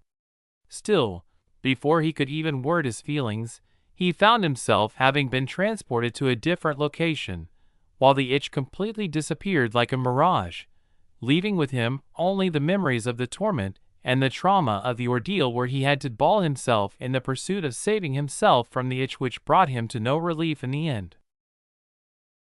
Chapter 238: How to Break a Man. "You?" Vladimir shouted, his voice a mixture of fear, surprise, and disbelief as he laid eyes and focused on the man who said those words. At the same time, he tried to comprehend what the heck had happened to him moments ago, and now that his mind was clear, he also couldn't help but wonder how they were even able to transport him here immediately. "Long time no see. How are you doing?" Aaron's calm smile and casual greeting sent shivers down Vladimir's spine, a stark contrast to the turmoil which he felt within. "What did you do to me? Did you hypnotize me? You do realize that my government will be looking for me, right? Given the time it took me to wake up, it seems like we are still in Russia. In here, they can find anyone as long as they put their minds to it, you know, right?" He fired his questions like bullets as he tried to come up with a hypothesis that would make sense as to what was happening to him. At the same time, he was trying to intimidate the man in front of him so that he could force him to release him, or at least delay his torment for more time to reduce the torture he would have to go through until they were able to find him, even if he reduced it by some negligible time. "Don't worry about our fun ending too early. No one will find you anytime soon anyway.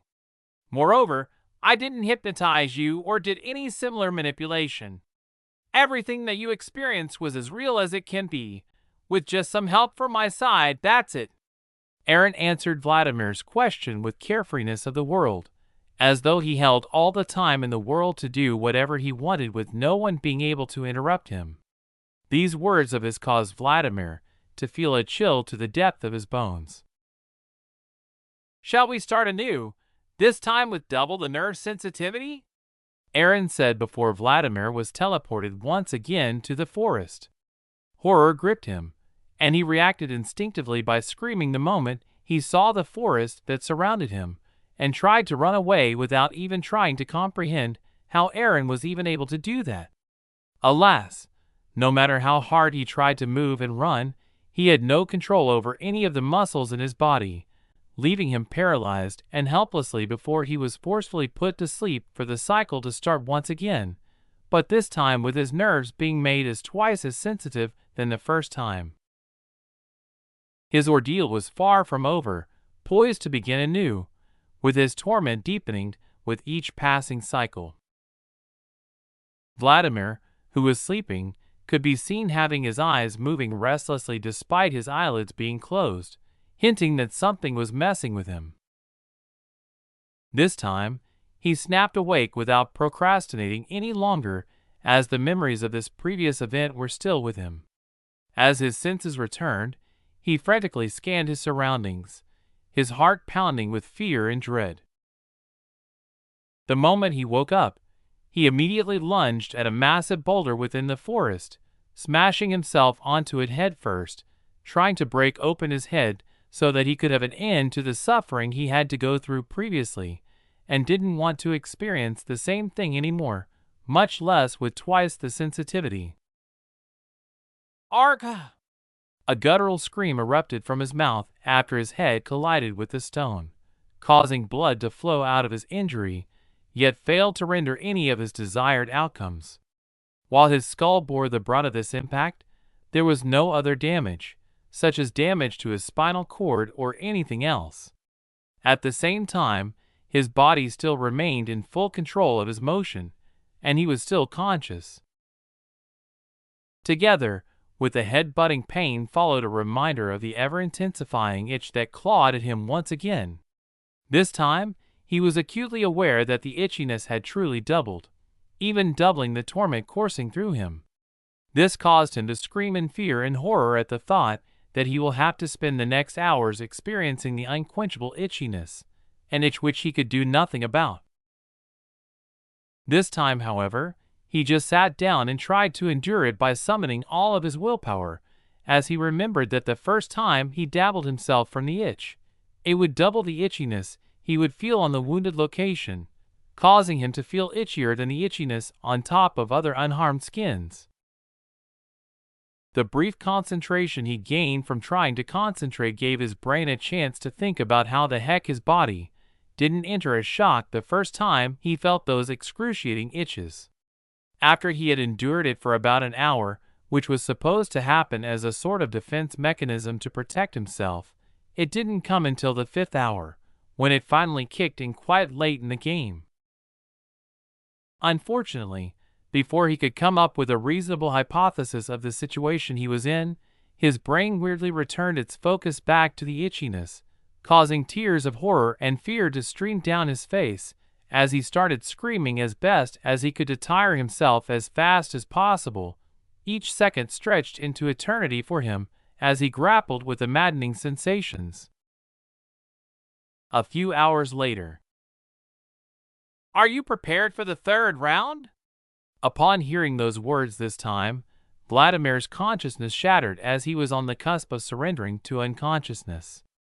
Just like the previous time, his body was once again transported back to a room where Aaron was sitting in front of him the same way he was sitting there last time. After seeing him, Vladimir immediately got on his knees and started pleading. Please forgive me, sir. Please forgive me, sir. I will be your loyal dog for the rest of my life if you want me to. I will follow all of your orders even if you order me to kill someone from the Kremlin. If you want me to drown myself in a sea of fire, I will do it, but please don't send me to that place anymore. Please! With tears streaming down his face, he continued begging. However, Aaron, who was still calm despite Vladimir's begging, cold-heartedly said, I will consider your plea, but not at the moment. I have planned for you to get 10 rounds of this, with the pain doubling with each round. So please, delay your begging until then. Then we can talk and decide the next course of action. Now, go to experience it once again, Aaron said before snapping his fingers, causing Vladimir to disappear and reappear once again within the same forest, trapped in a cycle of torture that showed no mercy. He was put to sleep, destined and repeated to suffer the same torture once again with double the previous sensitivity. A few hours later, he was sent once again and again and again and again and again until, sir, if he continued to experience it any more, he will reach a road of no return, Nova interjected just when Aaron was about to send him for one more round.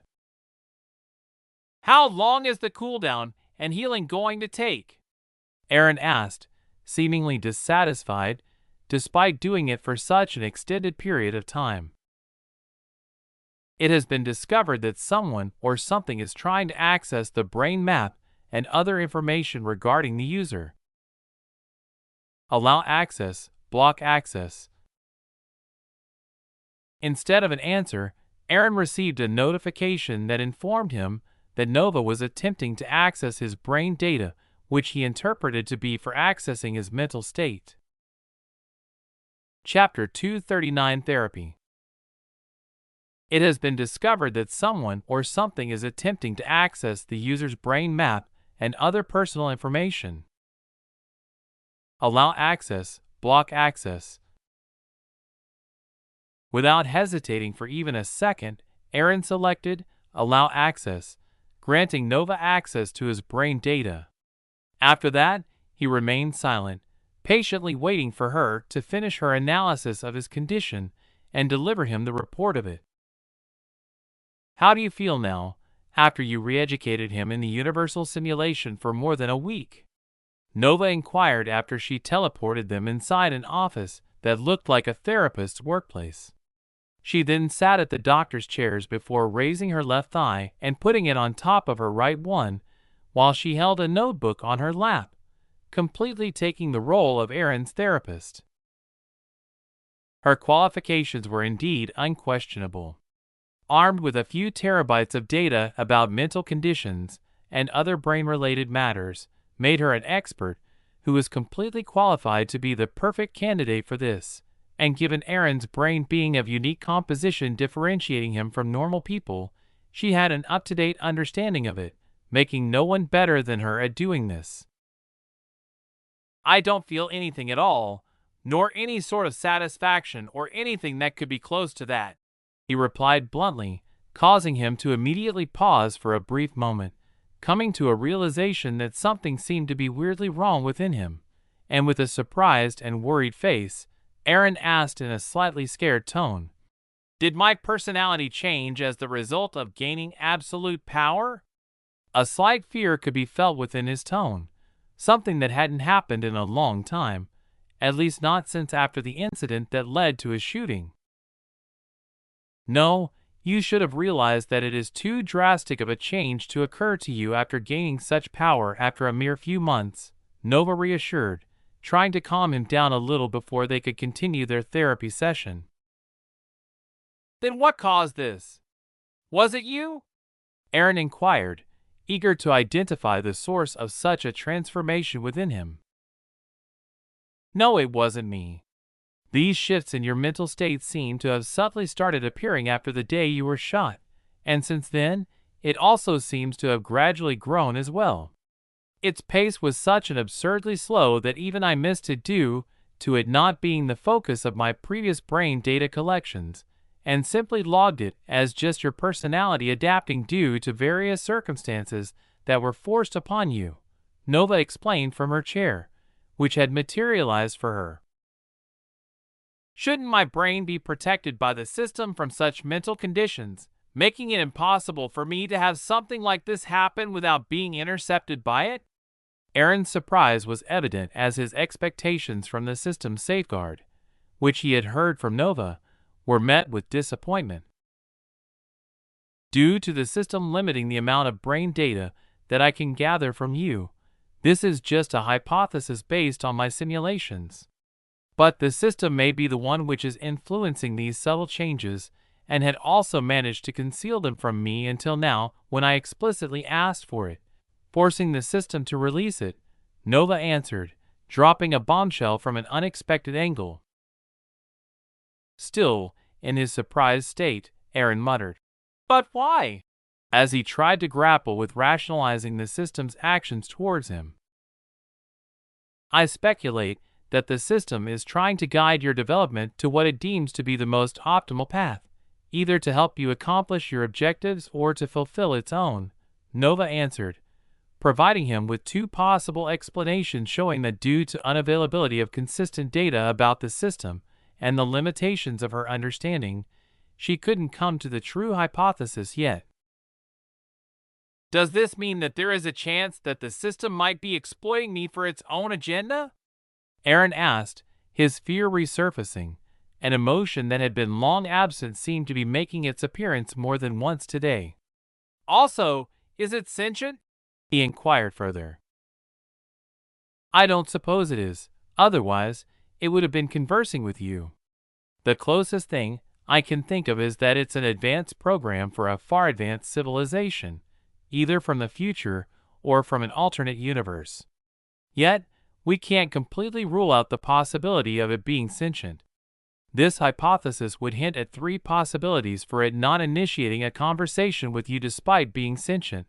The first being that it is a different level of consciousness, meaning that it might be normal for it not to initiate contact with you and nothing is wrong with it. As for the second, your brain doesn't have enough computing and mental power to allow for the accommodation of two consciousness, suggesting that its consciousness will only emerge when you have either evolved or you have found another way of increasing your brain and mental power. And lastly, this might just mean that the system has a hidden agenda and that it is not contacting you so that you will remain oblivious of it, but that is not likely Nova answered with calmness. Why do you hold such a perspective? Aaron inquired, curious as to why Nova removed the suspicion of the system having a hidden agenda.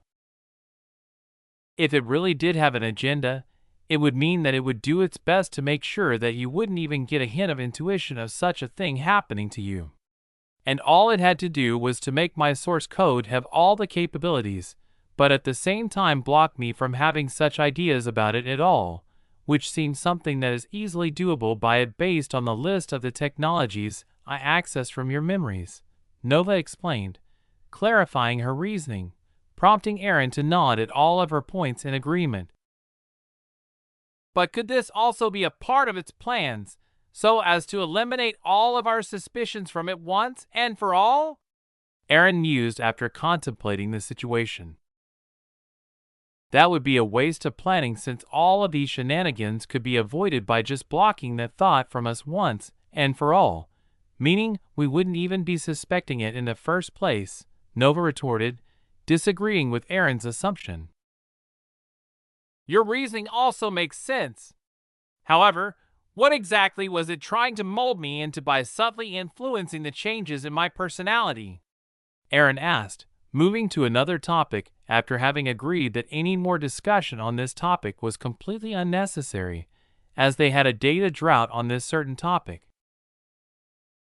Although it was just in the initial phases of molding you, the way in which it was implementing the changes would have made you a neutral reactor. Essentially, no matter what happens, you will always remain neutral and avoid having an extreme emotional reaction, which would have resulted in the impairment of your judgment. However, achieving that would have taken at least a few decades before the perfect version of such a personality was finally complete, Nova elaborated calmly. Chapter 240, Recovering. Inside Therapy Session. Upon hearing Nova's elaborate explanation, Aaron released a sigh of relief. Yet, an underlying feeling of strangeness forced him to ask, but why didn't I experience any bad emotions like self-disgust for the grossly disproportionate punishment I dished out to Vladimir if my personality would have taken a few decades to manifest into what the system planned me to become? You triggered the system's emergency protocols when it sensed that your feeling of disgust for yourself and empathy for the man who had made you suffer might have hindered its progress of molding you and put it into setbacks, which would then force it to start from scratch once again.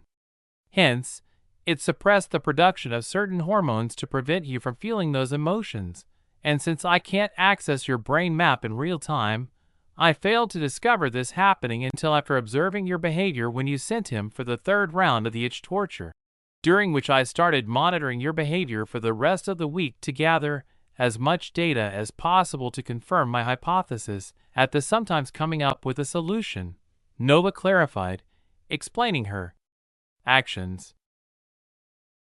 Is it possible to undo the changes the system has made to me? I don't want to lose my emotions and become an unemotional prick. There is no meaning to life without an appropriate emotional reaction to the situations you face. Additionally, if I had to do something that needs neutrality and emotion, all I have to do is ask you to be the one to take the decisions, as you can make yourself emotionless at any time you are required to, Aaron inquired. Yes, but you will have to be in a prolonged state of coma that will last for about a week. During that period, we will be overhauling the changes done to you throughout the period of over a year, essentially condensing the timeline into a matter of weeks, so it can't be done while you are awake. Moreover, I also plan to use this opportunity to impart some of the knowledge that you had been postponing their assimilation, effectively killing two birds with one stone, Nova said assuringly. Woo! Aaron exhaled a long sigh of relief upon hearing that these alterations could be removed, and he would be allowed to return to his normal self and evolve naturally, free from the system's influence.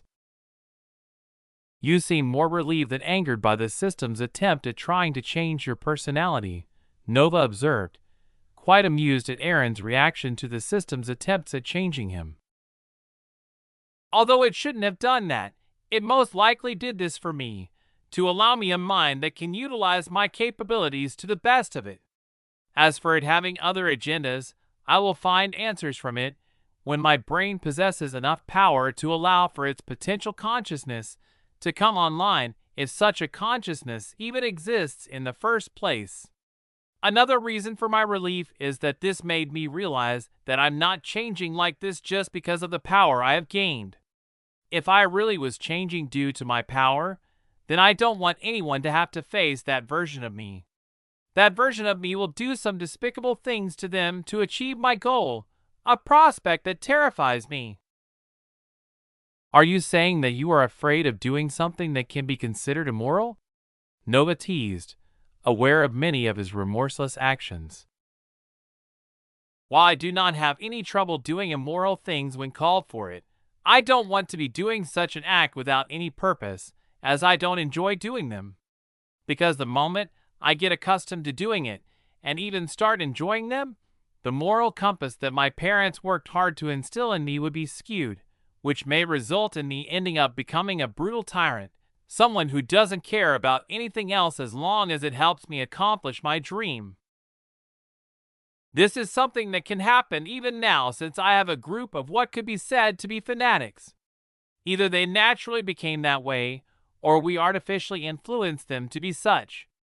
Regardless of which one of them they are, they will always obey my orders, no matter how brutal they might seem.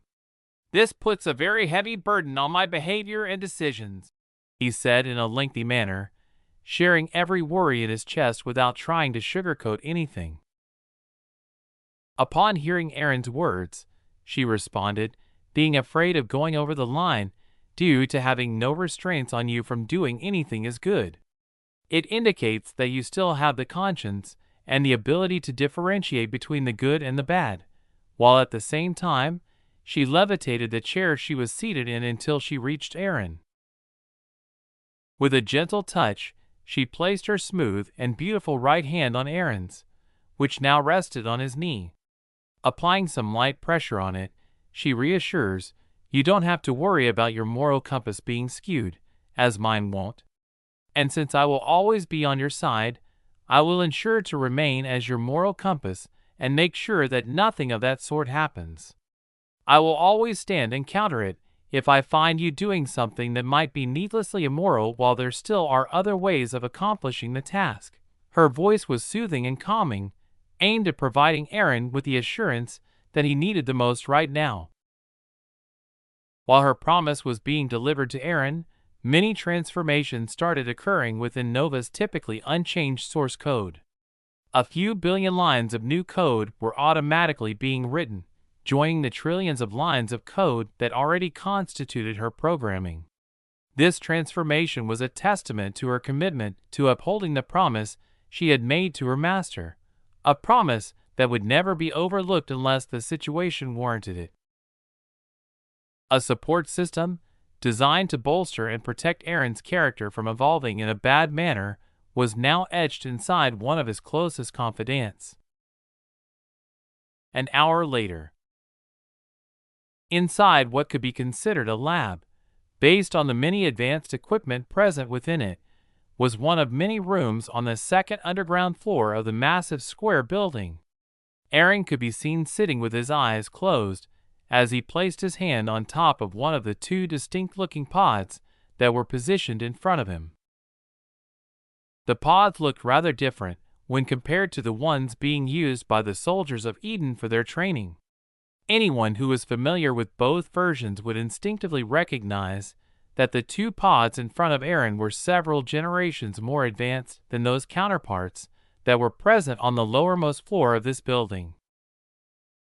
Erin's concentration was focused on etching intricate runes onto the two pods.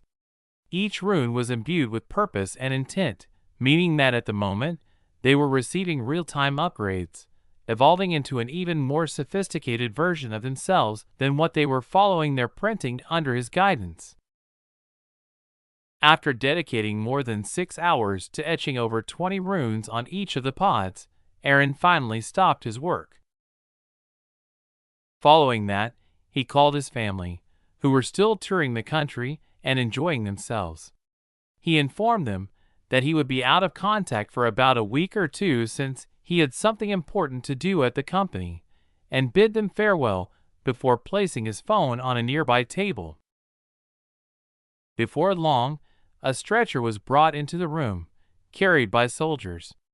Upon the stretcher lay Vladimir, who was in a semi-comatose. The soldiers carefully transferred his naked body into one of the pods.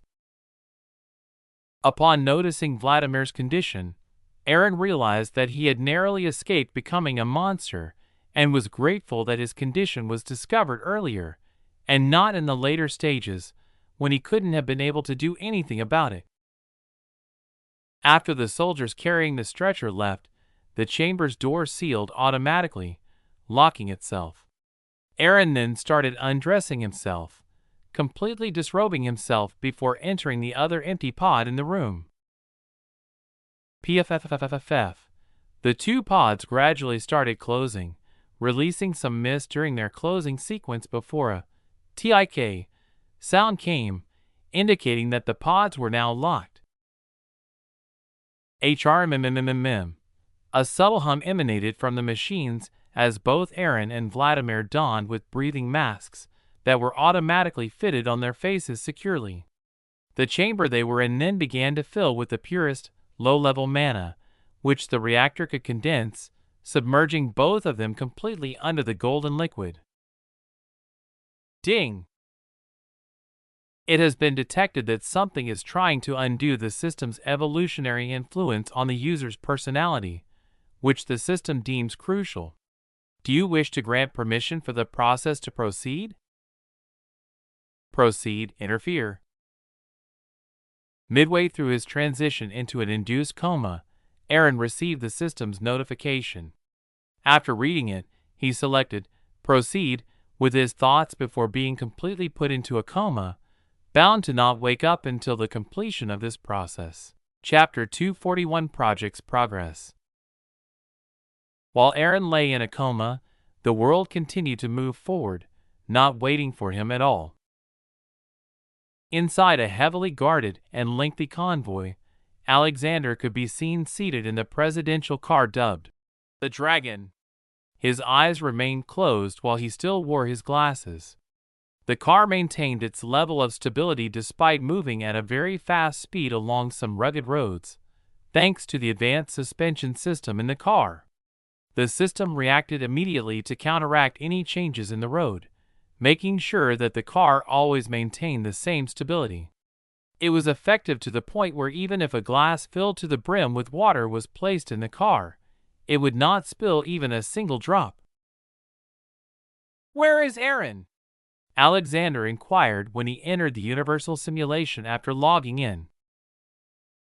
He won't be available for a week as he is undergoing treatment, Nova answered. Her tone was devoid of any ridicule or superiority, as was typical of her.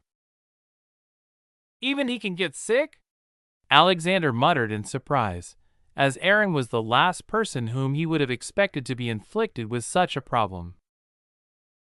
It's not an illness of that nature, but something different, Nova answered, correcting Alexander's assumption without disclosing any specifics about Aaron's condition. Please convey my well wishes to him, Alexander said, closing the topic. He knew that he was not to ask for any more details because if he was meant to know about it, he would have been informed about it when he had asked initially. Consider them delivered. Are you here to spend some time during the journey, or did you have something to talk about? Nova inquired after assuring him of the delivery of the news. A bit of both. Though not serious, I had some questions for either you or Aaron, and since I have nothing to do during this long journey, I thought, why not use this leisure time to ask my questions? He explained. Sure, go ahead, Nova said, waiting for him to pose his questions as if she knew nothing about it. Despite having the ability to access Alexander's brain data, she deemed this as a matter of privacy and thought that not doing so would be more respectful towards the people she was facing. To facilitate this, she went further as to even create a Sun, who was made responsible for monitoring the brain data of all those who logged into the VR, and would only alert Nova to take a look at their brain data when he deemed that it was something that she was supposed to know. How is the electricity project going on? Our current infrastructure can't provide consistent electricity for our citizens for no longer than a few days before we are forced to cut power for some places, and I need to address this or at least provide the citizens with a period within which this issue would be resolved. However, based on the briefing I received from my secretary regarding the infrastructure projects, the electricity project seemed to have made no substantial progress. The reports only say of transformers being installed outside the city, and no construction was taking place other than that, at least from what I know about it so far. Could you shed some light on this? Alexander inquired directly, not going over a roundway or anything, clearly aware that the one in front of him was an AI whom Aaron trusted the most, and she possessed all the information he needed. You don't have to be worried about that. With the completion of the transformers in those cities, the project has now reached 77% completion and should be fully operational within a month, Nova assured. Really? But how do you plan to transmit the power to those transformers? I don't remember any mention of towers being built for high-voltage cables to be connected to the transformers. Are you considering wireless transmission? Alexander asked. Although someone else might think that he was joking, he surely wasn't. From the moment he received the glasses and had feasted his eyes with Aaron's military tech, he knew that if anything as absurd as that could be made, then he even considered them already having done so, hence his question. That technology you mentioned is still in the research phase. And no, we aren't transferring it using high-voltage cables too. Rather, we are using an underground system, Nova answered. At the same time, she teleported him to the vicinity of the carbon copy of Eden, highlighting the ongoing underground constructions for power transmission. The spectacle that unfolded before Alexander was magnificent. They were merely digging a hole and settling with that to be used later for the installation of the cables. The machines were creating a 20-meter radius tunnel, not the usual digging machines, but atomic printers, and they were disintegrating the earth in front of them, while simultaneously capturing it and compacting it between the atoms of the surrounding tunnel walls, strengthening them to such a higher level that even concrete and rebars would feel jealous. Concurrently, as the tunnel was being excavated, it was also accommodating the construction of 3 distinct-looking massive pipes that filled the void. These pipes grew longer with each passing moment, matching the length of the tunnel that was being dug. Are you eventually going to pass the cables through the pipes? Alexander asked after regaining his composure from being stunned by the fact of something of such a magnitude project happening in his country without him having any prior information about it at all. No, one pipe is designated for electricity, while the other one is for sewage, and the last one is for clean water, she replied with assurance. Also, you don't have to be concerned about any leaks from these pipes and potentially causing a disastrous mixing. That won't happen as these pipes are composed of a new material with remarkable damage-healing properties. Also, with the completion of this project, we will have the same printing machines, but it would be their smaller versions that would pass through the tunnels to make sure no crack happens, and since it would detect any cracks starting from their atomic level before they could reach a stage of leaking, these smaller printers would immediately patch them, she added after expecting a question about it from him. Wow, he explained upon hearing the explanation, once again coming to a realization that they had truly thought about everything that could possibly go wrong and had even prepared a countermeasure for such challenges. Do you want to see the progress of other projects too? Nova asked the dumbfounded president. If it's possible, then please. Everything that I know about these projects is solely based on the reports I have read and the presentations from the assistant Aaron gave me. Alexander responded, not trying to hide the excitement in his tone. Of course, let me guide you through, Nova said before she teleported him through various presentations of the ongoing projects within the Universal simulation, using a bit of her power to entertain the president, while the rest of her computational abilities were directed at monitoring every bit of incoming data from the pod, ensuring that she was scrutinizing every bit of it, making sure that nothing happened out of her calculations. Chapter 242, Calling Home. Meanwhile, within the pod. Ding! A suitable environment for evolution has been discovered. Initiating system evolution. Those prompts were being displayed to the currently comatose Aaron, who remained unaware of anything that was happening to him. The mana inside the pod began to be absorbed by every pore of his body, being depleted as fast as it was being replenished, forcing Nova, who was alerted by the situation, to immediately increase the amount of mana that was being sent to the pod, which ultimately resulted in Aaron's body to start absorbing the incoming mana even faster. This started a game of filling and refilling like an endless well, as Aaron, his body continuously absorbed the incoming mana. Nova had a hypothesis of what was happening.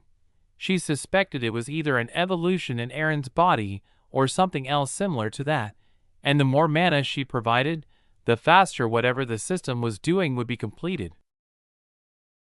She didn't try to intervene in it all, as she knew if she stopped it, harm could befall Aaron. She also didn't try to stop it because she didn't know what might have triggered the system's evolution. She was afraid that if she tried to stop it, Aaron might forever miss the opportunity for this process to occur once again. She trusted that the system was doing it for Aaron's best interest, as every single one of its actions for Aaron had been motivated by that intention. Even the personality reconfiguration that it had initiated by itself, which Aaron was in the process of reversing at the moment, was also something that would have been of great benefit to Aaron, who didn't want such a thing to happen to him, as he wanted to evolve his personality naturally, and not through artificial means, as that was one of his most sacred things if one counts it together with his soul. He found it unacceptable to manipulate this core aspect of himself without even being aware of such a change being done to him, though he acknowledged this being hypocritical, as he had conducted similar changes to the soldiers in his forces as well. However, the only difference that lay here was that the soldiers remained oblivious to the process, assuming it was a result of the training they had undergone. But also, the changes they faced were not as massive of a change in personality when compared to what Aaron would have experienced if the system had managed to complete its process of changing Aaron's personality. FBI Headquarters. Inside the research laboratories of the headquarters, a team of scientists could be seen engrossed in scrutinizing the data they had gotten from the machine after almost a month of spending time with it. Any significant discoveries from studying the machine from the past month? Peter queried after he entered the lab, interrupting the researchers who were amidst doing their tasks. We haven't gotten any more beyond what we have already shared with you. To delve deeper, we would need your permission to let us break it apart to thoroughly investigate what exactly it is made up of. Tom, the lead scientist of this project, responded, indicating that no more information could be gathered just through observation after how much they already had. And what about our attempts to break into its system? Did any of our breach programs manage to break the password even once? Peter inquired, ignoring the previous request. As you know, after powering it on the day you delivered it to us, it showed a new operating system that required a password to access the computer.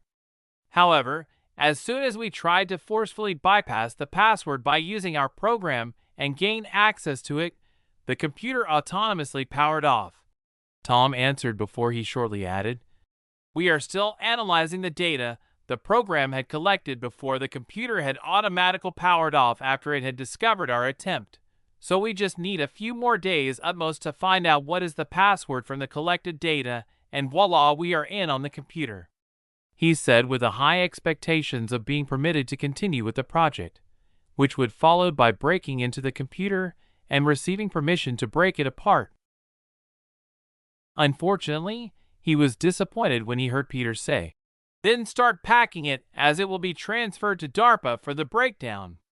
They possess all the necessary advanced equipment and tech to accomplish the task. You have until tomorrow morning to have it ready for transportation," before he started walking to the exit, clearly trying to leave the room. "Why send it all the way to DARPA when we have the appropriate equipment to do the same task?"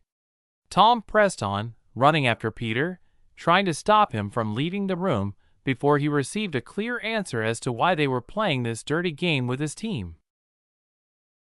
"DARPA can achieve the task faster since they have the equipment to accomplish it.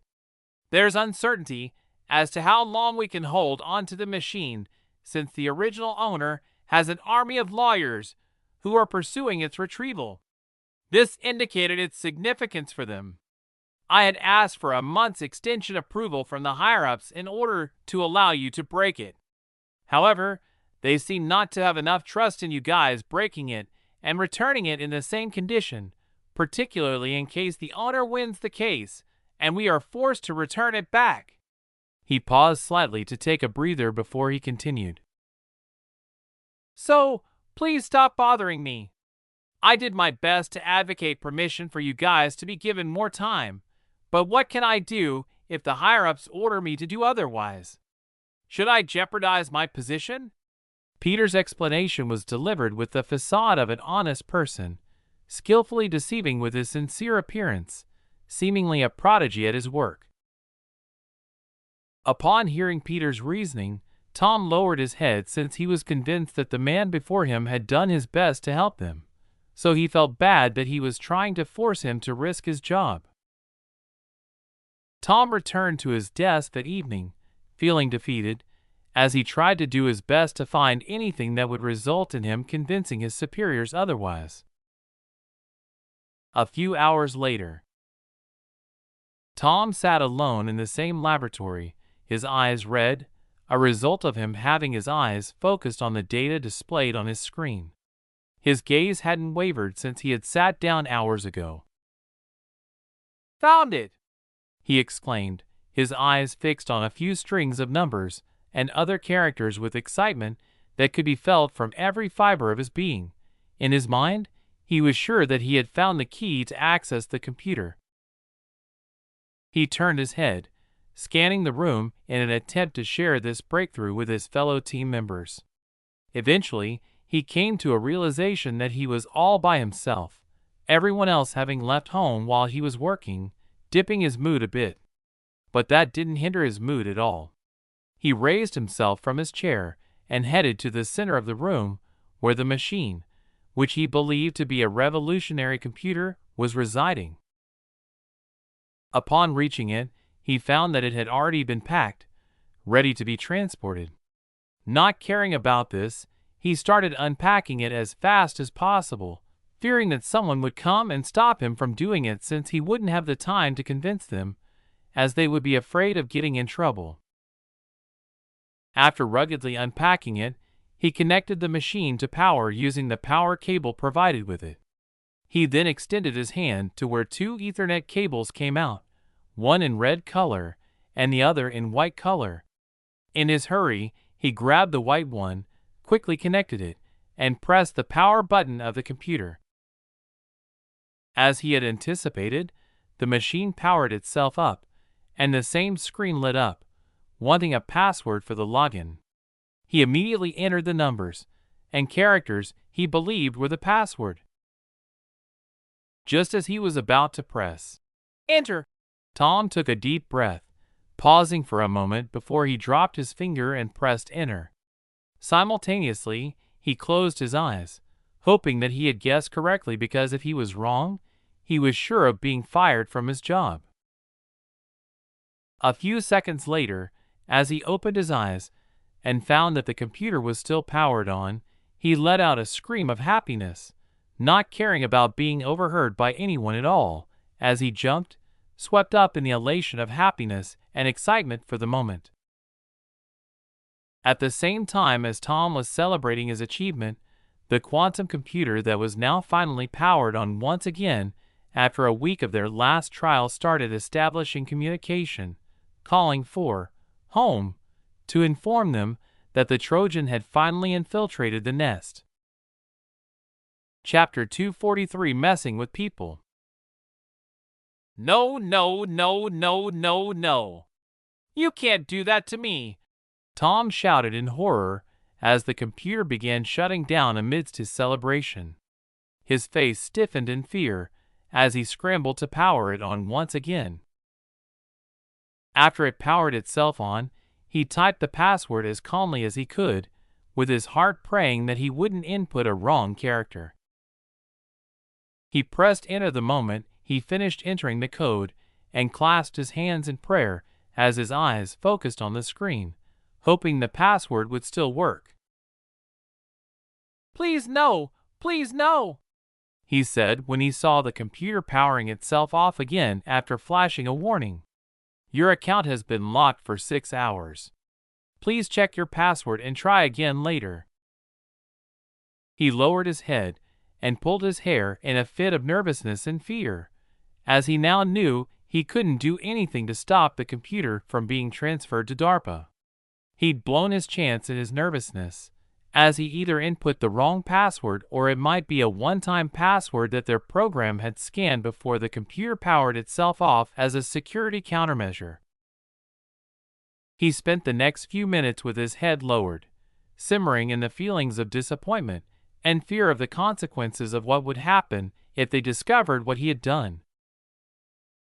Upon thinking of what to do, he immediately realized that he was working for the FBI, the second best agency at covering things up, behind only the CIA, so he immediately stood up and started tidying up the mess he had made. First, he collected the pieces he had ripped from the computer when he wanted to power it on. Then he disconnected the power cable, but as he moved to disconnect the Ethernet cable, he stiffened for a moment and famous last words came from his mouth.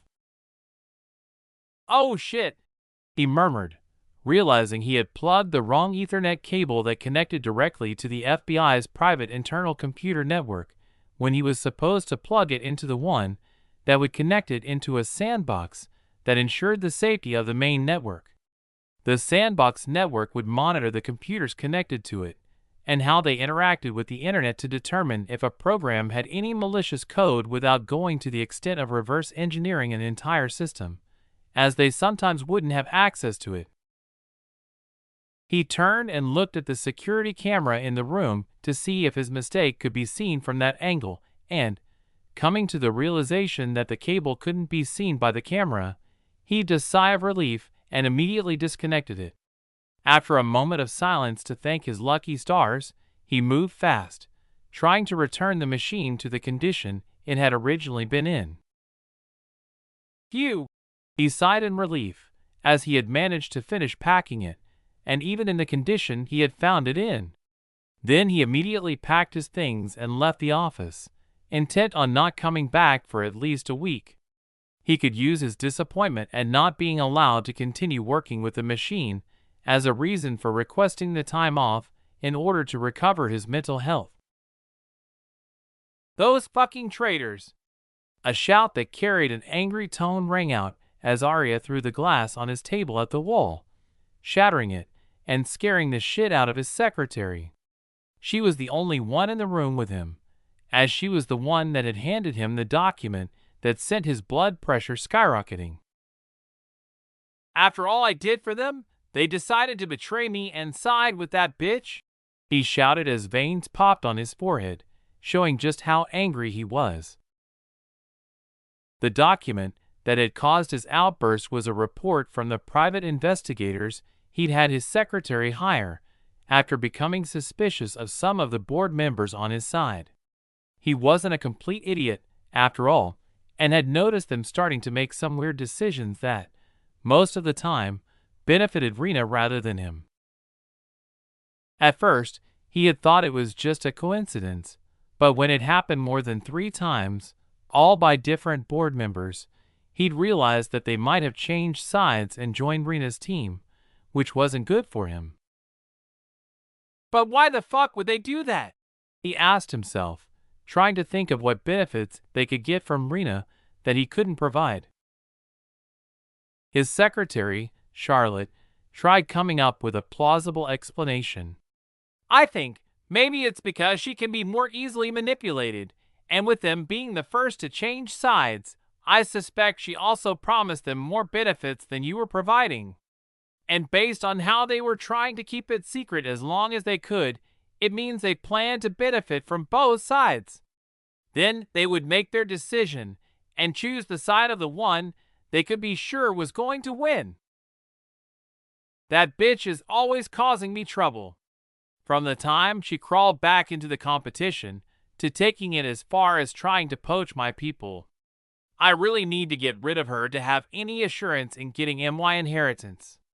Looks like it's time I let loose and deal with her once and for all, he said, still in his angry state as he maintained eye contact with his secretary. Should it be a warning or an elimination? Charlotte asked, just to be sure. I don't want this to be a recurring thing, so go all the way. We have someone that'll do that for us, right? He said, this time with a smile as if he was ordering pizza. Yes, sir, Charlotte said and left the office, going directly to her office and removing a brand new burner phone from her desk, then dialing a number after powering it on. Terry and Katrin were having sex in the room that she had once warned him about going into. She had threatened that, if she caught him snooping, she would shoot him, but it appeared that during the time they'd spent together, her threat was now invalid.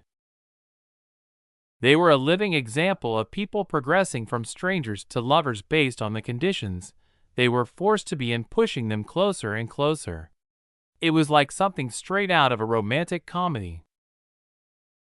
Just as Terry was about to climax, they were interrupted by the ringing of his phone.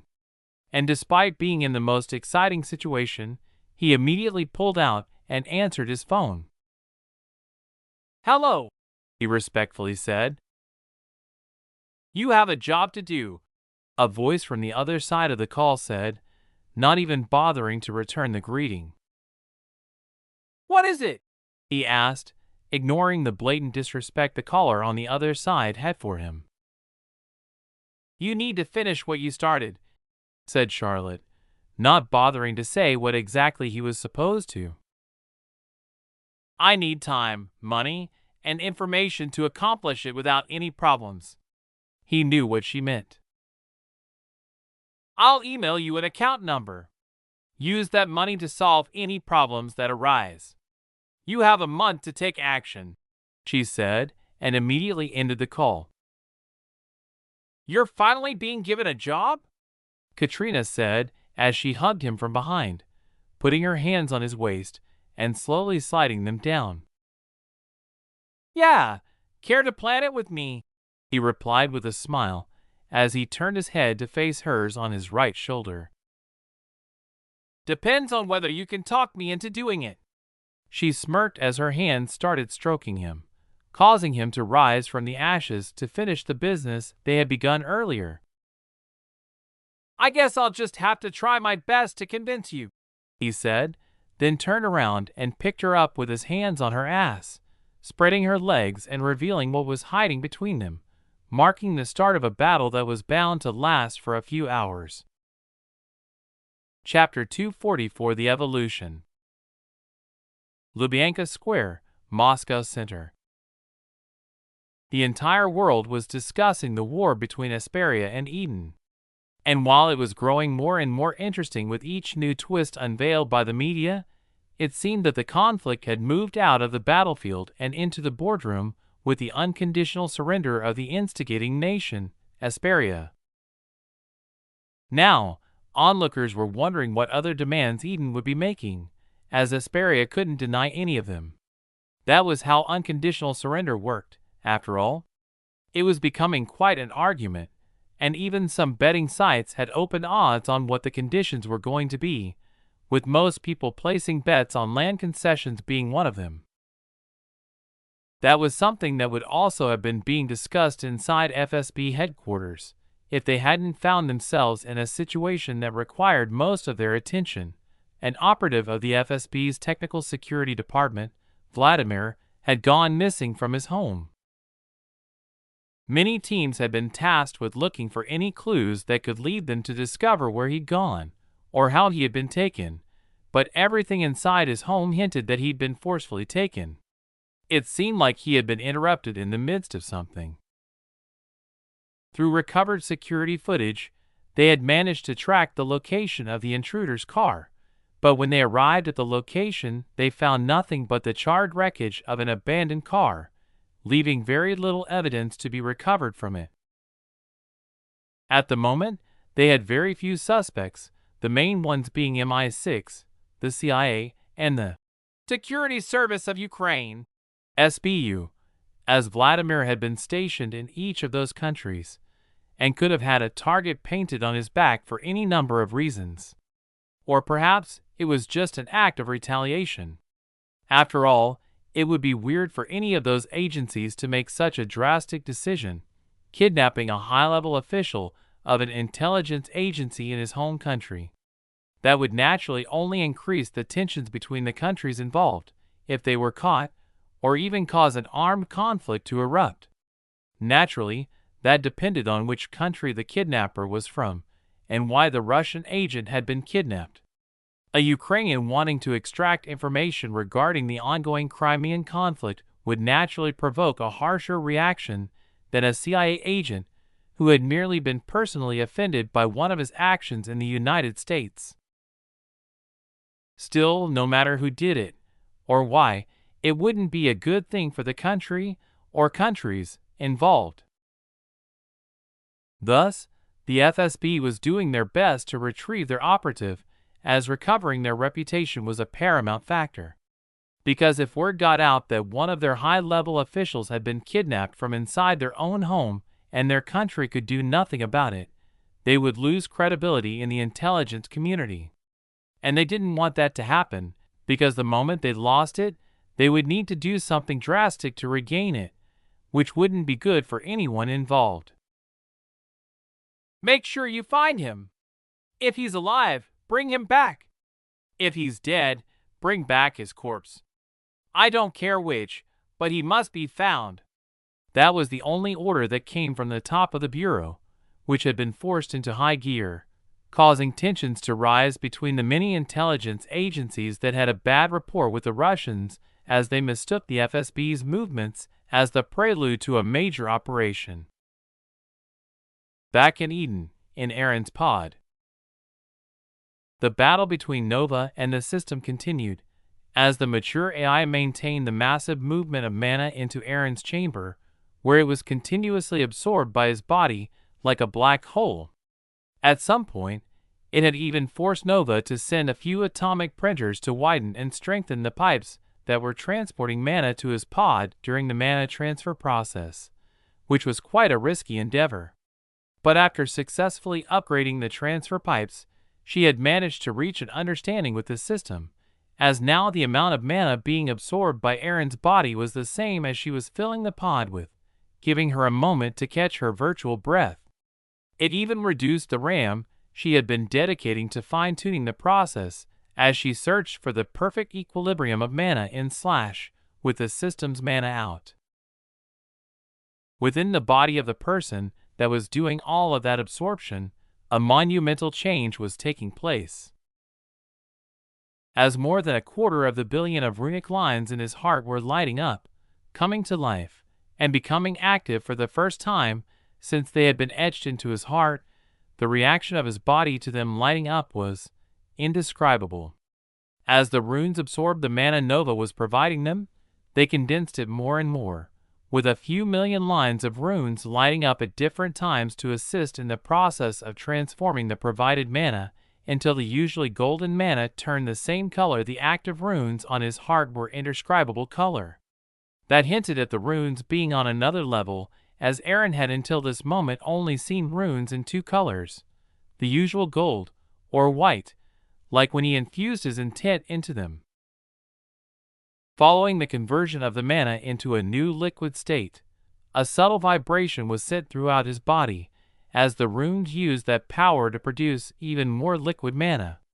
And along with the shaking, all of the foreign parts of the system that had assimilated themselves throughout Aaron's body separated and hovered above him, soon joined and covered by the condensed and converted liquid.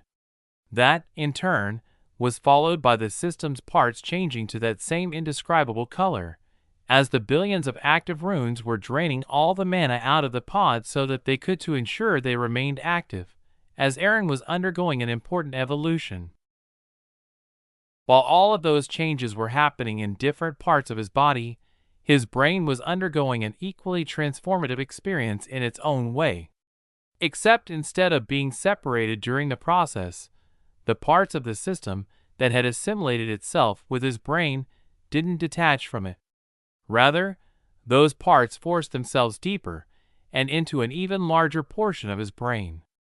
The runes, the active ones, at least, seemed to have a mind of their own that allowed them to go through the evolution process while still part of Aaron's brain, which had quite a magical result.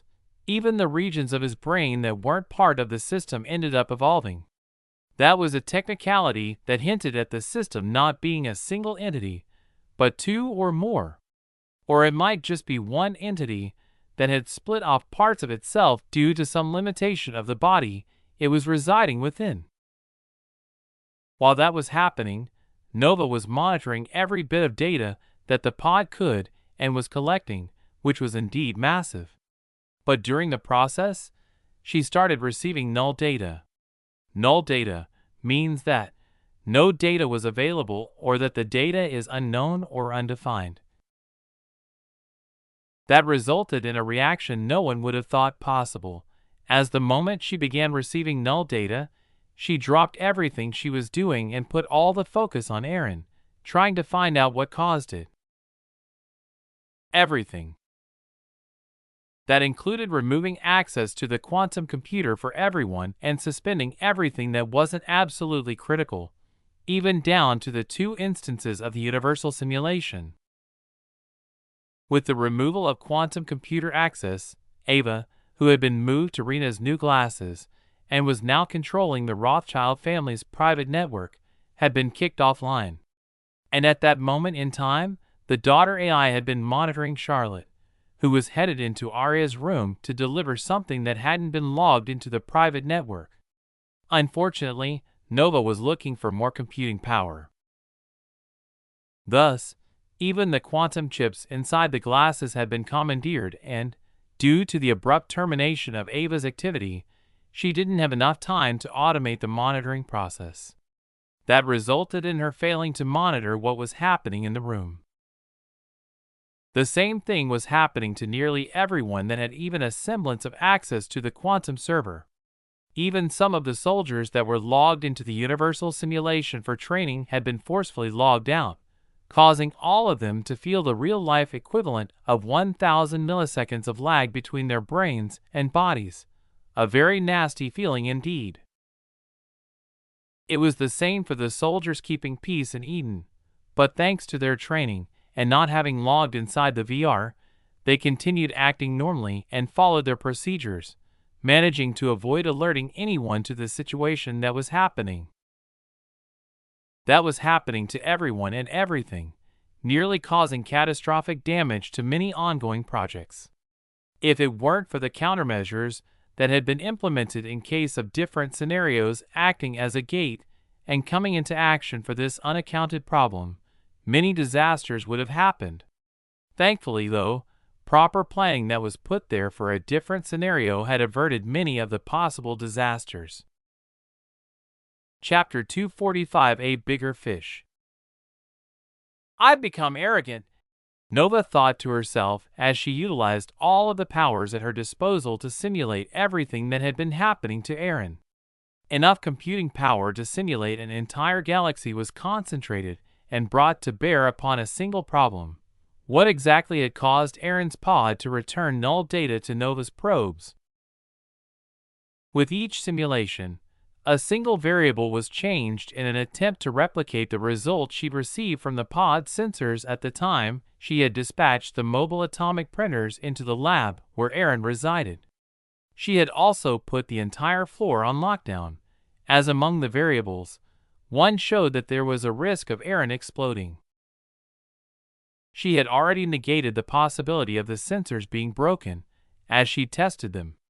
The result of her tests assured her that the sensors were working perfectly, leaving only one possibility. The number of things happening inside his body was so high that the sensors had been overwhelmed.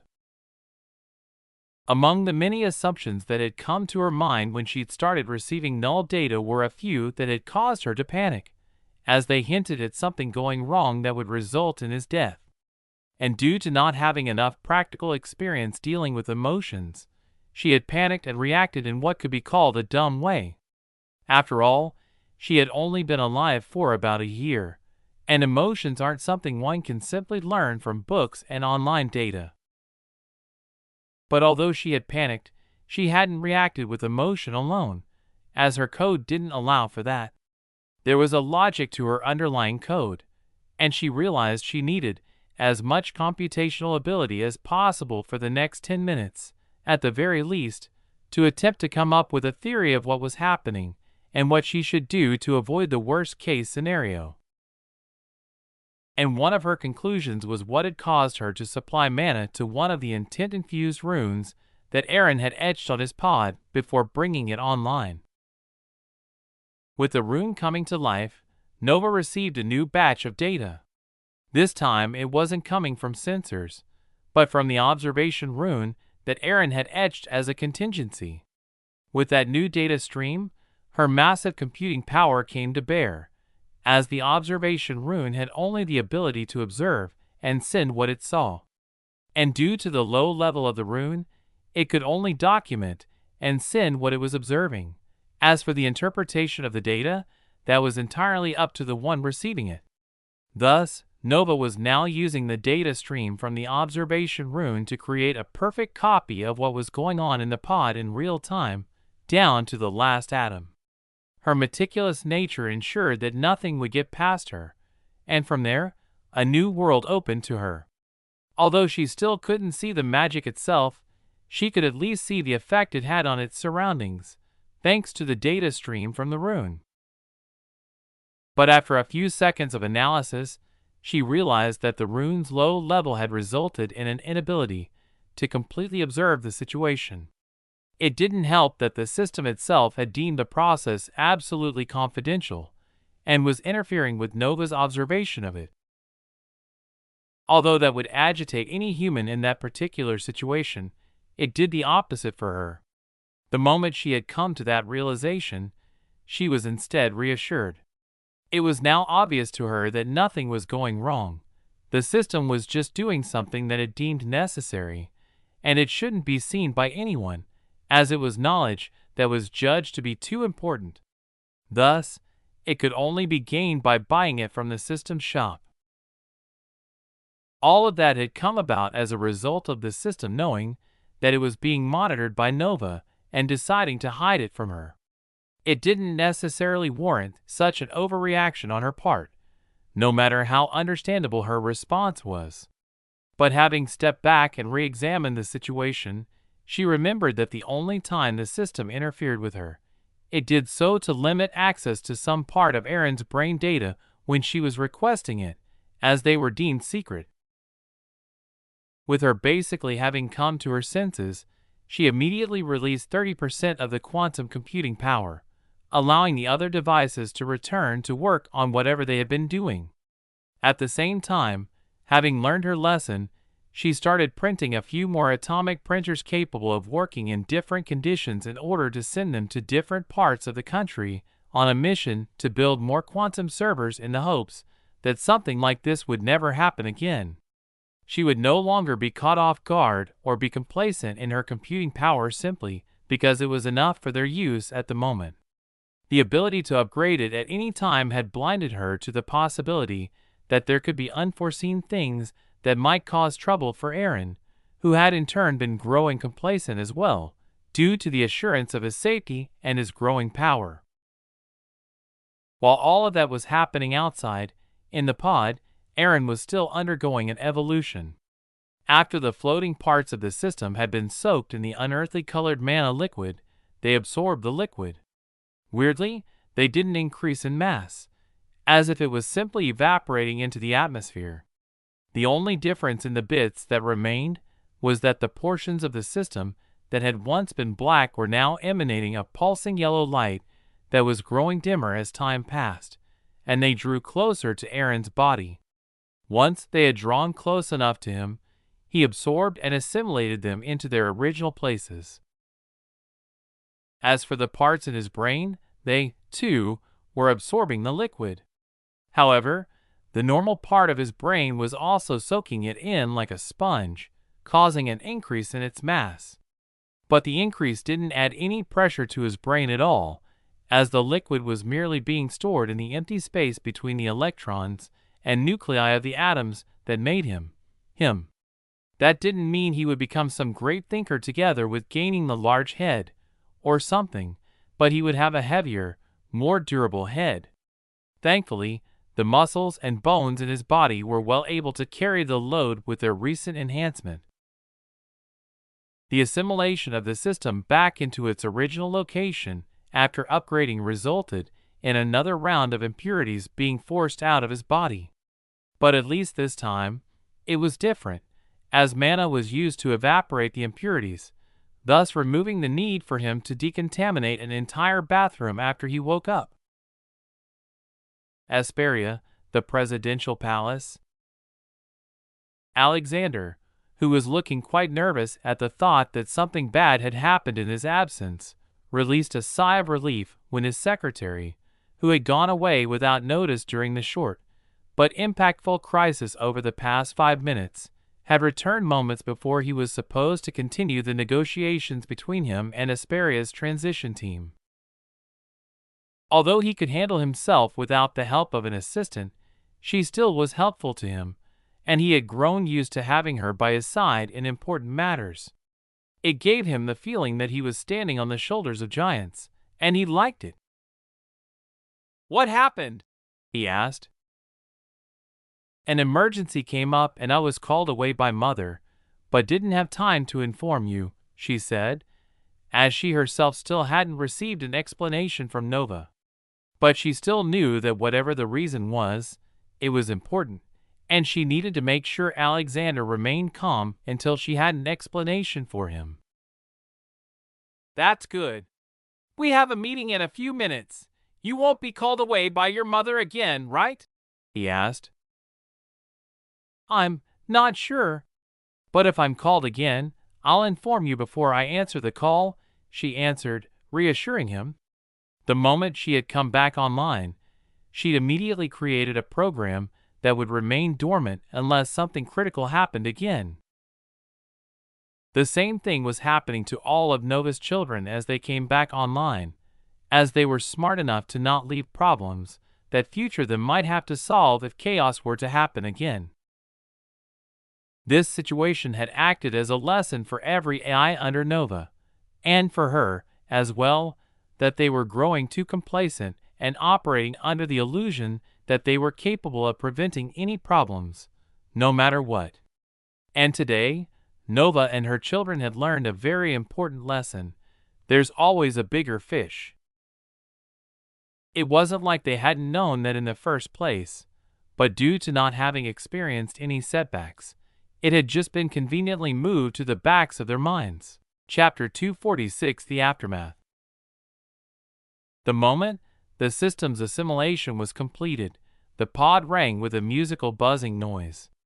The rhythm of Eren's heartbeat was disrupted, but immediately mended by the runes, resulting in it beating with more vigor than before. Then, the billions of runes that had been active through the process dimmed and reduced the rate at which they had been absorbing mana, prompting Nova to reduce the amount of mana that was being fed into the pod. With the continual dimming of the runes and the reduction in mana intake, it soon stabilized, and the frantic absorption of mana was over. That told Nova that whatever the system had been doing was over, and she released the excess computing power to continue whatever it had been tasked with before, resuming the 2 universal simulation instances that she'd suspended and the rest of the tasks that were still ongoing. That didn't mean that her abrupt termination of all of the tasks hadn't been resumed without any problems, as Aaron had lost more than $7 billion in the stock market due to the interruption in the high-speed transactions and monitoring of the stock market. It was her first loss since she had begun trading and, hopefully, would be her last. She immediately scanned his body using the sensors in his pod and documented the changes, sending the data to the researchers in Lab City. They had no idea at all of what had happened, only that there was a loss of a few seconds of backup. Those that didn't constantly save their work were confused, while those that were lucky enough to have saved in the seconds leading to the unplanned shutdown were oblivious. Thus, Nova stepped in to help recover the lost data. Thanks to her demigod status within the universal simulation, the recovery went well, and she stepped back to allow them to continue as usual without further interference. From her scan, she realized that their plan had been terminated and couldn't be continued, since his body had undergone so many changes, including his brain, and she would need a new scan in order to know what exactly had changed. From there, they would know if they had to redo the removal of the system's influence, or if their actions before the upgrade were enough. There was also the possibility of conflicts arising that would cause future problems for Aaron. All of that would be done later, but for now, she suspended the project and let him continue sleeping until his body naturally woke up, which would indicate to her that it was safe to log him in the universal simulation. That would be for the best, as his body knew itself the best, even better than Nova did, in fact. Her actions could have, and might already have, caused some issues in his personality and mental health. And Aaron with a split personality or antisocial personality disorder would be an absolute disaster, not only for her, but for the entire world as well. Thankfully, she had terminated the curing process the moment she discovered the abnormality in the data she was receiving from her sensors. As for the pod near Aaron that contained Vladimir, the healing process had been complete for a while. But he had been left laying in the pool of mana with peace of mind, which didn't last for long as Nova immediately injected the gene serum into him and logged him back into the universal simulation to finish the last parts of his re-education therapy. That would be followed by refresher training in his field before Aaron and Nova decided what to do with him. She wouldn't log Aaron back into the universal simulation until she was assured that no new abrupt changes would occur with him. Terry seemed to have successfully convinced Katrina to assist him, as they were planning their next course of action.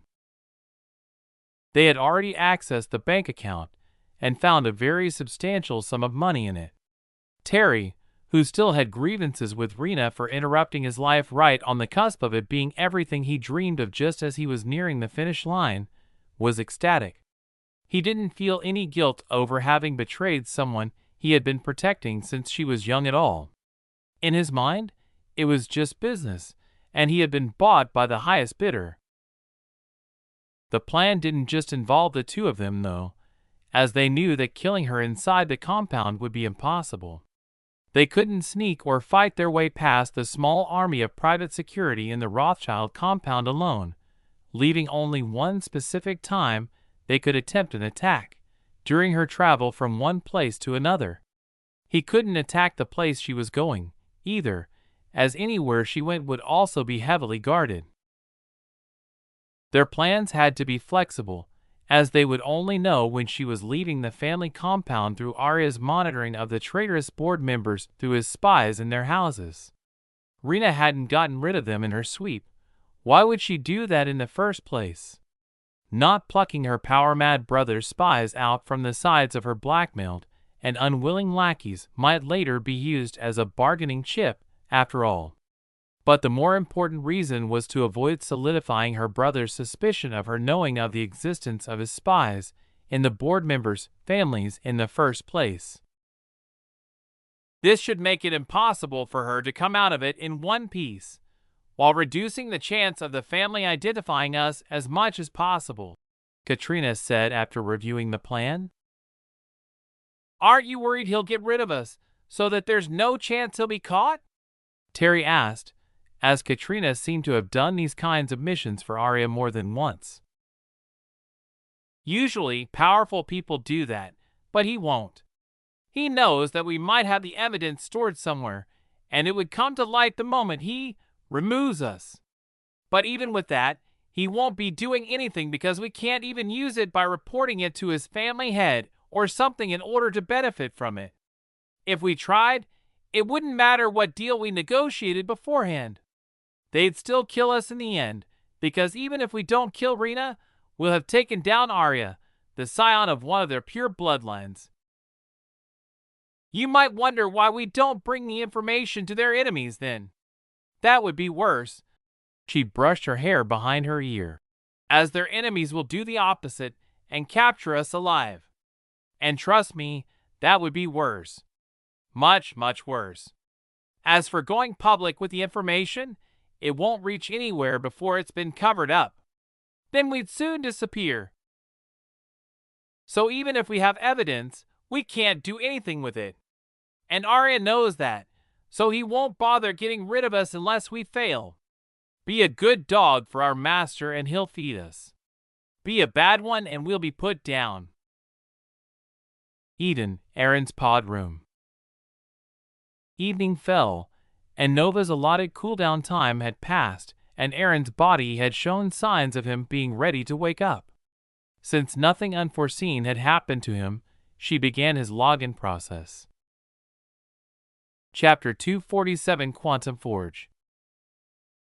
It took Nova slightly longer to log Aaron in, since she needed to upgrade the sequence to fit his newly restructured brain before she could log him in. Arg! Aaron woke up feeling as if he had slept for more than a year. His body felt very heavy as he placed his hand on his forehead and sat up. Nova had refrained from making him feel refreshed, since she didn't have the complete upgraded brain data, and doing something without it would be like firing an arrow as a blind person.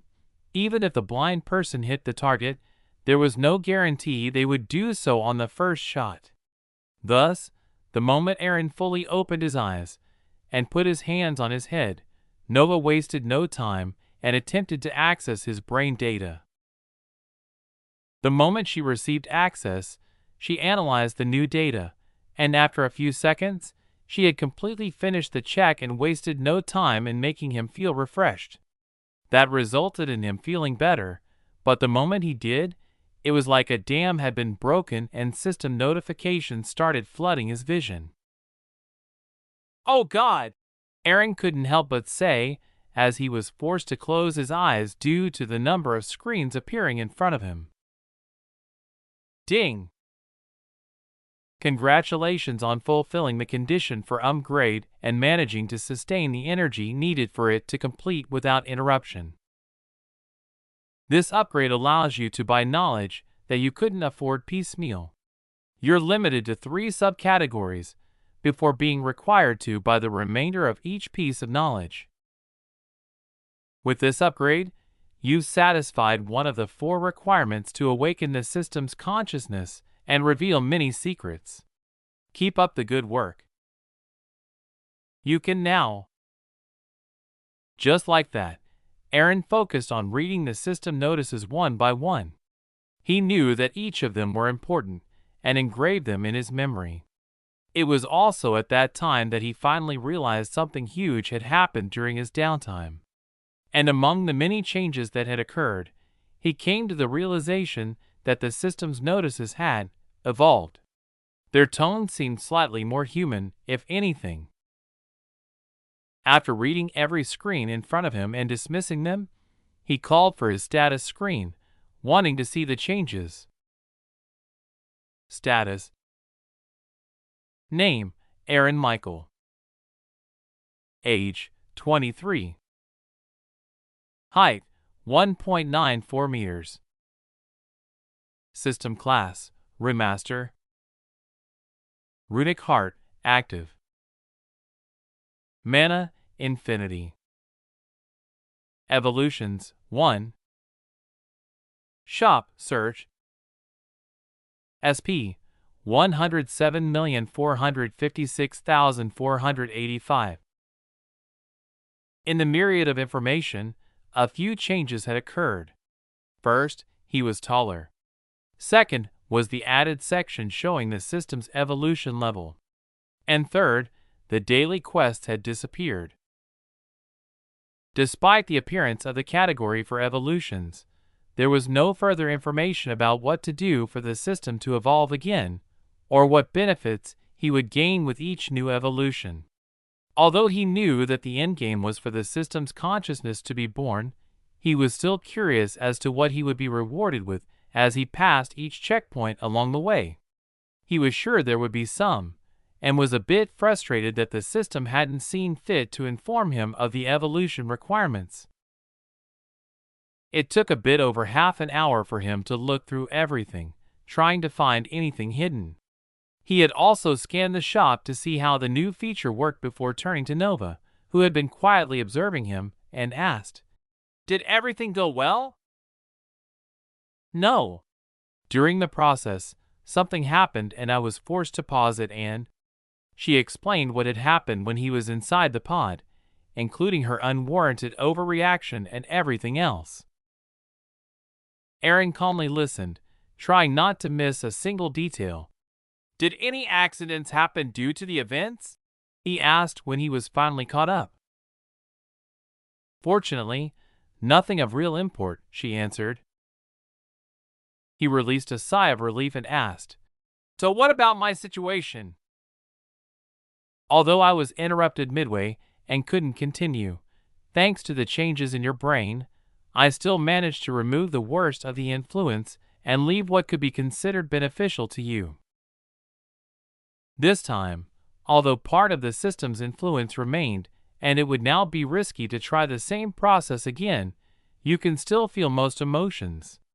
But you can also be ruthless when it's needed without having to deal with the heaviest brunt of doing such things, although a few things will still affect you," she explained.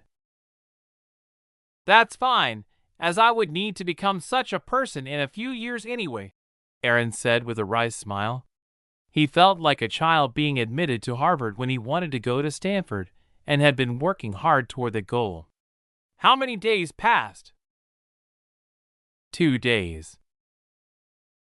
"So what are we going to do for the next 5 days my body will be sleeping?" He needed to know if their previous plan was still viable, or if the interruption was going to cause any deviations. "We can follow the previous plan. We might even finish it faster, since with the evolution of your brain, we can do nearly everything at double the speed," Nova said, and immediately teleported Aaron to a large time bubble with 30 times increased dilation. She began feeding his brain the knowledge she thought was important for him, like the combat art she had developed with his capabilities in mind. Just like that, a sadistic child AI was created specifically to oversee his assimilation and training. The new AI had no respect for him, or anything at all, for that matter. Her only concern was to ensure that he practiced everything combat or war-related that Nova had assimilated into his memory. A man with monstrous brainpower, monstrous knowledge, and monstrous combat abilities was being forged in the fire of quantum qubits. While that was happening, Vladimir was undergoing therapy that was going quite well for him, as the healing rune that was on his pod had managed to soften the trauma, and he could be said to have been reborn as a new man.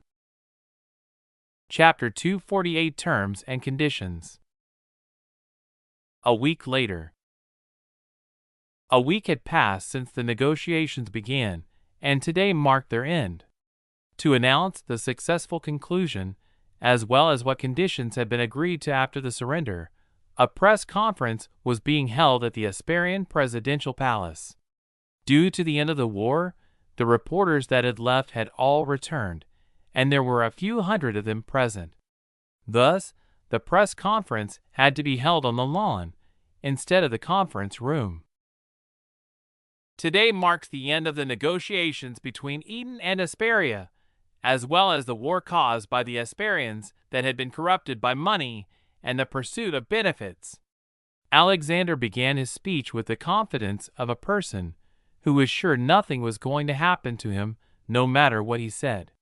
But despite that, he still didn't put the blame on the citizens of the country. Instead, he only blamed the politicians who were behind the decision.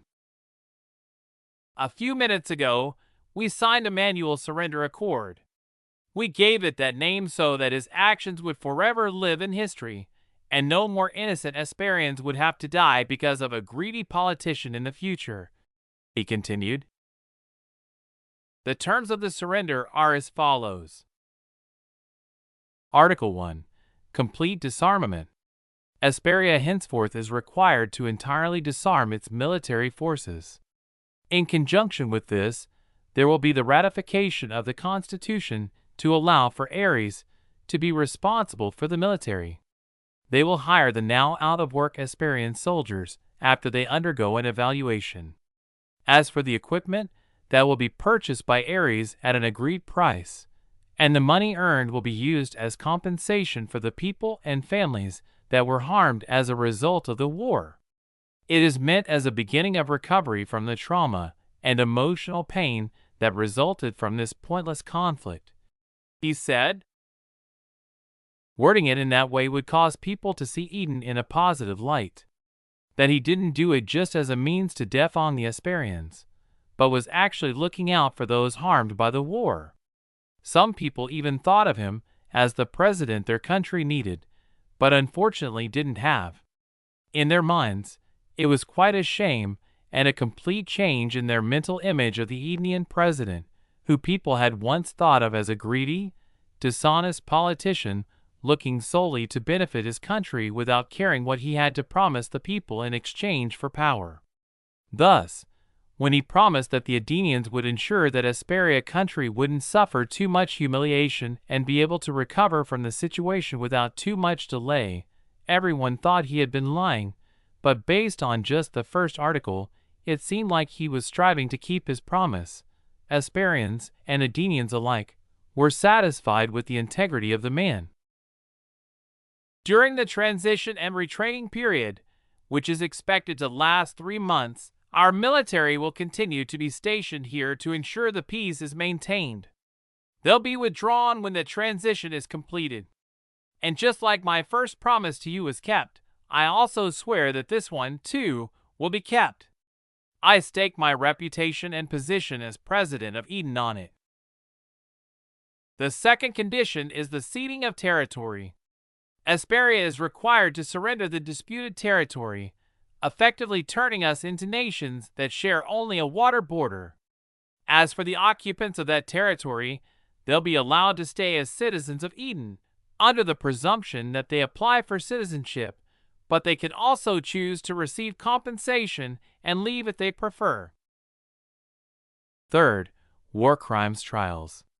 The leaders and individuals responsible for war crimes will be subject to prosecution and punishment, up to and including execution, should the court deem their actions severe enough to warrant it.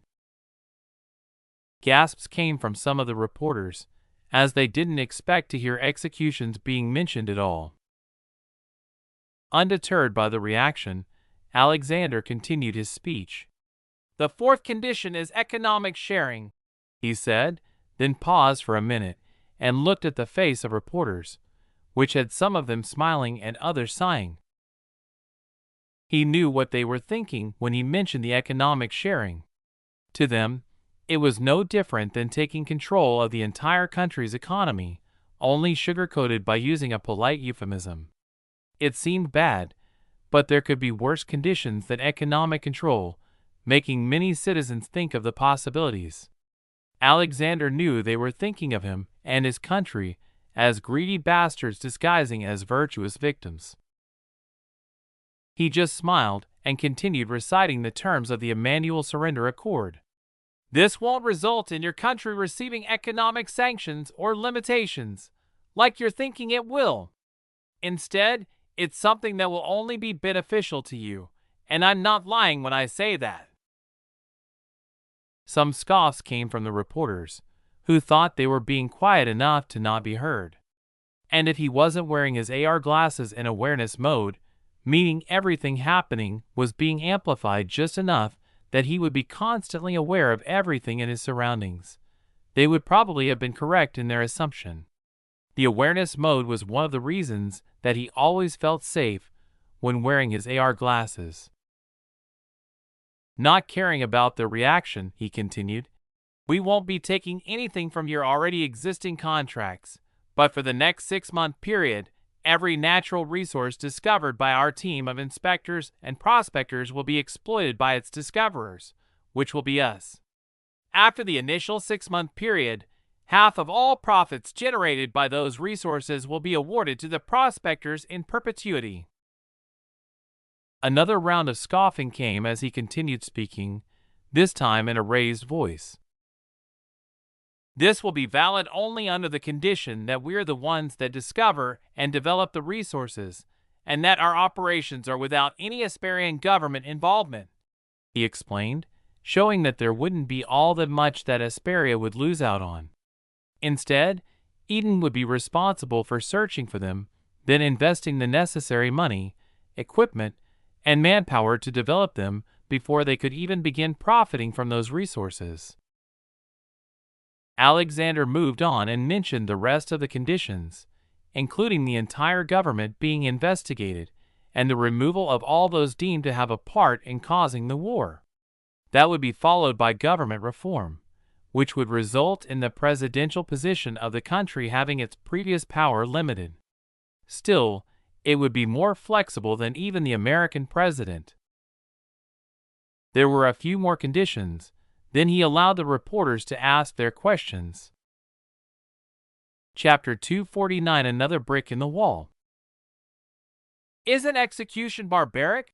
asked a CNN reporter, trying to highlight the moral aspect of it while showing how uncivilized a country that came with that condition was. Alexander wasted no time with his answer. "For a country that etched into its constitution the equality of every person, doesn't that also mean that a life is equal to a life? So what should the punishment of a person responsible for the death of more than 5,000 people when it wasn't warranted or justified be?" he asked, instead of giving an answer. "It's inherently immoral and reduces society to the level of the criminal," the reporter replied, still believing that she was right and had the moral high ground. Alexander just smiled and said, "That might be true for you, or even your country, but our Constitution explicitly states that the equality of man means that a life is equal to a life.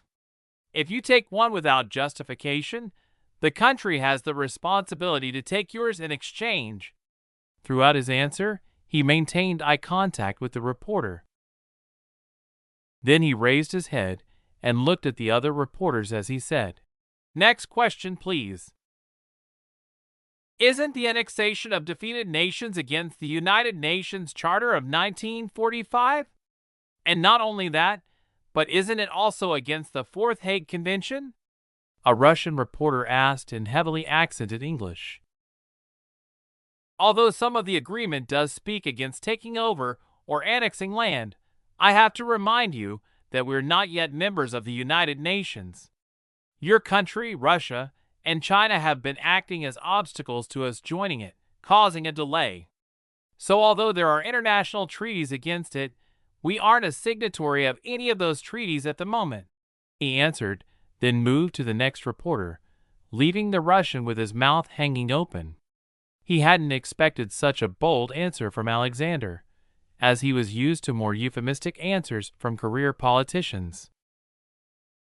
"Isn't the disarmament of Asparia just a means for Eden to have indirect, but powerful influence there, despite it not being explicitly written in the accord?" a BBC reporter asked.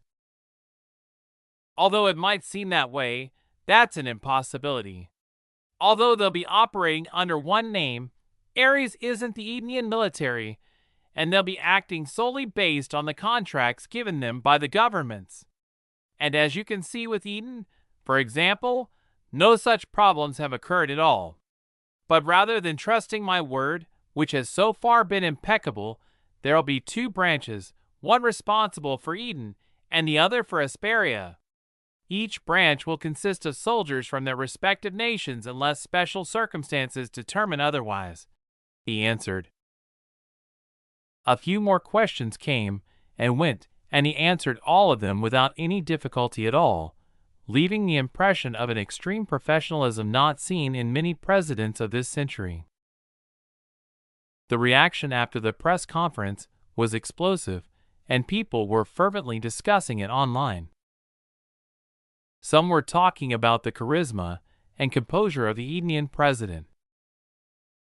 An habitual war supporter, damn, that guy has the charisma of a nation behind his back. I mean, look at how he answered those questions. It was like he knew what they were going to ask.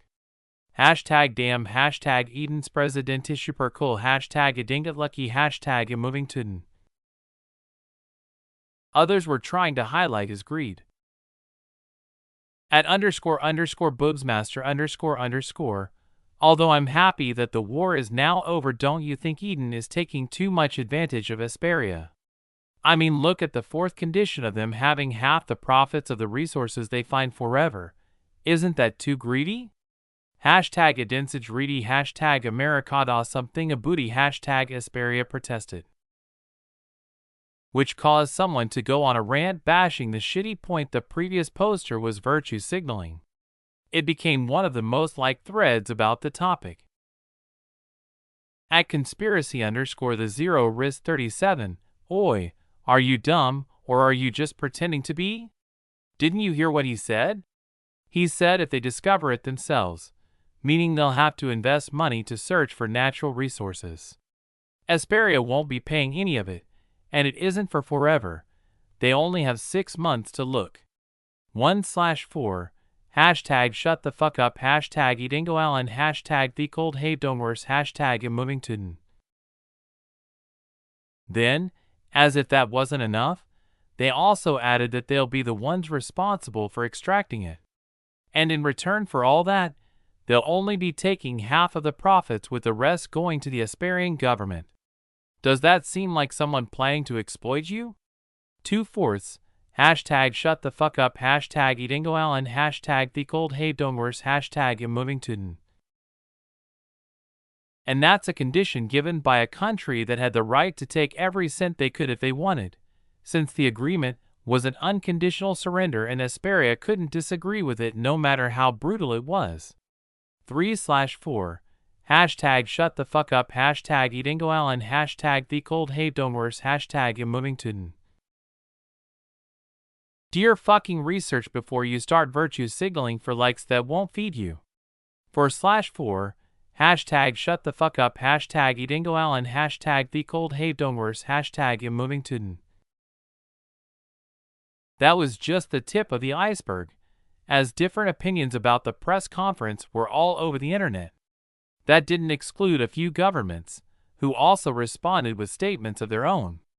The Chinese and Russian foreign ministries, in particular, were forced to make announcements by the answers Alexander had given the press.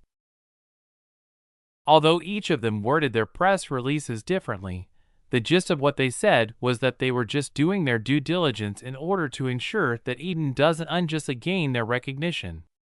After all, they had previously been a rather corrupt and brutal dictatorship, and the UN General Assembly didn't need another one.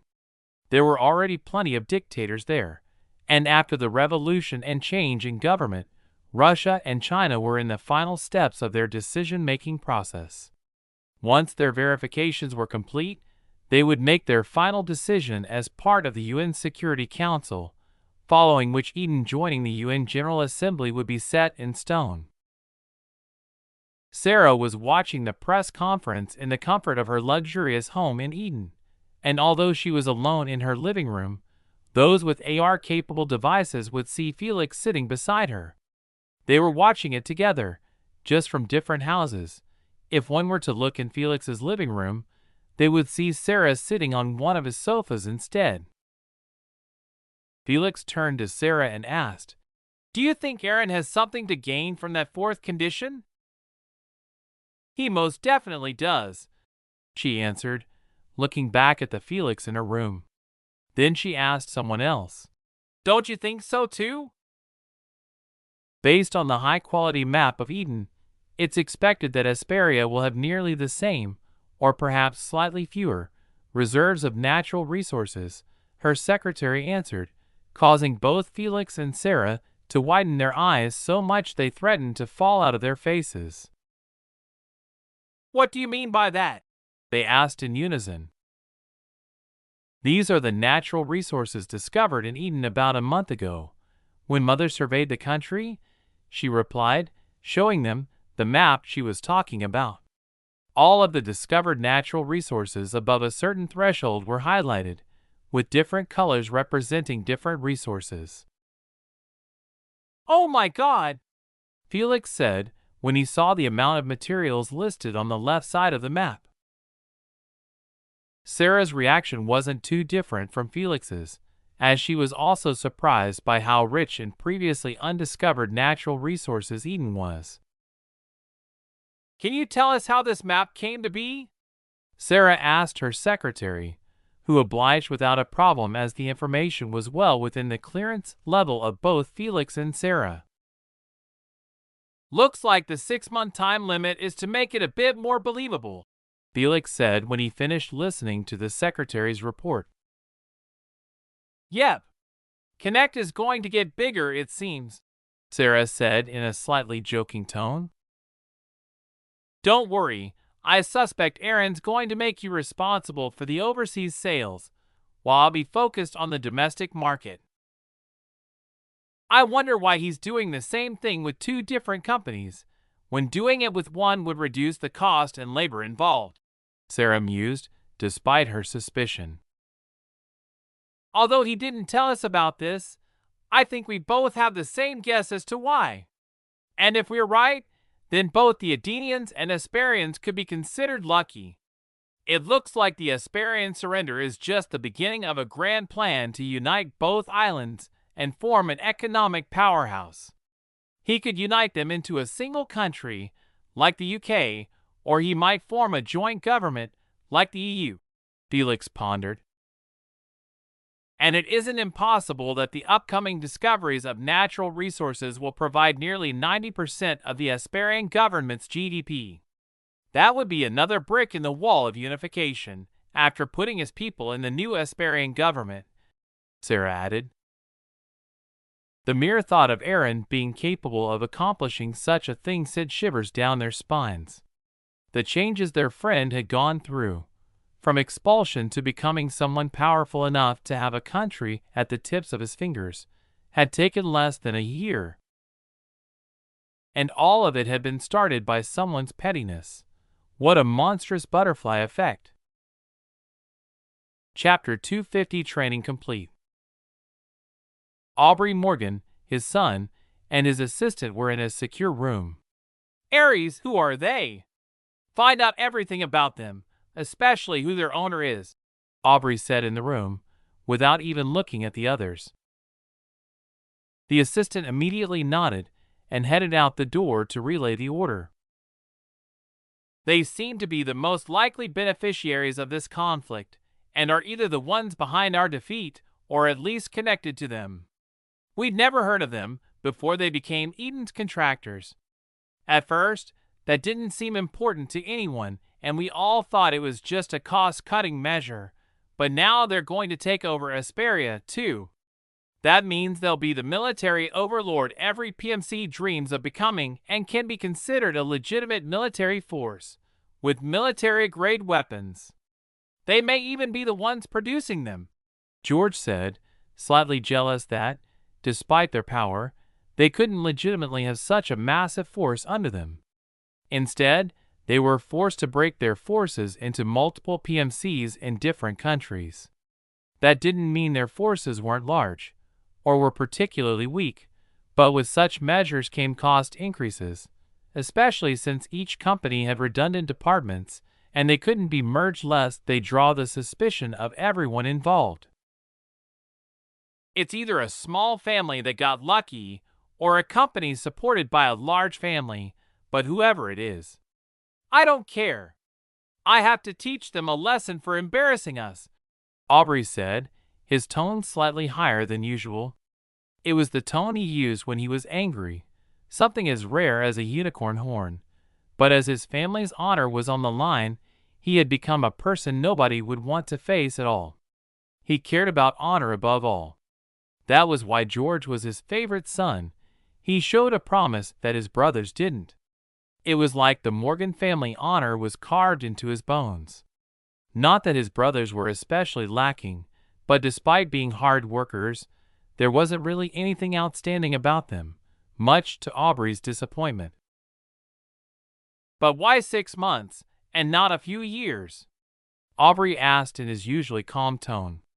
He wanted his son's view of the situation, and considered the question one of the many tests he had given the younger man. There's 2 possibilities. Either they already know of some large deposits and are using the time limit as a means to justify discovering them, or they're confident in finding something within that time frame. At the same time, they can't make the period too long, so that in the event they find something, the citizens would still have hopes of discovering something better when the 6-month period is over, George answered. It was an easy test for him, as he'd been thinking about a possible reason from the moment it had been mentioned. He knew his father well, and had long expected such a question from the man. What do you think we should do if it's the second possibility? All we have to do is suffer a loss of a few $100 million to book all the world's reputable prospecting companies for 6 months, George answered with a sinister smile. Good thinking, but too naive. That'd make it too obvious that someone's out to sabotage them, Aubrey said with a smile on his face, then started explaining where his son was wrong. Then he gave a better plan. Why go to such a needless extent when we could just pay the company they hired to simply not report what they find? Instead, they'll tell us. Then, after the 6-month period is over, all we'll have to do is accidentally find it and win the extraction rights. That way they can't do anything as long as they value their word. Aaron was hard at work, training his combat skills. The blows exchanged between him and his opponent seemingly carried the weight of the world with them, but at the same time, a normal person would have a hard time tracking them. The 2 combatants were moving and attacking at such speed that an onlooker would only see afterimages, at best. Today marked the 210th day since he had begun training in Athena's hellhole. During that time, he'd had everything a soldier from every department in Ares was supposed to know drilled, and sometimes hammered, into him. And his trainer would accept nothing less than excellence from him. Infantry skills, piloting, driving, spying, sniping, and many more skills had been tested, and each score of average that Aaron received had only increased the intensity of the retraining he suffered. The teacher assigned to him by Nova would make sure that he was perfect, or suffer deletion in the attempt. The image of someone hitting a boulder and shattering it was soon followed by the sound of the punch landing. The one who threw the punch, Aaron, remained standing in place. His chest rose and fell as he heaved for breath and wheezed. Is that satisfactory? He wiped the sweat from his forehead. Good. That's what I wanted from you before I could allow you to leave, said a voice from inside the dust cloud. A beautiful woman was walking out of it without a speck of dust or ounce of sweat on her clothes or skin. Congratulations, sir, said Nova, who had appeared the moment the instructor mentioned that Aaron had passed his final test. You really went all out when you made her, Aaron said. He had directed Nova not to interfere during his training, unless something urgent came up. Thankfully, everything seemed to have gone well while he was otherwise occupied. "You need to lead by example," she said with a smile, feeling quite happy about Aaron's hard work. She had been observing and recording everything without missing anything. I know, Aaron said as he sat down to rest. It was his first rest of the day after 7 consecutive hours of fighting. Thankfully, he had finally won the confrontation against his instructor, making him the most combat proficient human in the world at the moment. "Let me rest for a moment," he said, then laid down and fell asleep within a few seconds. "Catch me up on the world situation," Aaron said. He had slept for 3 days straight in the universal simulation before waking up completely refreshed. Nova had put his pod in rest mode, making his 3-day nap equal nearly a month of vacation. Asperia's already signed the surrender accord, and the announcement's already been made. The citizens' reaction has been quite good, and Alexander's approval rating in Eden is at its highest point. The latest poll has it at 93%. She continued catching him up on what had happened during the week that he'd been disconnected from reality. "How about Vladimir? Or rather, how about what remained of him?" he asked. "The personality change is complete, and he can be considered an entirely new person with a new and enhanced body and memories of his former self. He's waiting for orders when you wake up," she explained. "Good. Find a way to return him to his country so he can continue his tasks there, while at the same time preparing himself to rise in the Kremlin. If possible, I want him to take over their entire intelligence network, then resign and start a career in politics. Leave the task of accomplishing his return without suspicions to the intelligence department. That's what they're there for," Aaron calmly said. He planned for the man to return to his position and gain political power. As his revenge on Russia, which had forcefully taken his things without his consent, could now enter full swing.